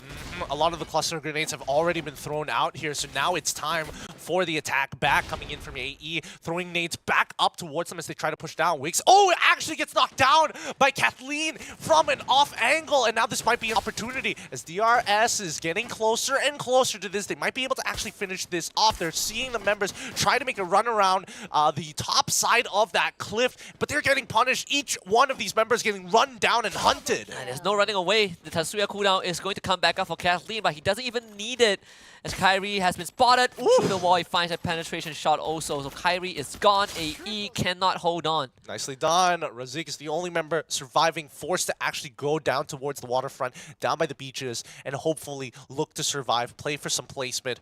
But Team Badut actually coming in from Riverside as well, crossing over in towards the mainland. Nicely done for them. They're going to be able to secure a spot for themselves as the rest of Farang taking some vehicles and going up the main road. And Toda was able to catch a readout from behind as well, so they will not be able to secure a kill just yet. Fortunately, already picking their members back up, but Todak will commit to the fight right now. Two members of Redoubt already down. JZ, Voidface no longer available, and Todak, they have members in the red, but they do have numbers overall, so Zen and Noki will start clearing out the back lines.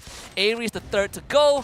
Traps will be traded back. He steps on the landmine, but it really doesn't matter. Todak, they just have the numbers. They're just picking them off one by one. And now DRS, they see the entire situation. They're trying to steal as many kills as they can, and they're able to actually secure the kill on towards Red. That's great for them. Another point just stolen away from Todak.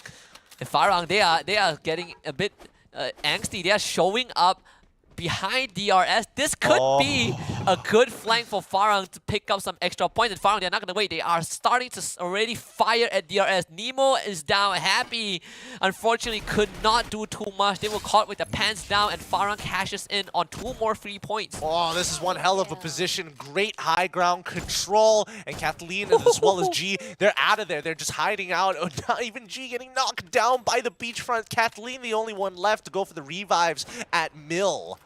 UAV sent out. G, he's Fire Seaason, he is landing his shots today. Nasty, nasty work. He hasn't missed just yet. He hasn't missed, but keep in mind that they knew that DRG was fighting somebody. They have a good sense that maybe Todak is somewhere there. Keratin towards the northeastern side, but looking down on towards the south side is going to be FRU Kaios a little bit further away, as the members will have to fight off the members of Kraken. And Unknown actually wins the 1v1 against Yazid, and Kraken making work of Freedom Rumble.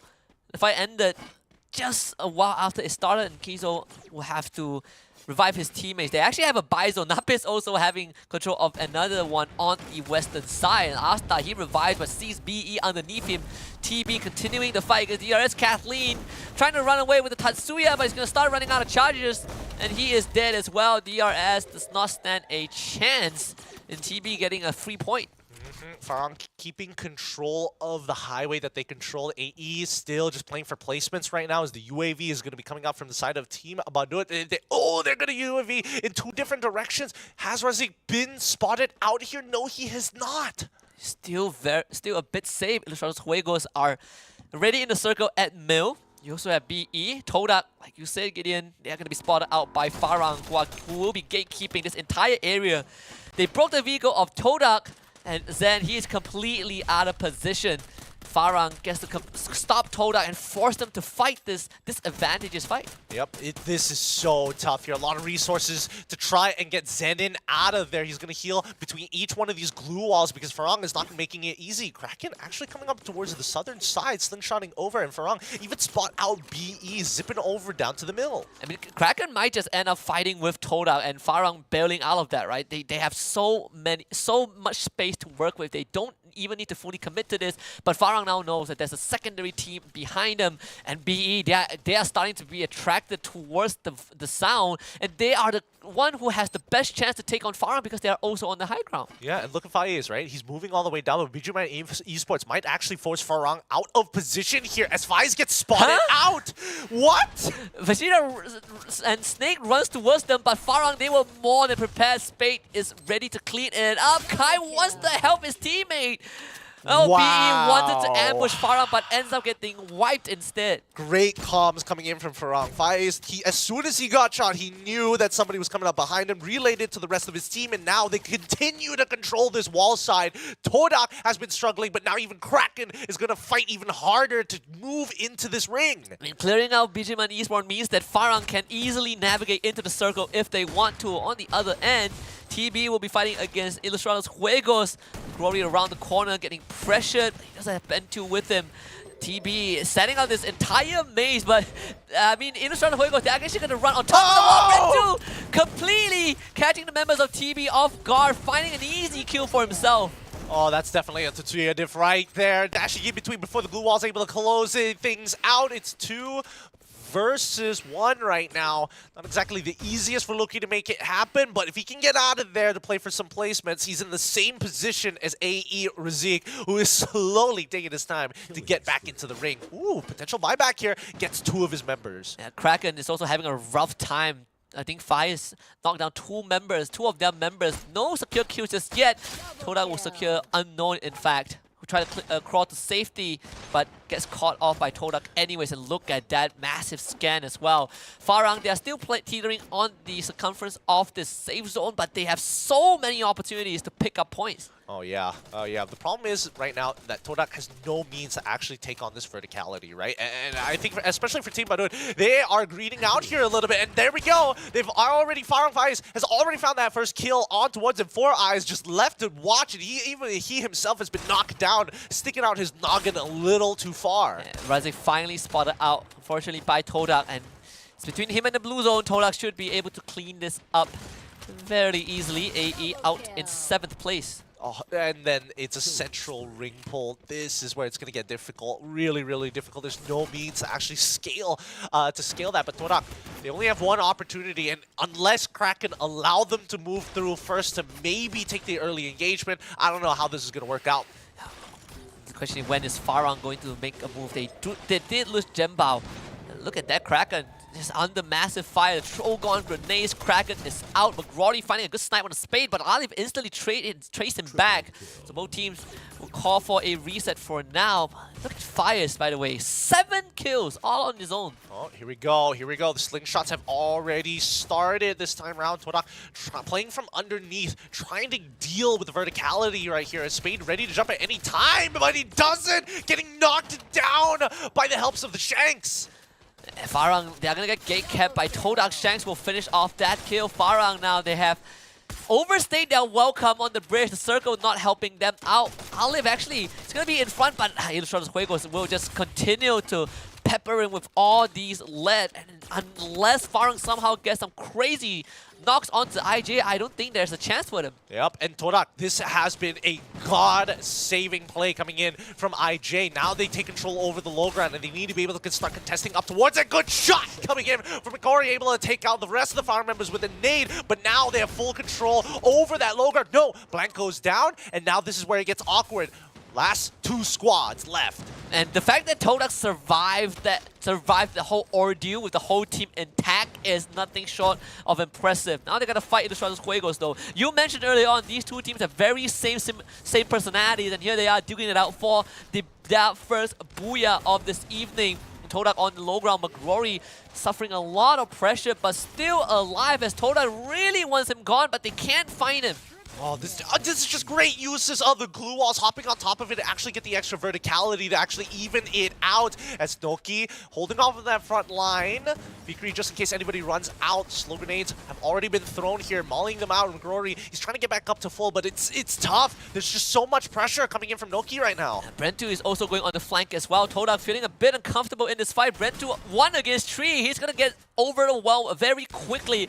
But Rory again knocked down. Toda methodically working through the ranks of IJ. They will finish off Brentu. McRory again gets back up on his feet. Blank also healing back up. Toda going in for the final push. McRory ends up dropping. The Shanks also falls. It's all going to be Blank against the rest of Toda, and he cannot hold. Toda with the first booyah of this evening. Woo! That, at least we're seeing a good change up here. Toda coming in huge, getting, honest to God, very, very lucky with the situation that and the hand that was played to them. I'm surprised they were able to make it into top 3. Yeah, pressured for a couple of minutes by firing from the high ground, having to do with Kraken In the low ground. and having the whole team alive for the final fight. It was definitely an impressive from Toda, getting good numbers of kills as well towards the end. Huge numbers of kills, huge in a matter of fact. Honestly, I was expecting this game to be a little bit more bloodthirsty for all the teams around here, especially Ilustrados Huevos, but they were taking very controlled fights. And honestly, for the early part of the game, early to mid, they were playing inside the blue. Yeah, they were very late to rotate, right? They even had this early scouting, and this early scout that got taken out at Clock Tower, but they did have the luxury of the high tier loot zone, so they were not in a rush. And it's good to see kind of the shift of paradigm, right? Farah is not dominating everyone and stealing away booyahs. We have teams to actually give them a good fight. I mean, they're still big bullies, I'm not gonna lie. They're holding back 2-3 teams at a time. They had some really good reads initially of the ring, but once it started pulling away from them, and also the interesting knockdown coming off on Spade when he was ready to slingshot, I don't think that his entire team was ready to do that either. Yeah, just again, you have pins, well, kind of clamped down by too many teams on the side, right? I feel like they moved they try to gatekeep other teams a bit too long. I felt like they could have moved slightly earlier, because at one point Toda was the one who ended up gatekeeping them because they had the luxury of walking underneath, right? That low ground broke line of sight for Farang. Yeah, it's just an unfortunate situation for them, but at the end of the day, well done to Todak to actually pull through. Farang Faiz coming up with the highest kill, 7 kills overall with 43 overall total damage. Not exactly the highest damage game we've seen so far, but a total of 92 knockdowns. In a game with only 48 total players, the fact that there are 92 knockdowns, like almost twice as much as the amount of players in a single lobby, really says a lot about how this game played out. I mean, so far, it's just been great. It's great to see Group A fighting against Group B in this particular manner, right? I think there's been a lot of growth from day number 1 coming into day number 2. And we are seeing teams that we expect to perform really stepping out. Ilustrados Juegos and Toda doing well, just like how we saw them in the MCPS Major. Of course, the newer teams, they struggle a little bit. K9 Esports is one of the exceptions that they did have a very rough game 1. But look at the stats of Farang AWM, of course, because they've been playing from the high ground the entire game. I mean, it's impressive to see. It really, really is. Coming out with 8 kills with the AWM just like that. The amount of harassment has been working out well, but closing out the game, probably one decision away from making it into top 2. Well done, all team across the board. Ilustrados Juegos getting 12 kills in this game as well. The fact that Toda got like what, 13 eliminations overall, but you look at the stats, Farang again landing 4 crucial headshots. Even though they didn't have the booyah, they did have double digits kill overall as well. I think they got 13 kills, same kill score as Toda. Yeah, oh my goodness. I'm looking at the stats here. Todak had a total of 70 used glue walls. Not broken. They used it 70 times because of how much damage that they were receiving. Kraken is definitely a godsend. They took out Kraken, they looped up the remaining glue walls, right? That really allowed them to play these extended fights, because God knows how much pressure they were under.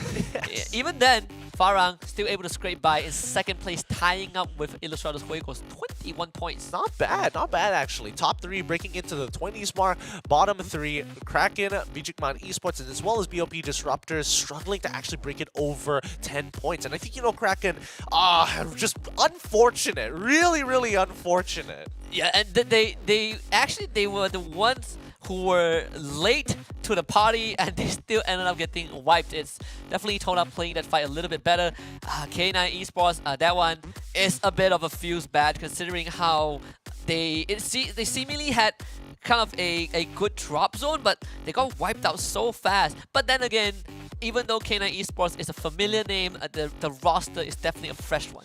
It really is. I mean, if we're talking about like sad stories, Bijikman Esports literally tried to split Farang in half, instantly gets headshot. What the heck was that? Yes, tries to run into Farang, finds out the hard way. Unfortunate indeed. I definitely think there needs to be a couple of adjustments, but at the very least, you know, Bijikman Esports are really starting to pick up the pace in terms of the way that they play. I like that they are bold. It's just really unlucky that the communications coming in from Farang has been pretty tip-top. Yeah, they're definitely making some very interesting decisions, and you can kind of understand the direction that they're going with. But thankfully for them, they also have 3 more rounds to play. We're gonna head for a short break, and later on, we will return for more Free Fire actions. 3 more maps for this evening.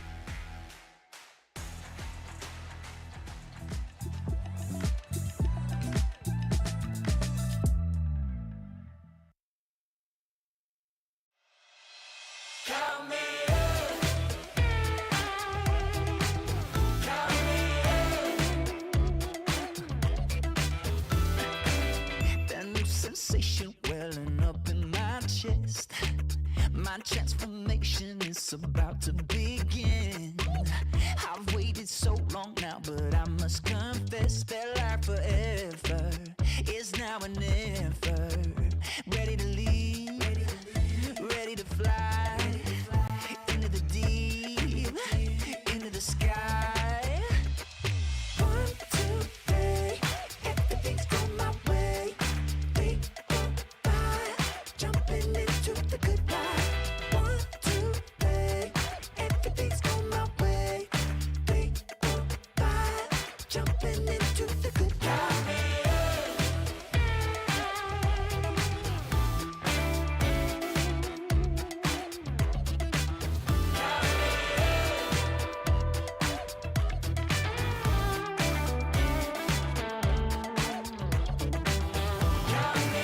It's the kind of thing that come around once. Carpe diem, I just do it for the love of the game, not the fame or the critical acclaim. I'm ready to leave, ready to fly into the deep, into the sky. 1, 2, 3, everything's going my way. 3, 4, 5, jumping into the good life. 1, 2, 3, everything's going my way. 3, 4, 5, jumping into the good life.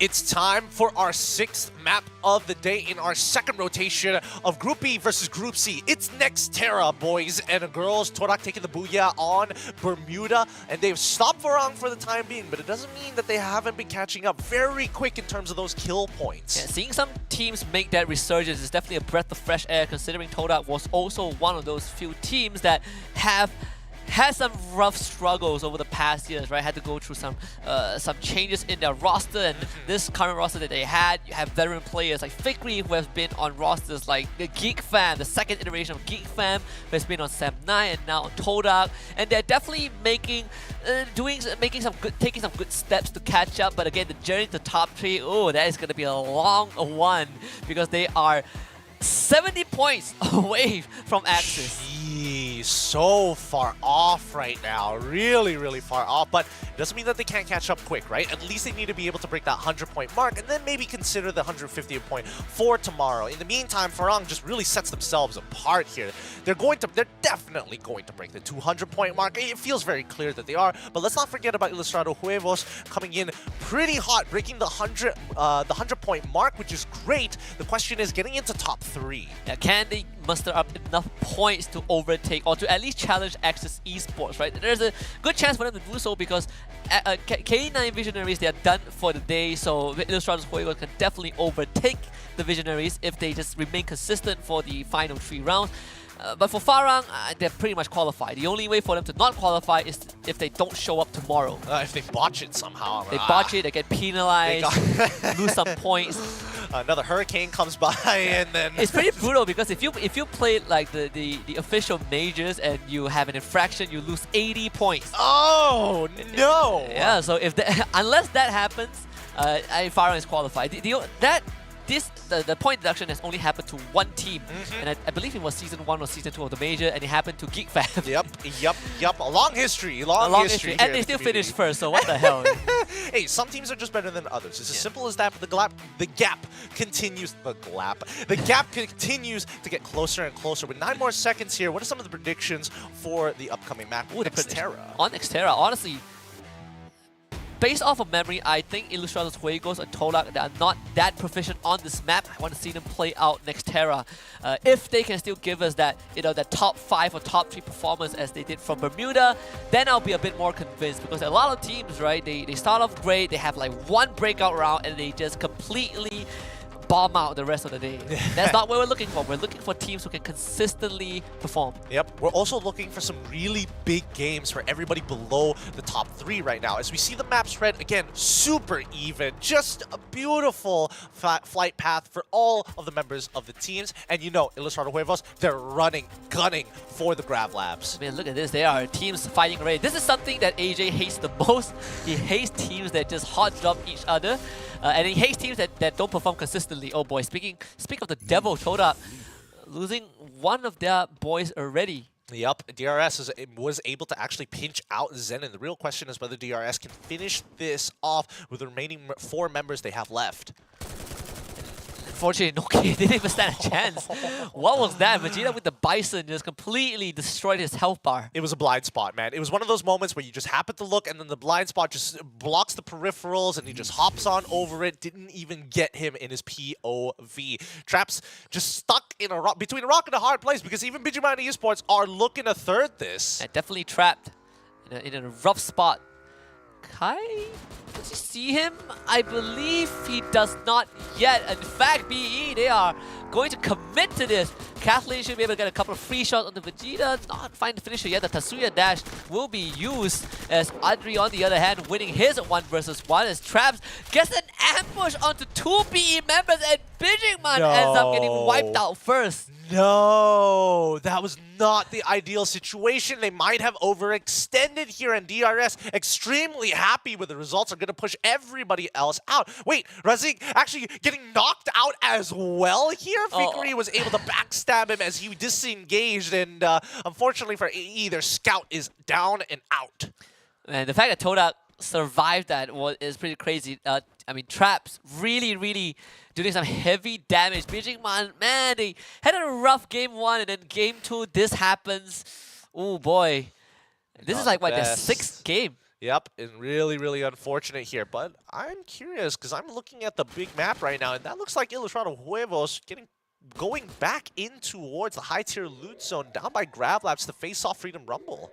It's a very spread out start, right? Spread out drop. They have one guy at Turbine and 3 other members around the high tier loot zone to deal with Freedom Rumble. Todak, they have completely recovered. The whole team is back, and best part is that there's a chance that if they clean out DRS, they are going to start this game off with a massive point advantage. A huge point advantage, as a matter of fact, with K9. Oh, it looks like they moved. Oh, He's going to get back out of there, but Noki is going to be able to find one almost instantaneously. Again, just sweet, sweet revenge against DRS for the early contest. Todak, the members are everywhere.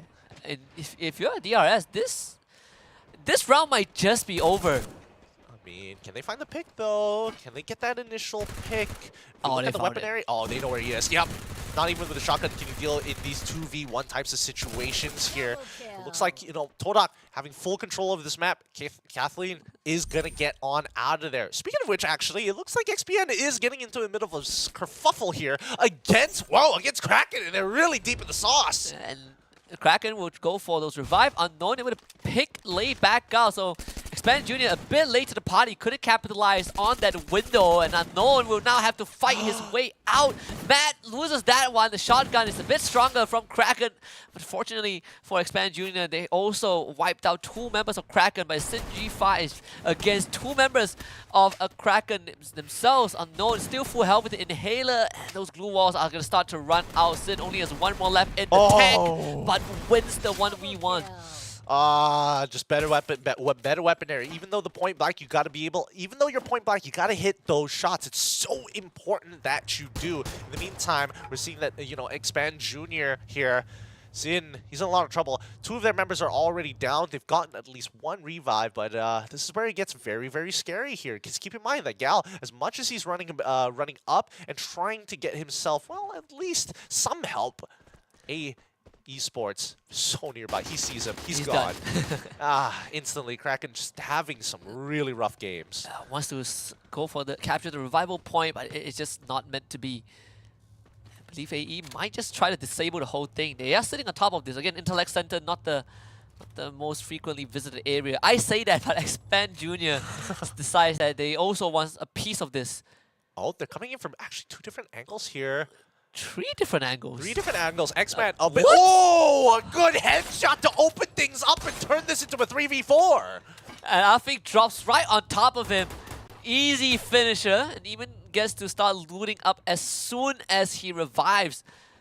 This is definitely not what AE wanted. The fact that Intellect Center is such a rarely visited spot, and they still have to deal with Expand Jr., who took out one of their members. Here we go. Expand might go for the bomb rush here. Good shots coming in to slow them down in a glue wall to make sure that he doesn't get overwhelmed by the overwhelming force. Good head glitch here, but he eventually still gets knocked down regardless. Support from the outside cannot cover that half of the compound. This entire area is lost. AE, unfortunately, they can only go either towards the western side where Wiz is, or you just run further up north, which is what Kyrie is doing. Unfortunately, you cannot access the buy point, you cannot access the revival point as well, long as Expand Jr. is holding the spot. The circle, though, is going to help AE out, because this circle is so far down south. It's going to help Expand Jr. will be forced to move. Red, on the other hand, will be dealing with FRU. Yep, and they are making sure that they are stopping Cryos from actually going further. He has to turn away, turn around, and get his teammates back up, down by Grav Labs once again. But, he tried his best to slow them down. It's still fine. Cryos should be able to get the revives. Oh, unless... Kizo getting shot from behind already. Should be fine. He should be good here, right? It's not like JC's going to chase him. I take that back. He's going for the chase. Yeah, yes, he has that Tatsuya dash, so he definitely does have the extra mobility. Ares right behind him as well. The entire area is uncontested. There is going to be a buy point. Kizo is going to run past the revival point, which is a smarter choice. It's going to allow him to buy back his team, and even if he goes down, the rest of the squad gets to live. If we look at where this is eventually going to go, Kryso, he should be able to get these revives here, but let's jump over to Team Badut up against Farang right now. Ooh, deep in the sauce as well, as we see that Faiz is able to actually secure the kill, glue wall him off to try and get a shot on towards Jan's side, putting him down. Spade is already dead, so they have to take this 3v3. Faiz, he turns the corner, able to get them knocked out, and the kill secure. It looks like Team Badut has taken or tried to bite off more than they can chew. Yeah, unfortunately for Team Badut, there's a bit of a gap between the glue walls. Farang, they didn't walk away from this, exactly scot-free. They had to sacrifice Spade as well, but now they have the numbers advantage. Team Badut actually gets to revive the rest of the squad. Luki from behind finds the flank, and now does have the Trogon Olive. He's gonna just float over his own glue wall to find a kill onto Luki. So Team Badut, they're not out of the water just yet. Todak decides that they want a piece of this. They want to kill off Farang for a second time. Yep, and Todak, they want to get at least some form of revenge here. They're going to get the shots down, and they're able to take him out. FRU is going to be able to get the revives in the meantime, but these nades have been nice to secure the kills and trying to wipe out Farang as quickly as possible. Jambal and Spade are still nearby, but Jambal, he's making a run for it, and I think Spade is going to do the same. Yeah, using a Tatsuya dash to gain as much distance as possible. It seems that Todak, they don't really have the necessary guns to fight long range for now. But they will have vision of Spade really soon. Traps opening fire and instantly just blows his head off. So Farang, it's in a first time in a long time that they will have to play the long game. Yep, it looks like they're going to have to get some revives down. Where are they going to find those revives? Wait, hold on. On top of a UAV that just expired. Yeah, wait, hold on. X-Men is actually a lot closer than what they would have imagined here as the ring starts to close down. They're on the lower ground before the uphill, but it now looks like Zenin might have spotted them out. Zenin first to go down. Ipan's coming in for the flank, and this should be a good collapse. Mad also with a good nade, and Todak completely caught off guard. There are going to be some clusters from Todak, but unfortunately, Expand Jr. has already closed in on them. K9 gets a full team revive. Farang doing the same as well. Todak now on the receiving end of being chased away. It's just the thirds after the thirds after the thirds. Traps, if he doesn't get on out of here, that means the squad is going to get eliminated unless Fikri doesn't get caught. And yes, both of them managed to get on out. They're trying to get into Plazaria, and they've split up here. But worse yet, every single zone, every single one of these structures have been taken over by a team. Yes, Fikri did get knocked down, but not before he revived two of his teammates. But like you mentioned, them going to Plazaria means that they are dropping straight into Farang territory. And look at where Traps has led Expand Jr. also into Plazaria. Farang have multiple teams closing in on them. No, this is so dangerous here. The UAV being dropped down by IJ. IJ is going to give them all the information that they need. They know that Farang is in the area, so they can approach towards that left side. And it looks like they're going to start leaping over. But let's conclude this fight here as Expand finally having a good game this time as they walk into the next ring.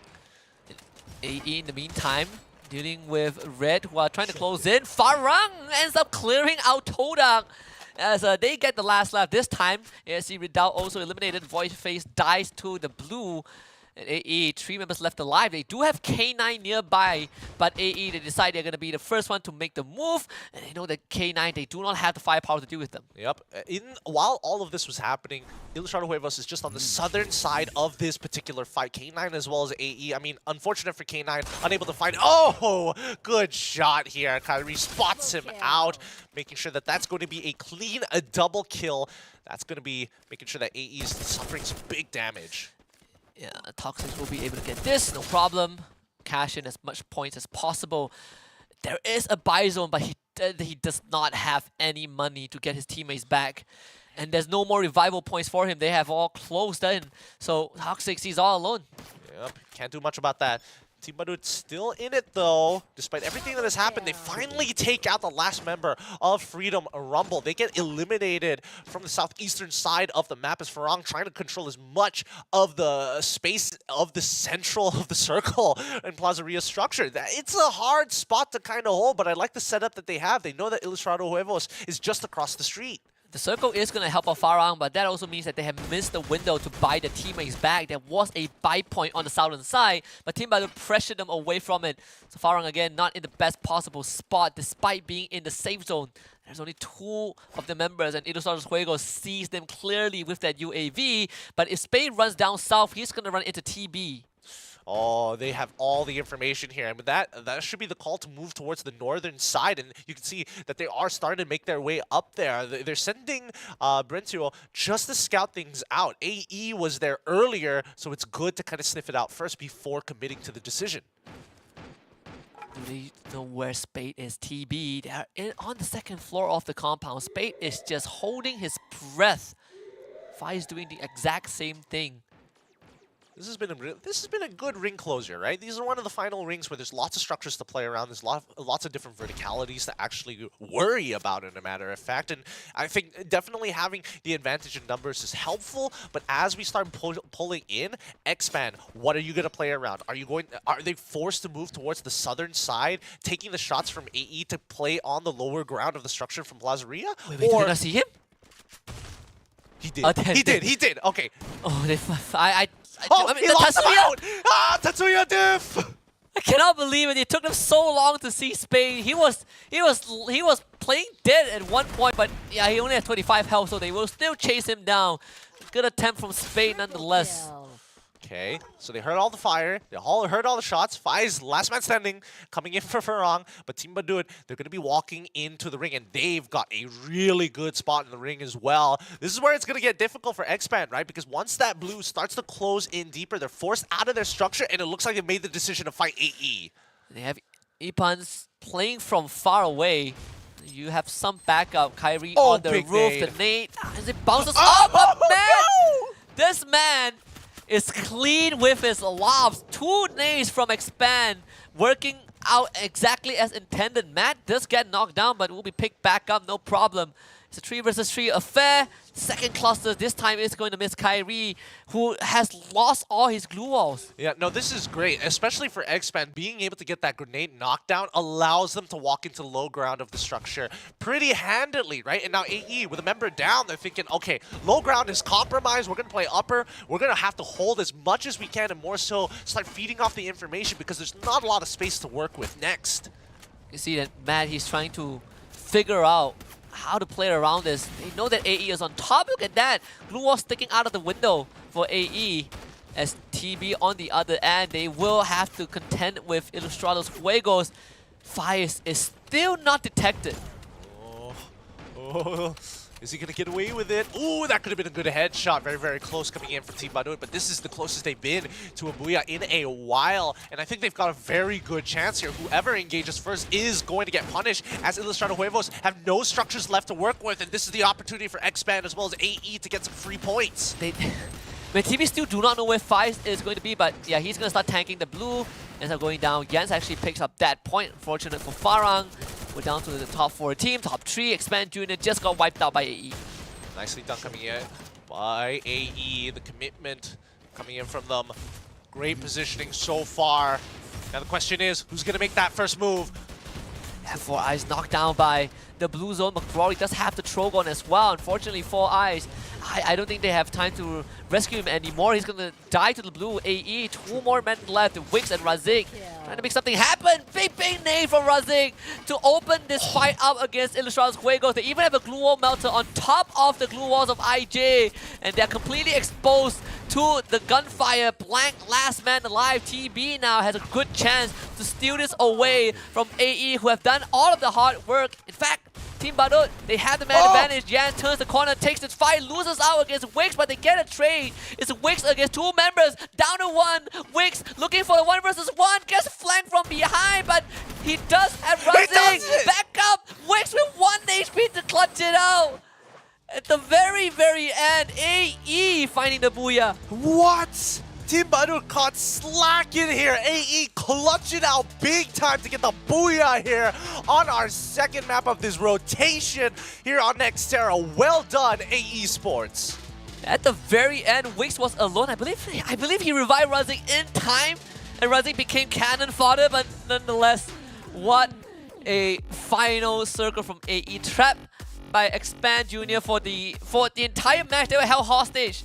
They broke out of that, and they were able to claim the round. Oh my goodness, that's gotta be so frustrating for Team Badut there. They had everything going for them. The man advantage, the initial pick, the cleanup onto Ilustrado Huevos, and still it wasn't enough. definitely the best round for a-esport thus far in this group stage. They walk away with what, 13 total eliminations by the end of it. But you gotta give props to Team Badu as well. They played this as good as they could. Ilustrados Juegos drew the short end of the stick. They got completely caught out by a-esport. I mean, that's not all. Even Expand Junior were getting caught out by a-esport. I mean, they made them pay, don't get me wrong, but still at the end of the day, the fact that AE was able to walk out of that, oh, despite all the disadvantages that they had in that match, just holy, what a round this has been. Yeah, this final sequence probably one of the most intense one again between Weeks and Razing, and Weeks had to play like what, a 1v2 for a pretty long time with only one of his buddies with him, and they still made it work. In fact, they played the entire final circle with 2 guys. Yep. They were able to clean out Ilustrados Juegos and get a really big grenade kill, which allowed Team Badu to clean them up. And then in these final moments, like, look at that. Wix literally at 1 HP, able to make it through. A total of 80 kills have occurred in this map with a total of 50,000 damage. 104 total knockdowns. And I thought the previous game, the 90 knockdown was the most that we got. Clearly, I am proven wrong. We even have 33 total revivals. This is definitely a super high kill count game. Oh, disgusting indeed. With 13 kills, a-esport take the booyah away, and obviously we gotta get, I mean, top weapon grenade. It's just the cluster grenade, disgusting. That's how you know that the team has been picking up a lot of stragglers, because having the same kill count as Team Badu, but they dealt only 60% of the total damage that Team Badu dealt. So a-esport really efficient in grabbing these kills for themselves. Yeah, and not to mention that even Team Badu working with their main weapons, the M12 and the Parafoul of all things. Again, still the fact that they were able to get this far, pretty good with the amount of effort and work and the fights that they technically should have lost and recovered from. Not bad. And Expand Junior, right? This is also one of the better rounds that they've had. If you look at yesterday's performance, where they barely scraped by with little points. I mean, they're not as tilted this time around. They're not getting third party upon third party upon third party this time, so at least their mental is still good. But very big plays. I'm expecting that Expand Junior is going to continue in this particular trajectory, but now the big question does come into play. When is Ilustrados Juegos going to get that big point game? Because it feels like this time round they're a little bit more passive than they were yesterday. And this game, even for this round, they were able to get into the circle. They had good control, but again, just the housekeeping not as clean as they would have liked it to be, getting ambushed by a-esport. Even when you look at the numbers for a-esport, they had a very rough early to mid game. They were trapped at the Intellect Center because they were held hostage by Expand Junior. So took a lot of effort, and they took a page out of Toda, that's for sure. Oh yeah, for sure. I mean, the fact that Toda was able to get away from BE as well as DR, and then coming back to actually take out Farang as well. I mean, I don't even know what to say about that one. Farang, this is definitely the worst performance today. Even when this is the worst, they still got 12 points, right? It's not the worst for them. They are still in first place, no questions about that. They're in prime position to break the 200 mark threshold anyways. I think they've already done that, and I think they've got more than enough buffer points. A little unfortunate, obviously you want to continue to dominate these maps, just show a force, but overall, I think they can really just take a step back, let the other teams kind of just duke it out. Yeah, they won 5 out of 6 rounds, so it's fine. They can definitely take a back seat. This is definitely we wanted to see Group C step up. We wanted to see Group C kind of give them a challenge. We say that Toda, Ilustrados Juegos are the 2 teams kind of leading the entire group, but the rest of the group are definitely stepping up. Expand Junior, a-esport. These 2 teams, they were a no-show yesterday. Yeah, they definitely had their awkward moments, of course, but I think it's a bit of a switch now. Even K9 is struggling at this point of time. Yeah, which is pretty crazy, and that's the beauty of Free Fire. Nothing can be predicted. But there's one thing that we always know is coming. It's going to be our upcoming short break. We will go take a breather, and when we return, we'll go over to Purgatory for our 7th map of the day.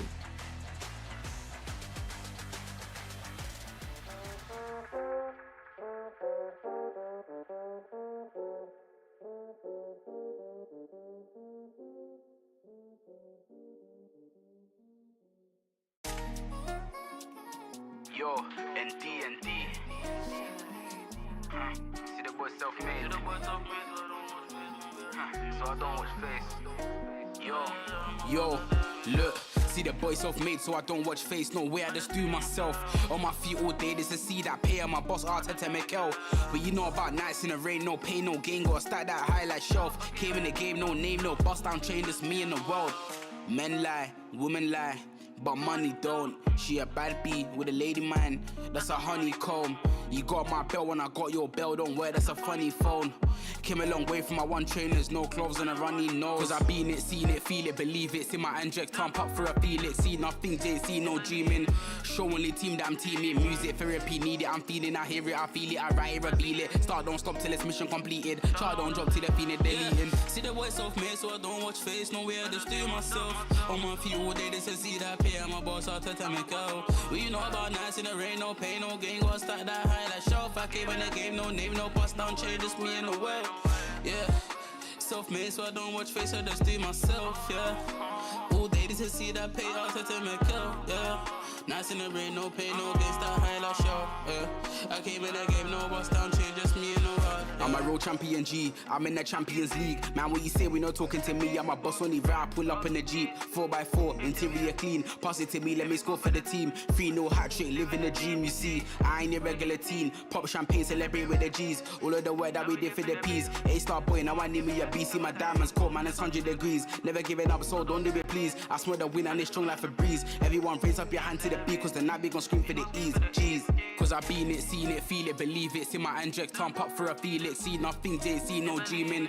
Show only team that I'm teaming. Music therapy, need it, I'm feeling, I hear it, I feel it, I write it, reveal it. Start, don't stop till it's mission completed. Chart, don't drop till the feeling deleting. See the voice of me, so I don't watch face, no way, I just do myself. On my feet all day, this is see that pay. I'm a boss, Arteta Mikel. Well, you know about nights in the rain, no pain, no gain. Gotta stack that high, that shelf. I came in the game, no name, no bust down chain, just me in the world. Yeah, self-made, so I don't watch face, I just do myself. Yeah, all day this is see that pay, Arteta Mikel. Yeah, nights in the rain, no pain, no gain, that high, that shelf. Yeah, I came in the game, no bust down chain, just me in the world. Yeah. We are the champions. We are the champions. We are the champions. Yes, we are the champions. We are the champions. We are the champions. We are the champions. We are the champions.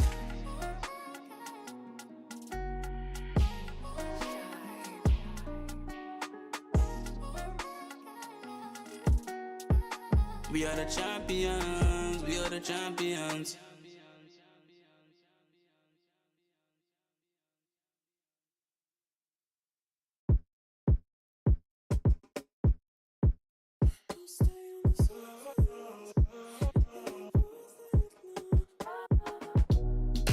Come on, turn the lights out. Have a little faith. Throw it back to the beginning of the decade. Second last map of the day, second last chance to get the remaining few points that you can gather to prepare yourself for day number 3. We're heading to Purgatory, ladies and gentlemen, between Group B as well as Group C. It's been so nice to not see the Farang logo for the past 2 maps because they've been winning a bit too much. But Purgatory was a map they did get the booyah in the first half of the evening. That was against Group A. We'll see if they can do it against Group C, who so far not only have been getting the first 2 booyahs of the second half, but at the same time, you have teams who didn't perform yesterday show up big today. My name is Gideon Q. This is Husky here at the desk to take you through these last 2 maps here. And again, these games have been pretty exciting. You know, the amount of revives we've seen from Group B as well as Group C and the instant karmic justice that teams have been getting from it has been pretty impressive. Pretty impressive, and also a more interesting thing is that every time we watch this broadcast, people watch this broadcast, there's always something we give to them, right? And we are here to offer you job opportunities. No, not we, but DHL is here to offer you a chance to kickstart your career. You know, they're partnered up with parties like Boston Dynamics. Yeah. That's one of the biggest names in the world when it comes to machinery, and of course when it comes to these futuristic robots. If you've seen the dog and you ask, can I pet that dog? Yes, you can, so check them out. Yep, you might even get a chance to actually start programming under the license of Boston Dynamics, and not to mention that they're also working with DHL in terms of their AI to make sure that the supply chains are going to be even more efficiently. You want to be part of the future? Check out DHL. As we get into the overall standing so far for day number 1. Farang breaking the 200-point mark, sitting very, very comfortably with GeekFam and Axis Esports 163 and 153 points respectively. Basically running away with the entire group stage right now. It's fair to say that teams are now fighting for second place unless Farang doesn't show up tomorrow. So you can rest assured these last 2 rounds just remain consistent, play their best, and get as much points as they possibly can. But for Ilustrados Juegos, as much as we praised them, they had a good Game 1, Game 2 struggled a little bit, caught off guard by a-esport. In the next 2 rounds, they gotta close the gap between them and Axis as much as they can. I mean, Ilustrados Juegos was coming out with 32 points yesterday on Purgatory. We're hoping that we see a big game from them here today in Purgatory once again against Group B. And the same can be said for Todak, right? They're getting close to those end game situations, but they're not getting those really big kill scores. And Todak fans definitely feeling a bit of that jitters, considering that, again, this overhaul, this new team is basically a Sam9's previous roster, because Sam9 decided to let the roster go after the 5th major, which was a bit unfortunate, but Todak now giving them a new home, and they are definitely starting to prove their worth. But with that being said, they still have a lot of catching up to do. Yeah, they still have a lot of catching up to do. And, you know, honestly, we're expecting them to really start spreading themselves even more thinly and getting more aggressive for those kill points on day number 3 itself. But it's good to actually get the buffers now to close the distance against Group A, who have been holding the top spots for a while. GeekFam and Axis being the top 2. Yeah, and they, even today, GeekFam and Axis, they had their own games where they didn't really perform the way they wanted to. You know, GeekFam had a 1-0 point game in our very first map, but even then they have gotten such a stable lead from yesterday that put themselves ahead of the curve. With that being said, Axis Esports is the team in the hot seat, because IJ, if they get 2 more good rounds, they're gonna catch up. Yep. Hopefully we get to see a big rounds coming out from some of the squads in Group C as we go and check out the flight path, as the teams have already started dropping. Quarry gonna be the hot zone here, and it looks like it's gonna be FRU up against IJ. Oh, wait. No, it's Farang, and Farang quickly turned off back into Marbleworks as we see the flight path coming in from A3, cutting its way south all the way down to J7. We've been getting a lot of horizontal flight paths today. Don't think we've seen a vertical one. So very consistent today. We're seeing Freedom Rumble against IJ at the high tier loot zone. And this could be good news for Farang also, who are still, like you mentioned, hovering around the vicinity. We're seeing this early fight already, the Shanks firing at Yazid. Gets his skull split in half by Ryu. Needs immediate assistance by Yazid. He's running the Tatsuya. Brentu with good awareness, ready to intercept Freedom Rumble. Yazid might end up being the first blood. Great pre-fire there, as the rest of FRU are going to be able to clean this up. They've gotten first blood, and they're starting to pinch down on the members of Farang IJ here. Farang has decided to get involved in this fight. So far, IJ currently 2 members. They're going to get the revive on their 3rd, but I don't know if FRU wants to keep holding on. I'm pretty sure Kryzo spotted out the members of FRG slowly pushing in, especially with the help of with the drone as well. It's going to make it even tougher. I mean, look at Jembao. He is so far up front. Spade is going to be covering him from afar as well. Alip behind him, and look at that. It's a long angle onto McCrory. Nothing much IJ could do. Freedom Rumble, if they want to run, this is going to be their chance. Farang have completely locked down the entire northern side of Quarry. There's only one way out. Unfortunately for IJ, they just lost one of their members, and even worse, Blank and the Shanks, they are caught in a tough spot. Spade, just patient with his trigger, finds a sneaky Shanks, and it's going to take him out as well. That's it, IJ are gone. No! We were hoping that IJ was going to get some big points, but no, getting hard contested in the quarry by FRU and 3rd party by Farang. This could be Farang's really big game. I mean, FRU, they're looking for the reset. They've got their healing pistols out, but more importantly, can they actually survive this upcoming encounter? Looking at the armor level 2s all around, looking pretty decent, but when you're up against a team like Farang, who just took out IJ and their body bags, I think they're going to be very well equipped here. Jamal still doesn't have a helmet, though. He just got knocked out by DRS off screen. I wonder what happened. But Yazik, the UMP, will find Jembao, who's trying to play Ring Around the Roses with FRU a bit too much. And Fire actually takes out the glue wall and just blows through the hellbar of Yazid. Fire will secure that kill. Alif just true to his nature with that shotgun. That's 2 members of FRU already down. In fact, a third has been knocked. Spade will find that finisher, the bleed out, a quad kill already for him, and he will be able to bring Jembao back. In fact, the biggest winner of the 3-way fight is Farang. Nicely done coming in from Farang. Man, these teams are a little too are overheating a little too much, right? They're pushing into these angles and they're not really thinking about the potential exposed angles. And Farang doesn't mind, like Jembao especially. Like he's getting deep into his deep into the middle of these fights, while the rest of his team find better and better positions the more time he buys. Yeah, they are so efficient in clearing up space. Now Farang, in fact, they get control of the entire high tier loot zone, uncontested. And look at Jembao, he just got revived and he's gonna start working the areas near Marble work already. And the best part is that there are no other teams nearby, except for one lone member of FRU who is helpless against them. Let's look at the northern side, right? Nobody was able to get into Moat House only because we see Kraken as well as Team Badut actually getting into conflict here, contesting the outskirts past the moat. Now, in this building itself, oh, what? How is that a headshot? Man, poor guy doesn't even get to touch the ground. And that was from the second floor. There's not much window. There's not much travel time involved.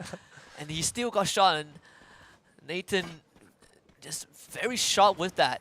Finally finishing his warm-up, but no problem. TB just brings his bring that fallen teammate back. And they might have to do it a second time as NV also gets dropped.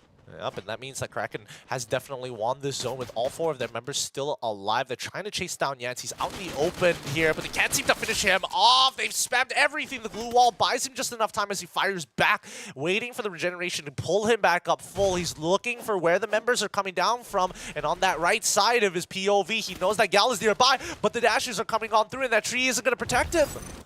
Gal should be able to finish him off. Oh, it actually whiffs, but finds the trade back. Fortunately for Jans, his teammates are not anywhere near him, so Kraken finds that 3rd point. All right, nicely done by Kraken. It doesn't mean that Team Badut is completely out of this. They've got a revive point on their side by Moat House, but the ring is closing on quickly. He's forced to kind of just go back in. It's going to disable at this point in time. He's got 4 eyes and Yans already back up, so really good time. Wait, is Yans still alive? Yes, they were able to recover from that. Wonder what's the next move for Kraken right now. Do they still want to go back to Moat House? I don't think so at this point, right? They've basically gotten the entire upper section of this ring in their control. But let's look down to the southern side, right? Between Firebridge and as well as Brasilia, we see Todak and as well as Expand Jr. just making sure that that road is not safe. Nobody is crossing over from Firebridge without getting in between a very, very heated conflict. Firebridge? Fire Brigade. Sorry, I'm talking about the bridge between... Bridges are fun. Bridges are fun. Well, in the meantime, hopefully Cryos is able to get his team back up. But now we see that DRS getting into a conflict of their own against AE as they're pushing in from the eastern side. Forge up. Wait, hold on. K9 actually on that northern front. I don't think Team Badut wants to get involved here, and I think it would be a good choice for them not to because 3 teams are about to collide here. The real question is whether K9 is going to have, again, they have the superior positioning, but the real question is whether they can actually clean up not only AE, but DRS, who are very close behind them. And the circle is very juicy as well. It's right in front of their eyes. Now they have some decisions they need to make because multiple teams are converging upon them, or at least setting up shop near them. And do they want to make the first move into the safe zone first? Kraken is going to run into TB for the 2nd time in this game. This K9, they don't really have much natural cover to work with, and they gotta... but they can gatekeep AE, that's the good news. Yeah, they can gatekeep AE, but I think that K9 right now are not spreading themselves out enough, right? There's too much neutral... Oh my gosh, Cryos has been running for his life up this side of the mountain, and finally Farang is able to take him out. The fact that they found him, it takes a lot of dedication to find him. At least they've got 2 vehicles to rotate back into the next circle, am I right? Yeah. Benefits all around, but it looks like Team Badut, once again, having to take care of themselves, fighting hard against Kraken, who honestly, Unknown is very far apart in this fight. I mean, Nathan still ends up dropping one of the members of the side of Badut, and in fact, Backup now shows up for Kraken. And they've gotten at least an equalizer. Team Badoit will go in for the push, lay under pressure. Just trying to fight this out. Changes, swaps to the Charge Buster. Does have the Steffi shield to help him, but unfortunately Luki just the pre-fire around the corner, finds that drop. Should be able to get the kill. TB winning out.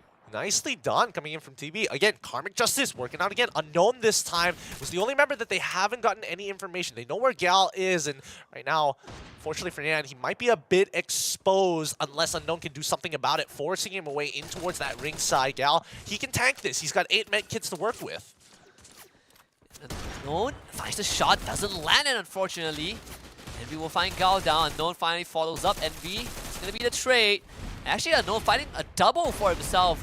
Gal needs help, but he can't get to him. TB, they have 2 more members. It should be a 2v1. They're thinking of a pincer. Unknown shows itself. Unfortunately, can't find a 1v2.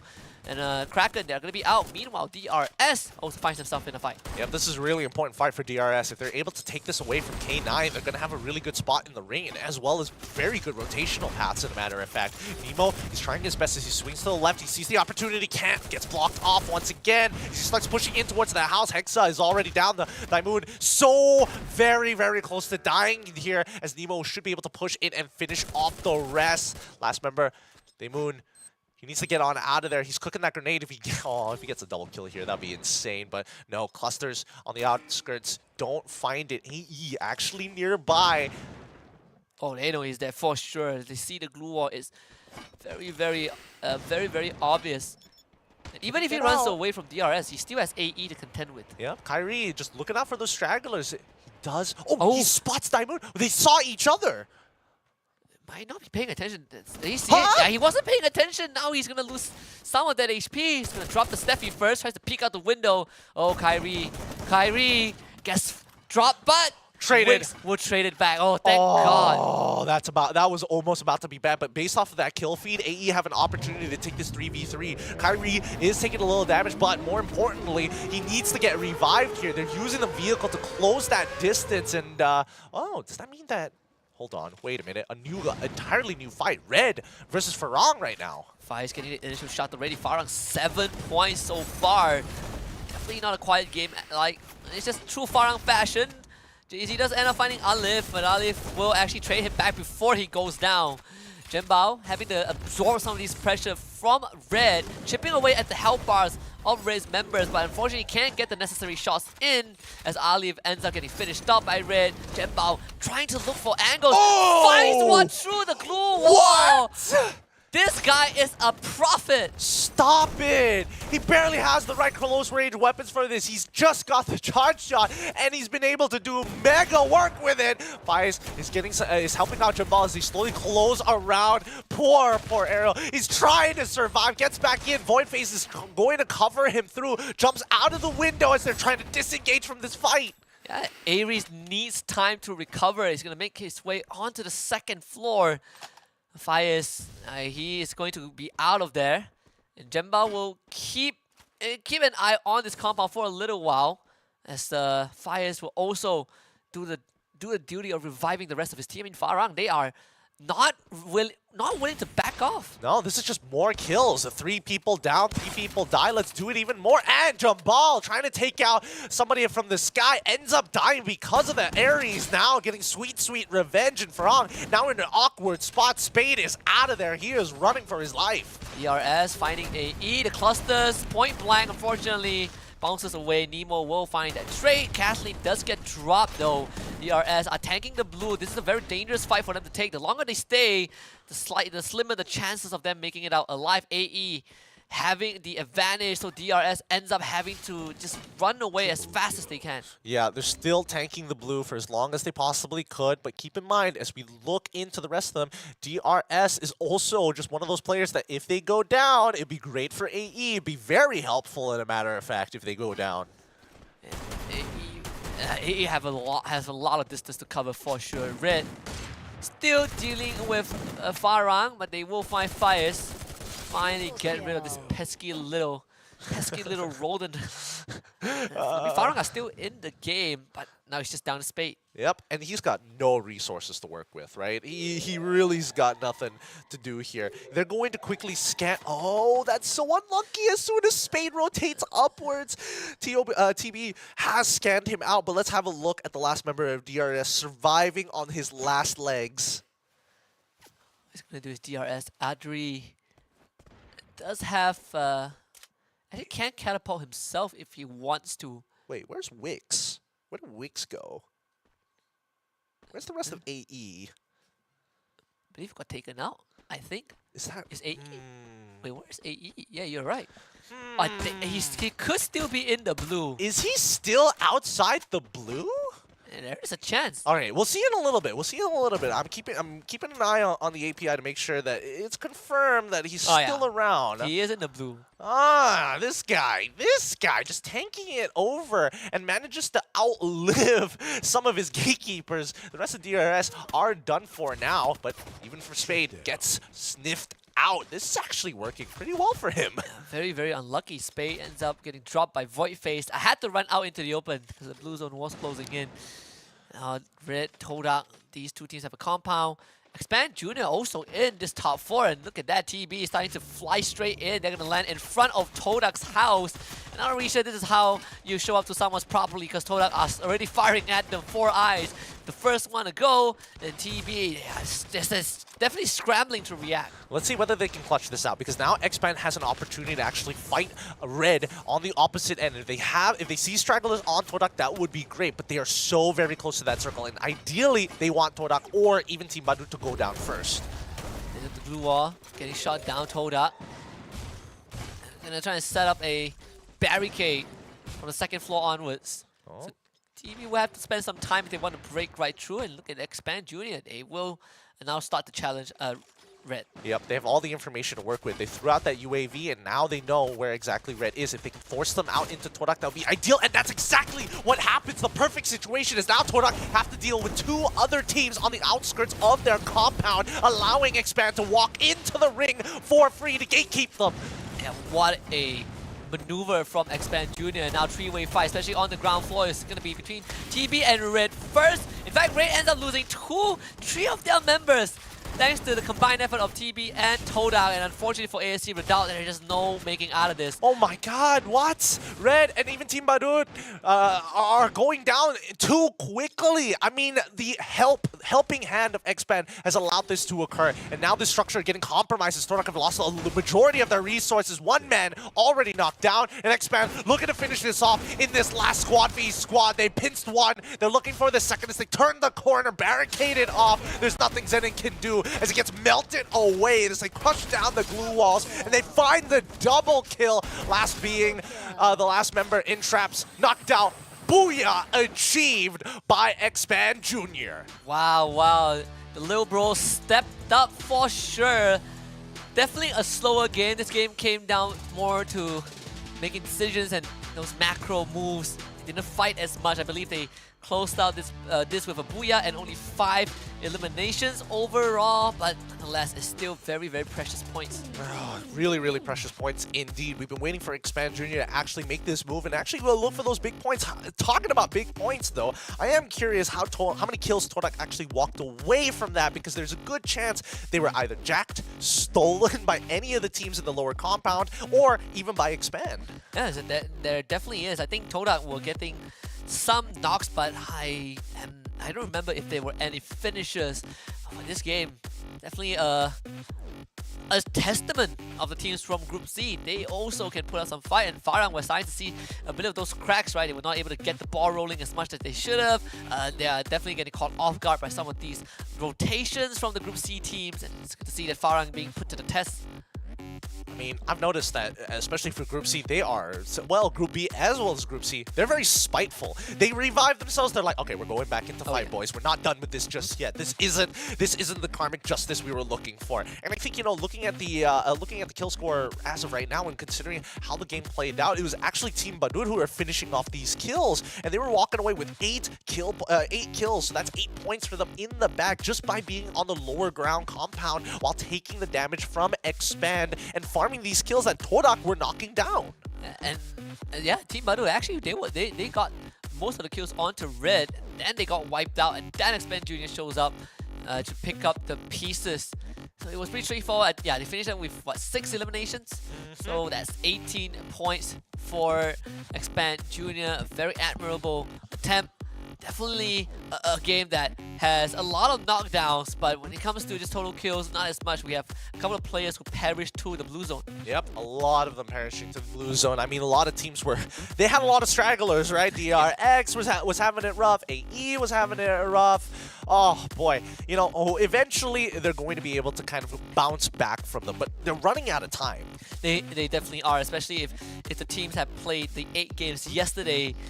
That means that you have used up a lot of your opportunities, and it's definitely at least not the teams in Group B.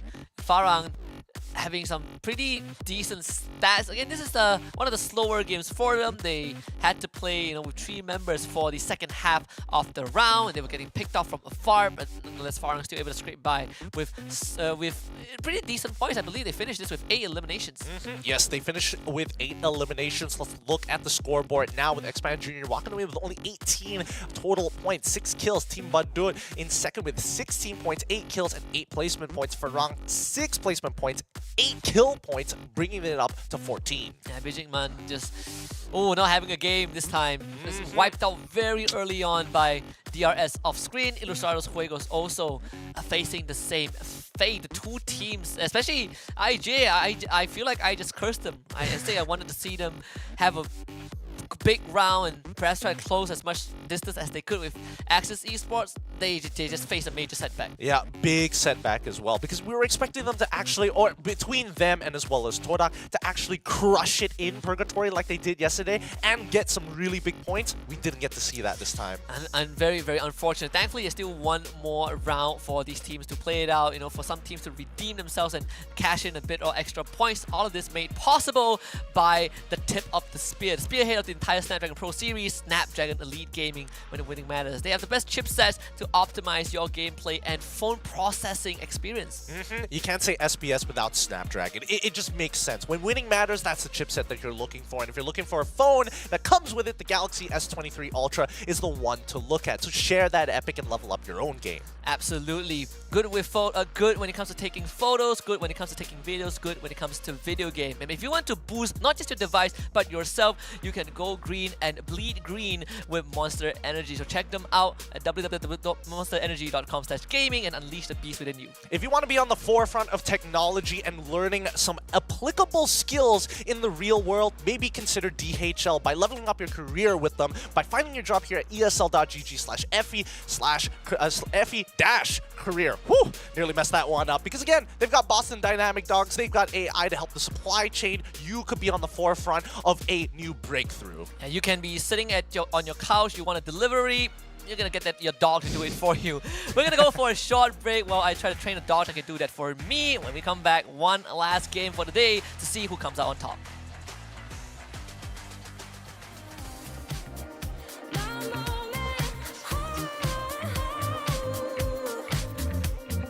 It's my moment.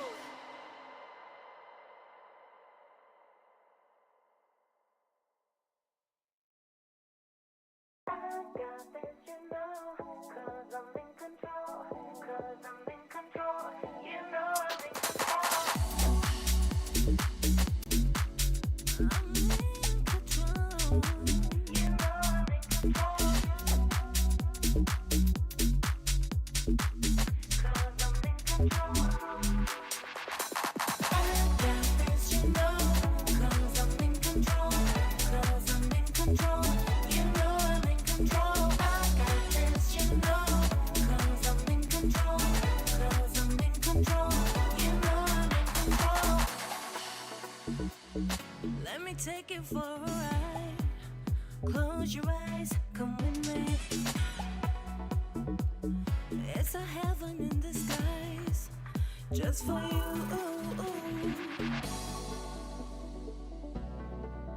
Just for you.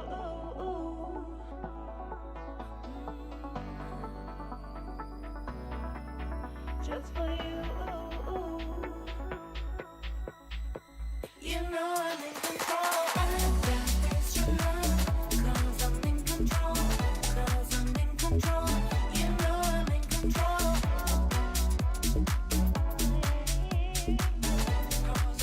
control. You know I'm in control. That is your love, 'cause I'm in control. 'Cause I'm in control. You know I'm in control. I got this, you know. 'Cause I'm in control. 'Cause I'm in control. You know I'm in control. Let me take it for a ride. Close your eyes, come with me. It's a heaven in disguise, just for you. Just for you.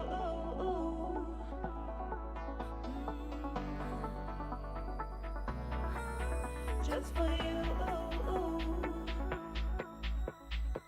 You know I'm in control. I got this, you know. 'Cause I'm in control. 'Cause I'm in control. You know I'm in control. Because I'm in control. You know I'm in control. I got this, you know. 'Cause I'm in control. 'Cause I'm in control. You know I'm in control. I got this, you know. 'Cause I'm in control. 'Cause I'm in control. You know I'm in control.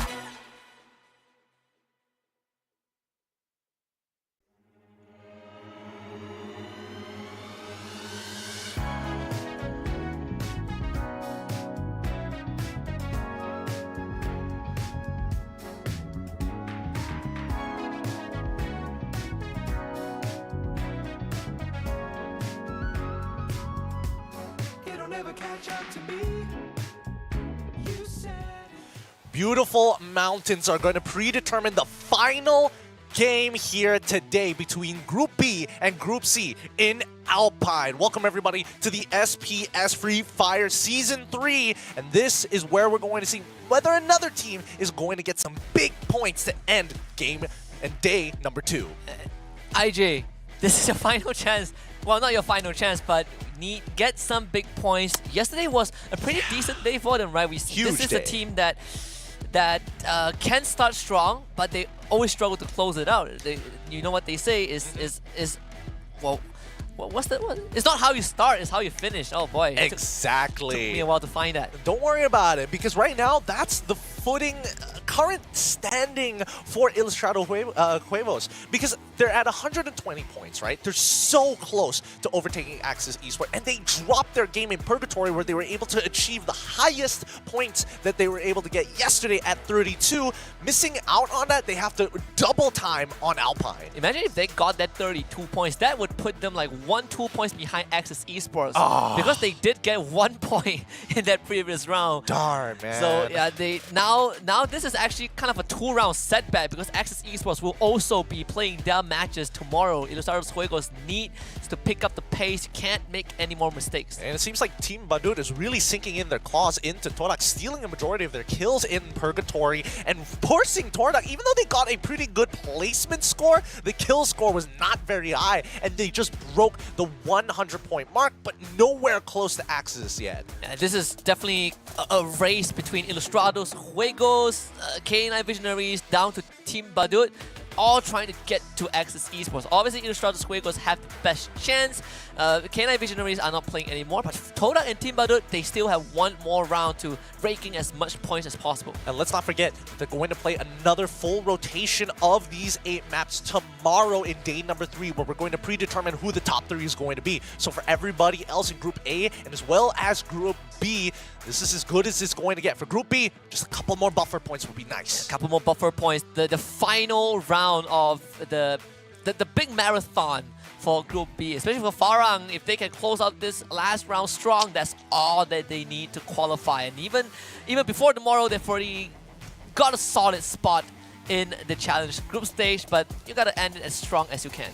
Well, we'll see whether they're able to turn that into 200 points. That'd be crazy if they're able to do that in this next 5 maps, including tomorrow. So I think that would be outstanding if they're able to mathematically make that happen. But with 16 seconds left, and especially with the performances that we've seen on Alpine prior to this, I think this might be a pretty good game for Farang. It could be because they did get the Booyah in the first half, right? They got the Booyah on all maps except for Nextera. Even the Nextera map, theoretically they got the booyah anyways because they had the most points. I mean, I don't think it was very much their fault, but let's see as we jump into Alpine once more. It's going to be a pretty good spread. Man, how does SPS continue to get great flight paths? Starting off all the way from EJ, all the way down, cutting to FP. Yeah, your guess is as good as mine. This is probably the best day of flight paths I have seen in a competition. Yeah, and only yesterday we only had one like semi-terrible, not even the worst flight path we've seen thus far. But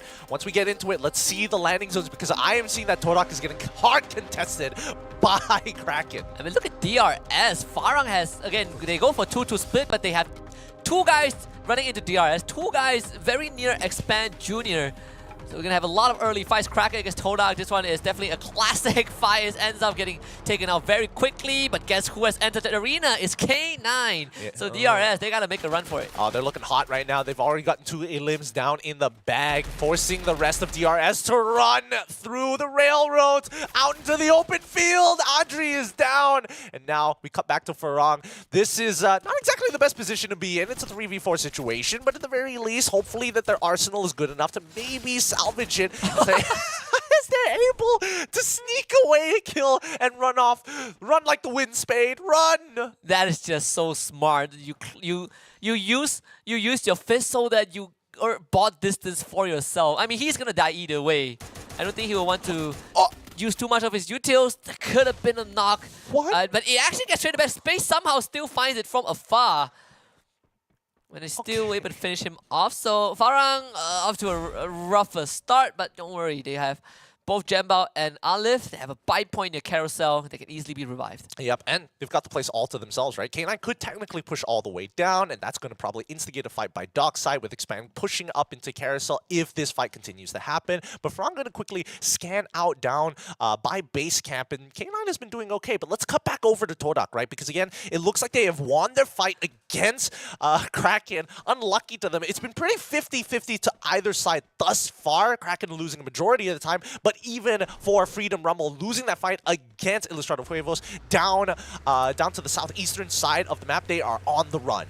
And Yazzie doesn't even feel safe trying to capture a revival point because he is already marked. Twice was nearby, but he's... Namta, will he go for a Noki on the other hand? Has just found unknown. Todak exacting swift revenge onto Kraken, but thankfully Nathan was able to get out. He is able to get on out of there. He's heading over down by Militia, and guess who's waiting for him there? It's going to be one member of Red. Why is he there? We don't ask too many questions, but Namti48, if he hears this, I definitely... Oh, does Nathan see it? Yeah, he spots out Voidface, and now he's turning backwards. He's like, hell no, I don't want to be part of this. Yeah, there is a revival point, but unfortunately Voidface is sitting on top of it. Nathan, if he runs too far backwards, he's going to run into JZ. Maybe he can find himself a 1v1 and buy a bit more space. We'll find out in just a little bit. But for Farang... Oh no, oh no. I mean...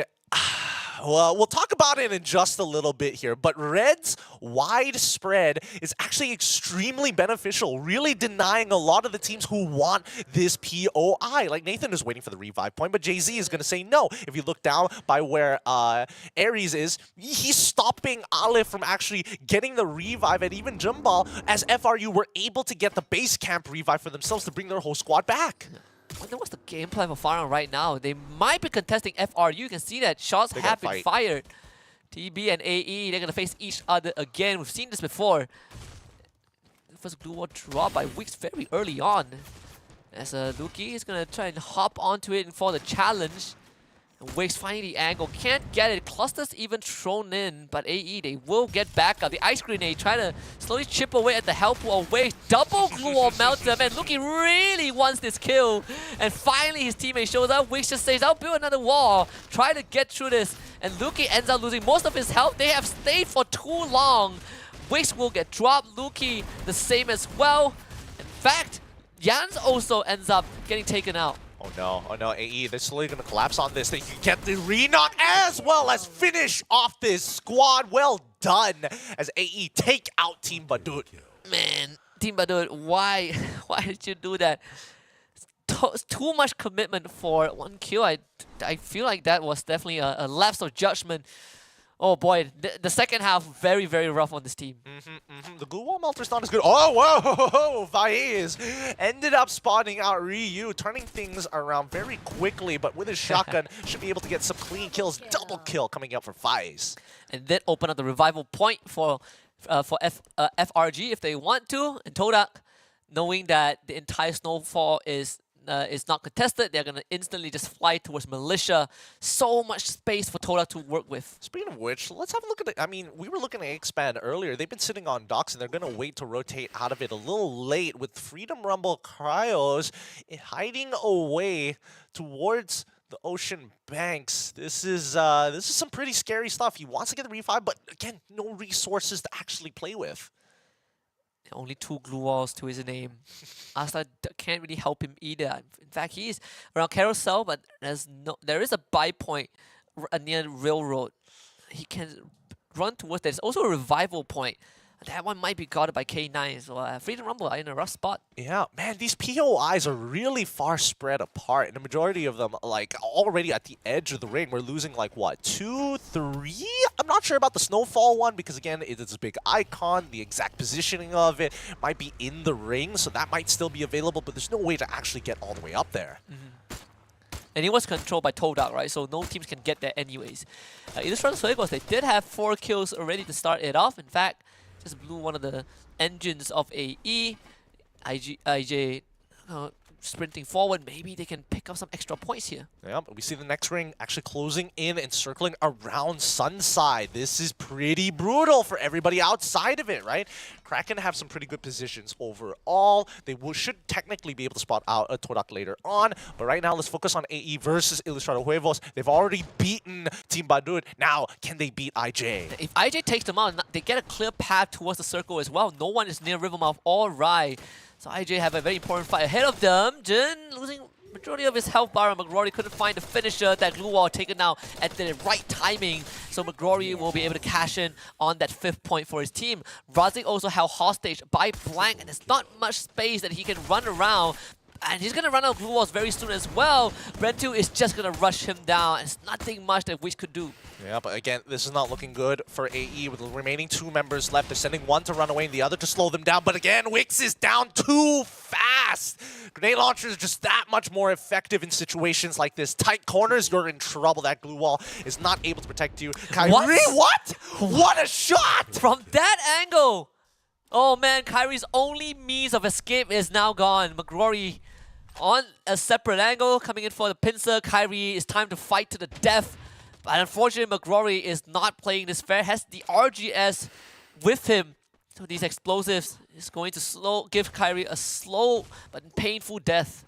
Oh, this is what can you really do about this? He's just jiggle peeking continuously, and finally, a-esport have been eliminated. The southern side has been liberated by IJ. Speaking of Rivermouth, BE actually just north of them inside, just a little out of the ring, but not in the blue just yet. Yeah, gate kept by Red also. The UAV being sent over by BE, so they should see this, but that UAV was destroyed very quickly. So not in. Red didn't have the whole team reveal. That's going to be good news. They have a bunker near them. They're holding a lot of these resources to themselves. All right, Red, they spread themselves out thin. Now they've regrouped just past Rivermouth and making sure that they can hold and gatekeep this area against BE, because eventually IJ will need to get involved. It'll be a slow push upwards. BE is trying to find a way out. There's actually not much cover for them to work with. This is where you start to tap into those glue wall. Snake does have 6 with him, but Xbot is actually getting ambushed. What? They decided to just pull the trigger. They're not going to wait for BE. There's 2 members of BE down already. Vegeta on the ground. Snake and Kai is losing a lot of their health very, very quickly. The decision making from Red allows them to catch BE off guard. Oh. I mean, they're going to clean up this fight, no problem whatsoever, right?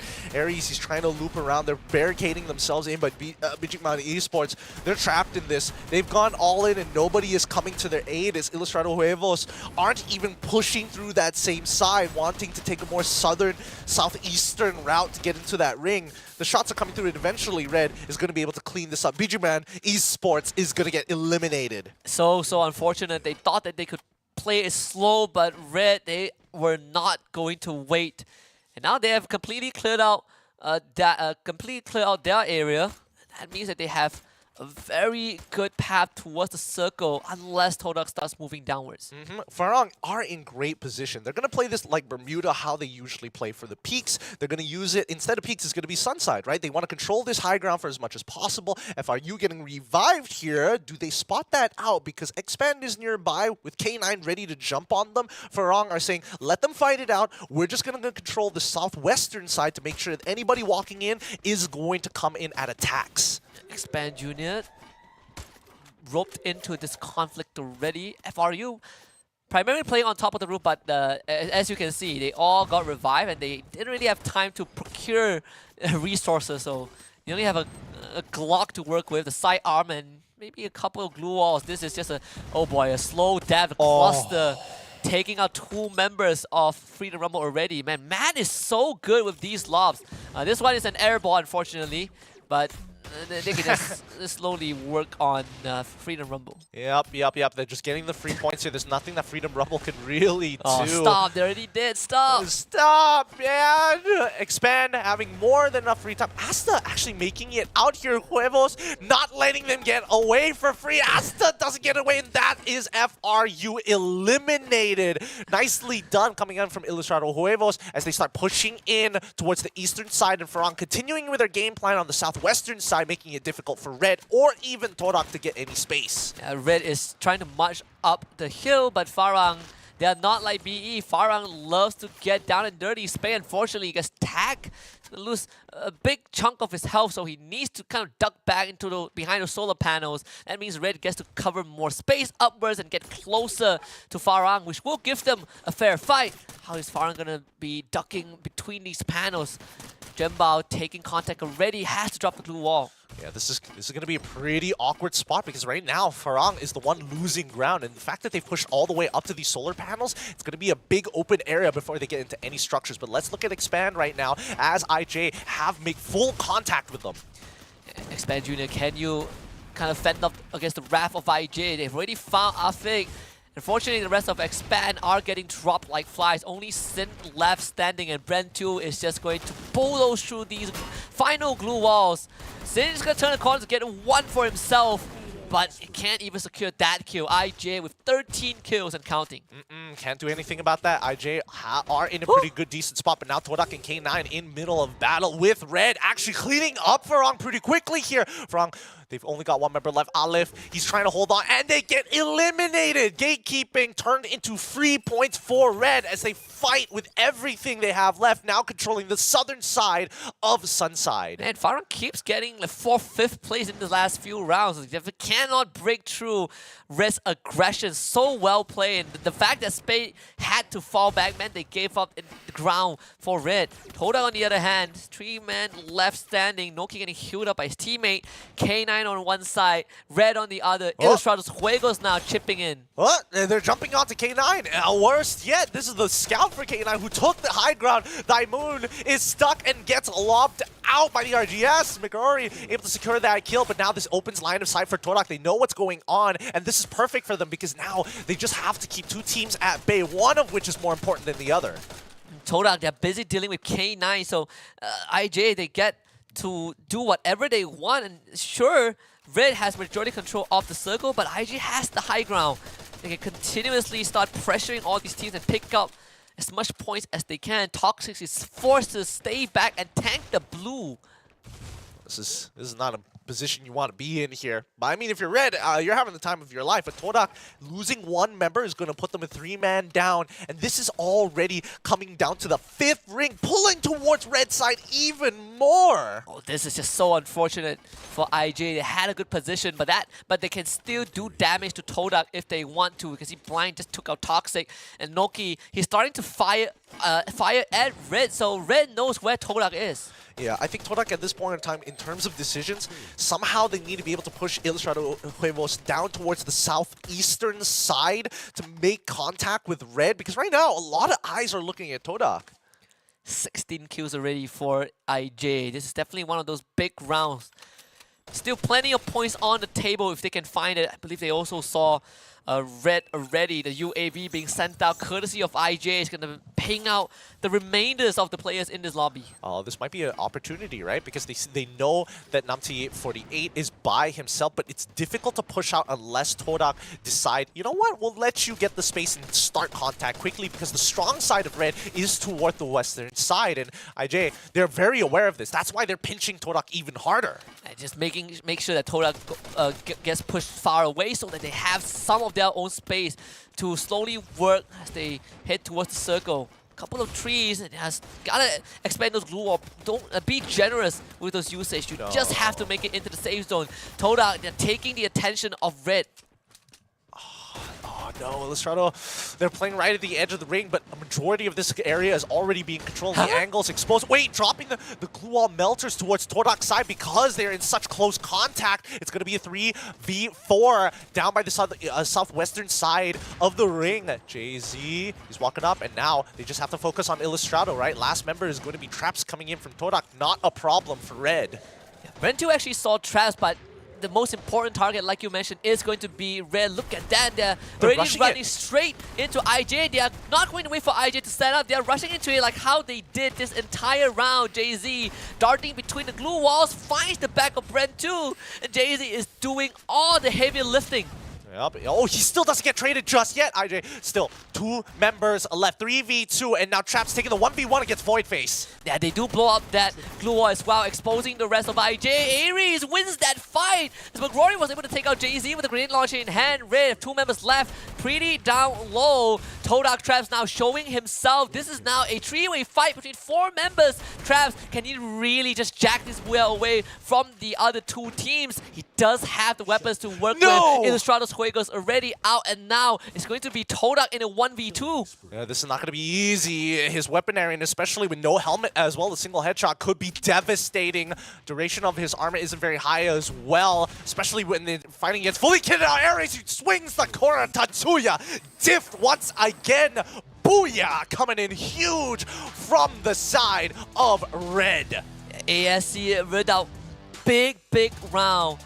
The name might be new, at least the team name might be new, but man, these players have been around for a long time. Ares, JZ, Voidface, they play in multiple majors, and what a showing. Finally taking control of the situation, not letting teams set out, taking the initiative to run into them.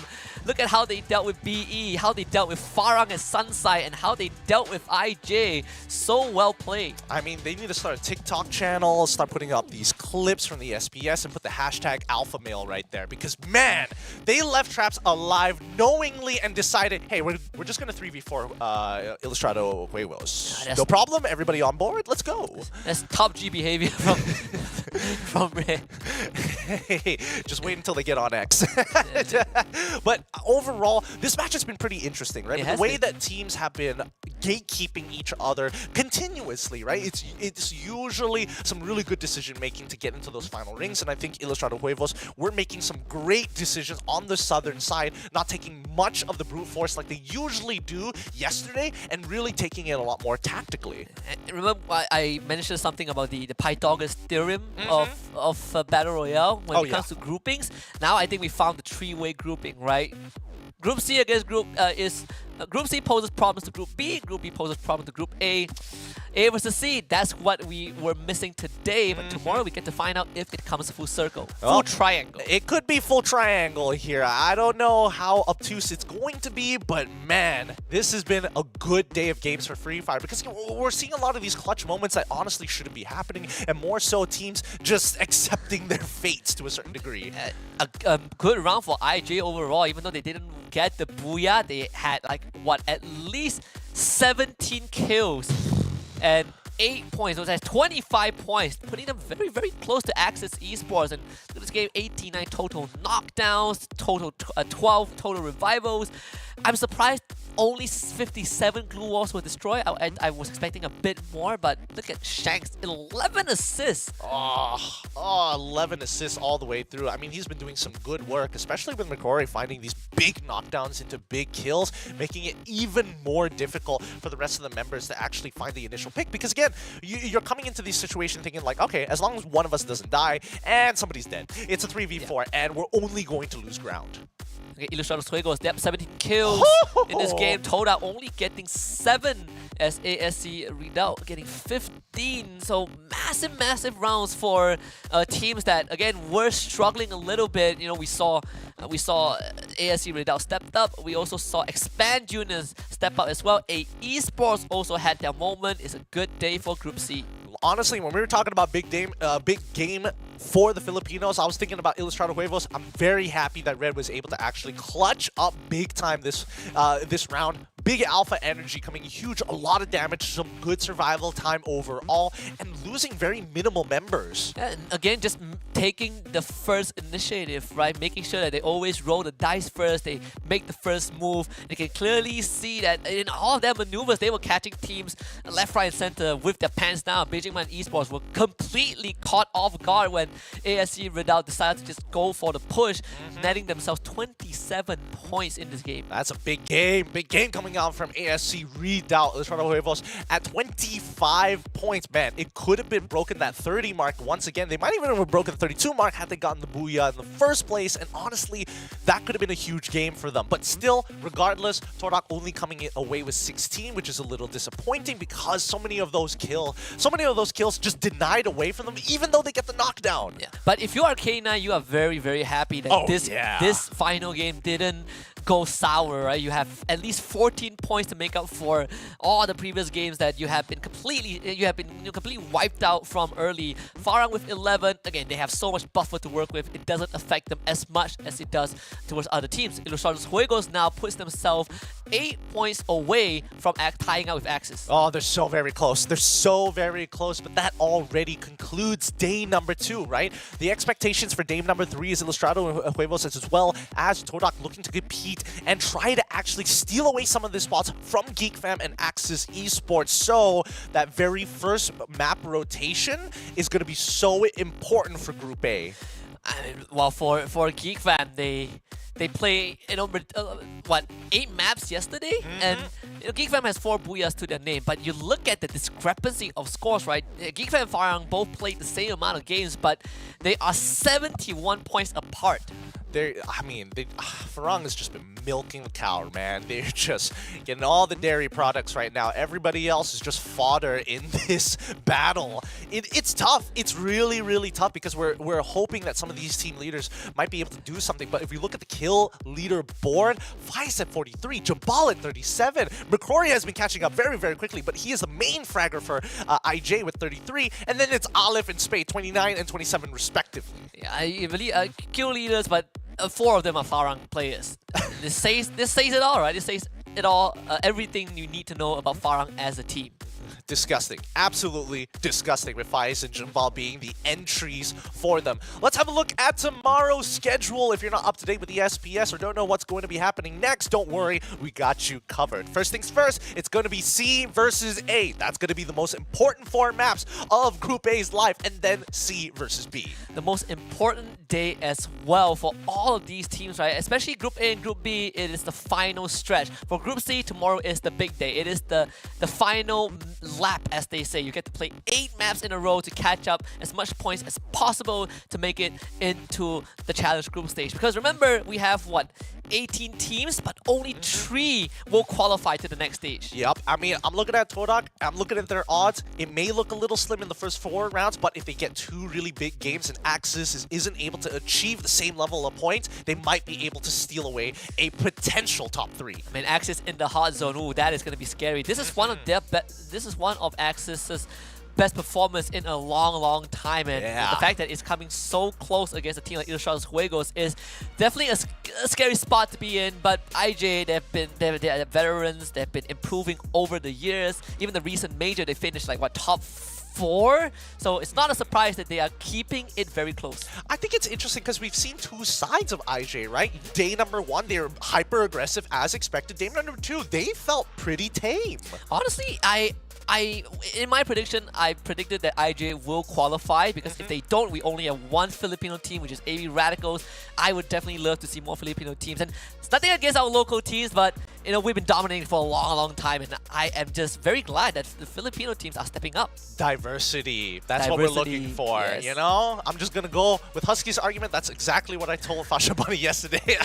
I just went with it at that point. But with that being said, thank you everybody for watching. Just in case you don't know that the Snapdragon Pro Series is brought to you by, obviously, Snapdragon's elite gaming chipset, who's been absolutely crushing it here, considering the number of alpha moves we've seen here today. That's when you know when winning matters. Yeah, I'm going to thank everyone else, Samsung Galaxy, DHL, and also Monster Energy. Thank you for being a part of this, but it's not over yet. This is just the beginning of a new chapter for Season 3. We're going to call it a night. We are going to be calling it tonight. That concludes day number 2 with me getting Q in, as well as Husky taking care of you guys at the desk. But don't worry, the Free Fire action hasn't stopped just here. Stay tuned for tomorrow, where we will conclude to get into those group draws.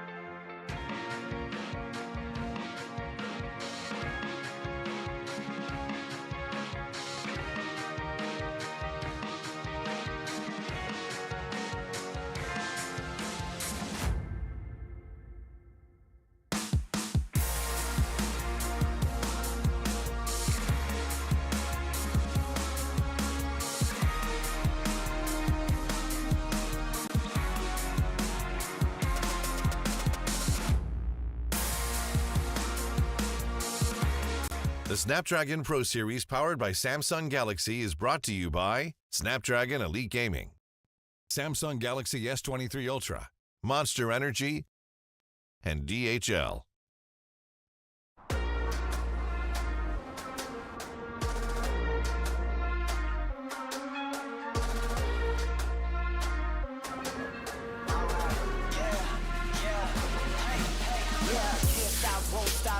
Till a player on top know it. Rooftop, penthouse suite. If you really want it, gotta own it. Fire through it, we was at the lowest. Blood, sweat, tears, the components. Riding all year, now's the moment. We are not friends, we are opponents. Yeah, I'm coming for mine. Yeah, I'm making a play, the game on the line. Yeah, I've been on the grind. Yeah, I jump in the spot, I made it my time. Yeah, look in the sky. Yeah, the stars align, no shade to shine. Can't stop it already. Emotional work and devotion, we put in this time. Look. You won't stop my stride. I'll just break your line. I don't tolerate wasted time. You take us down, keep fighting. But you're still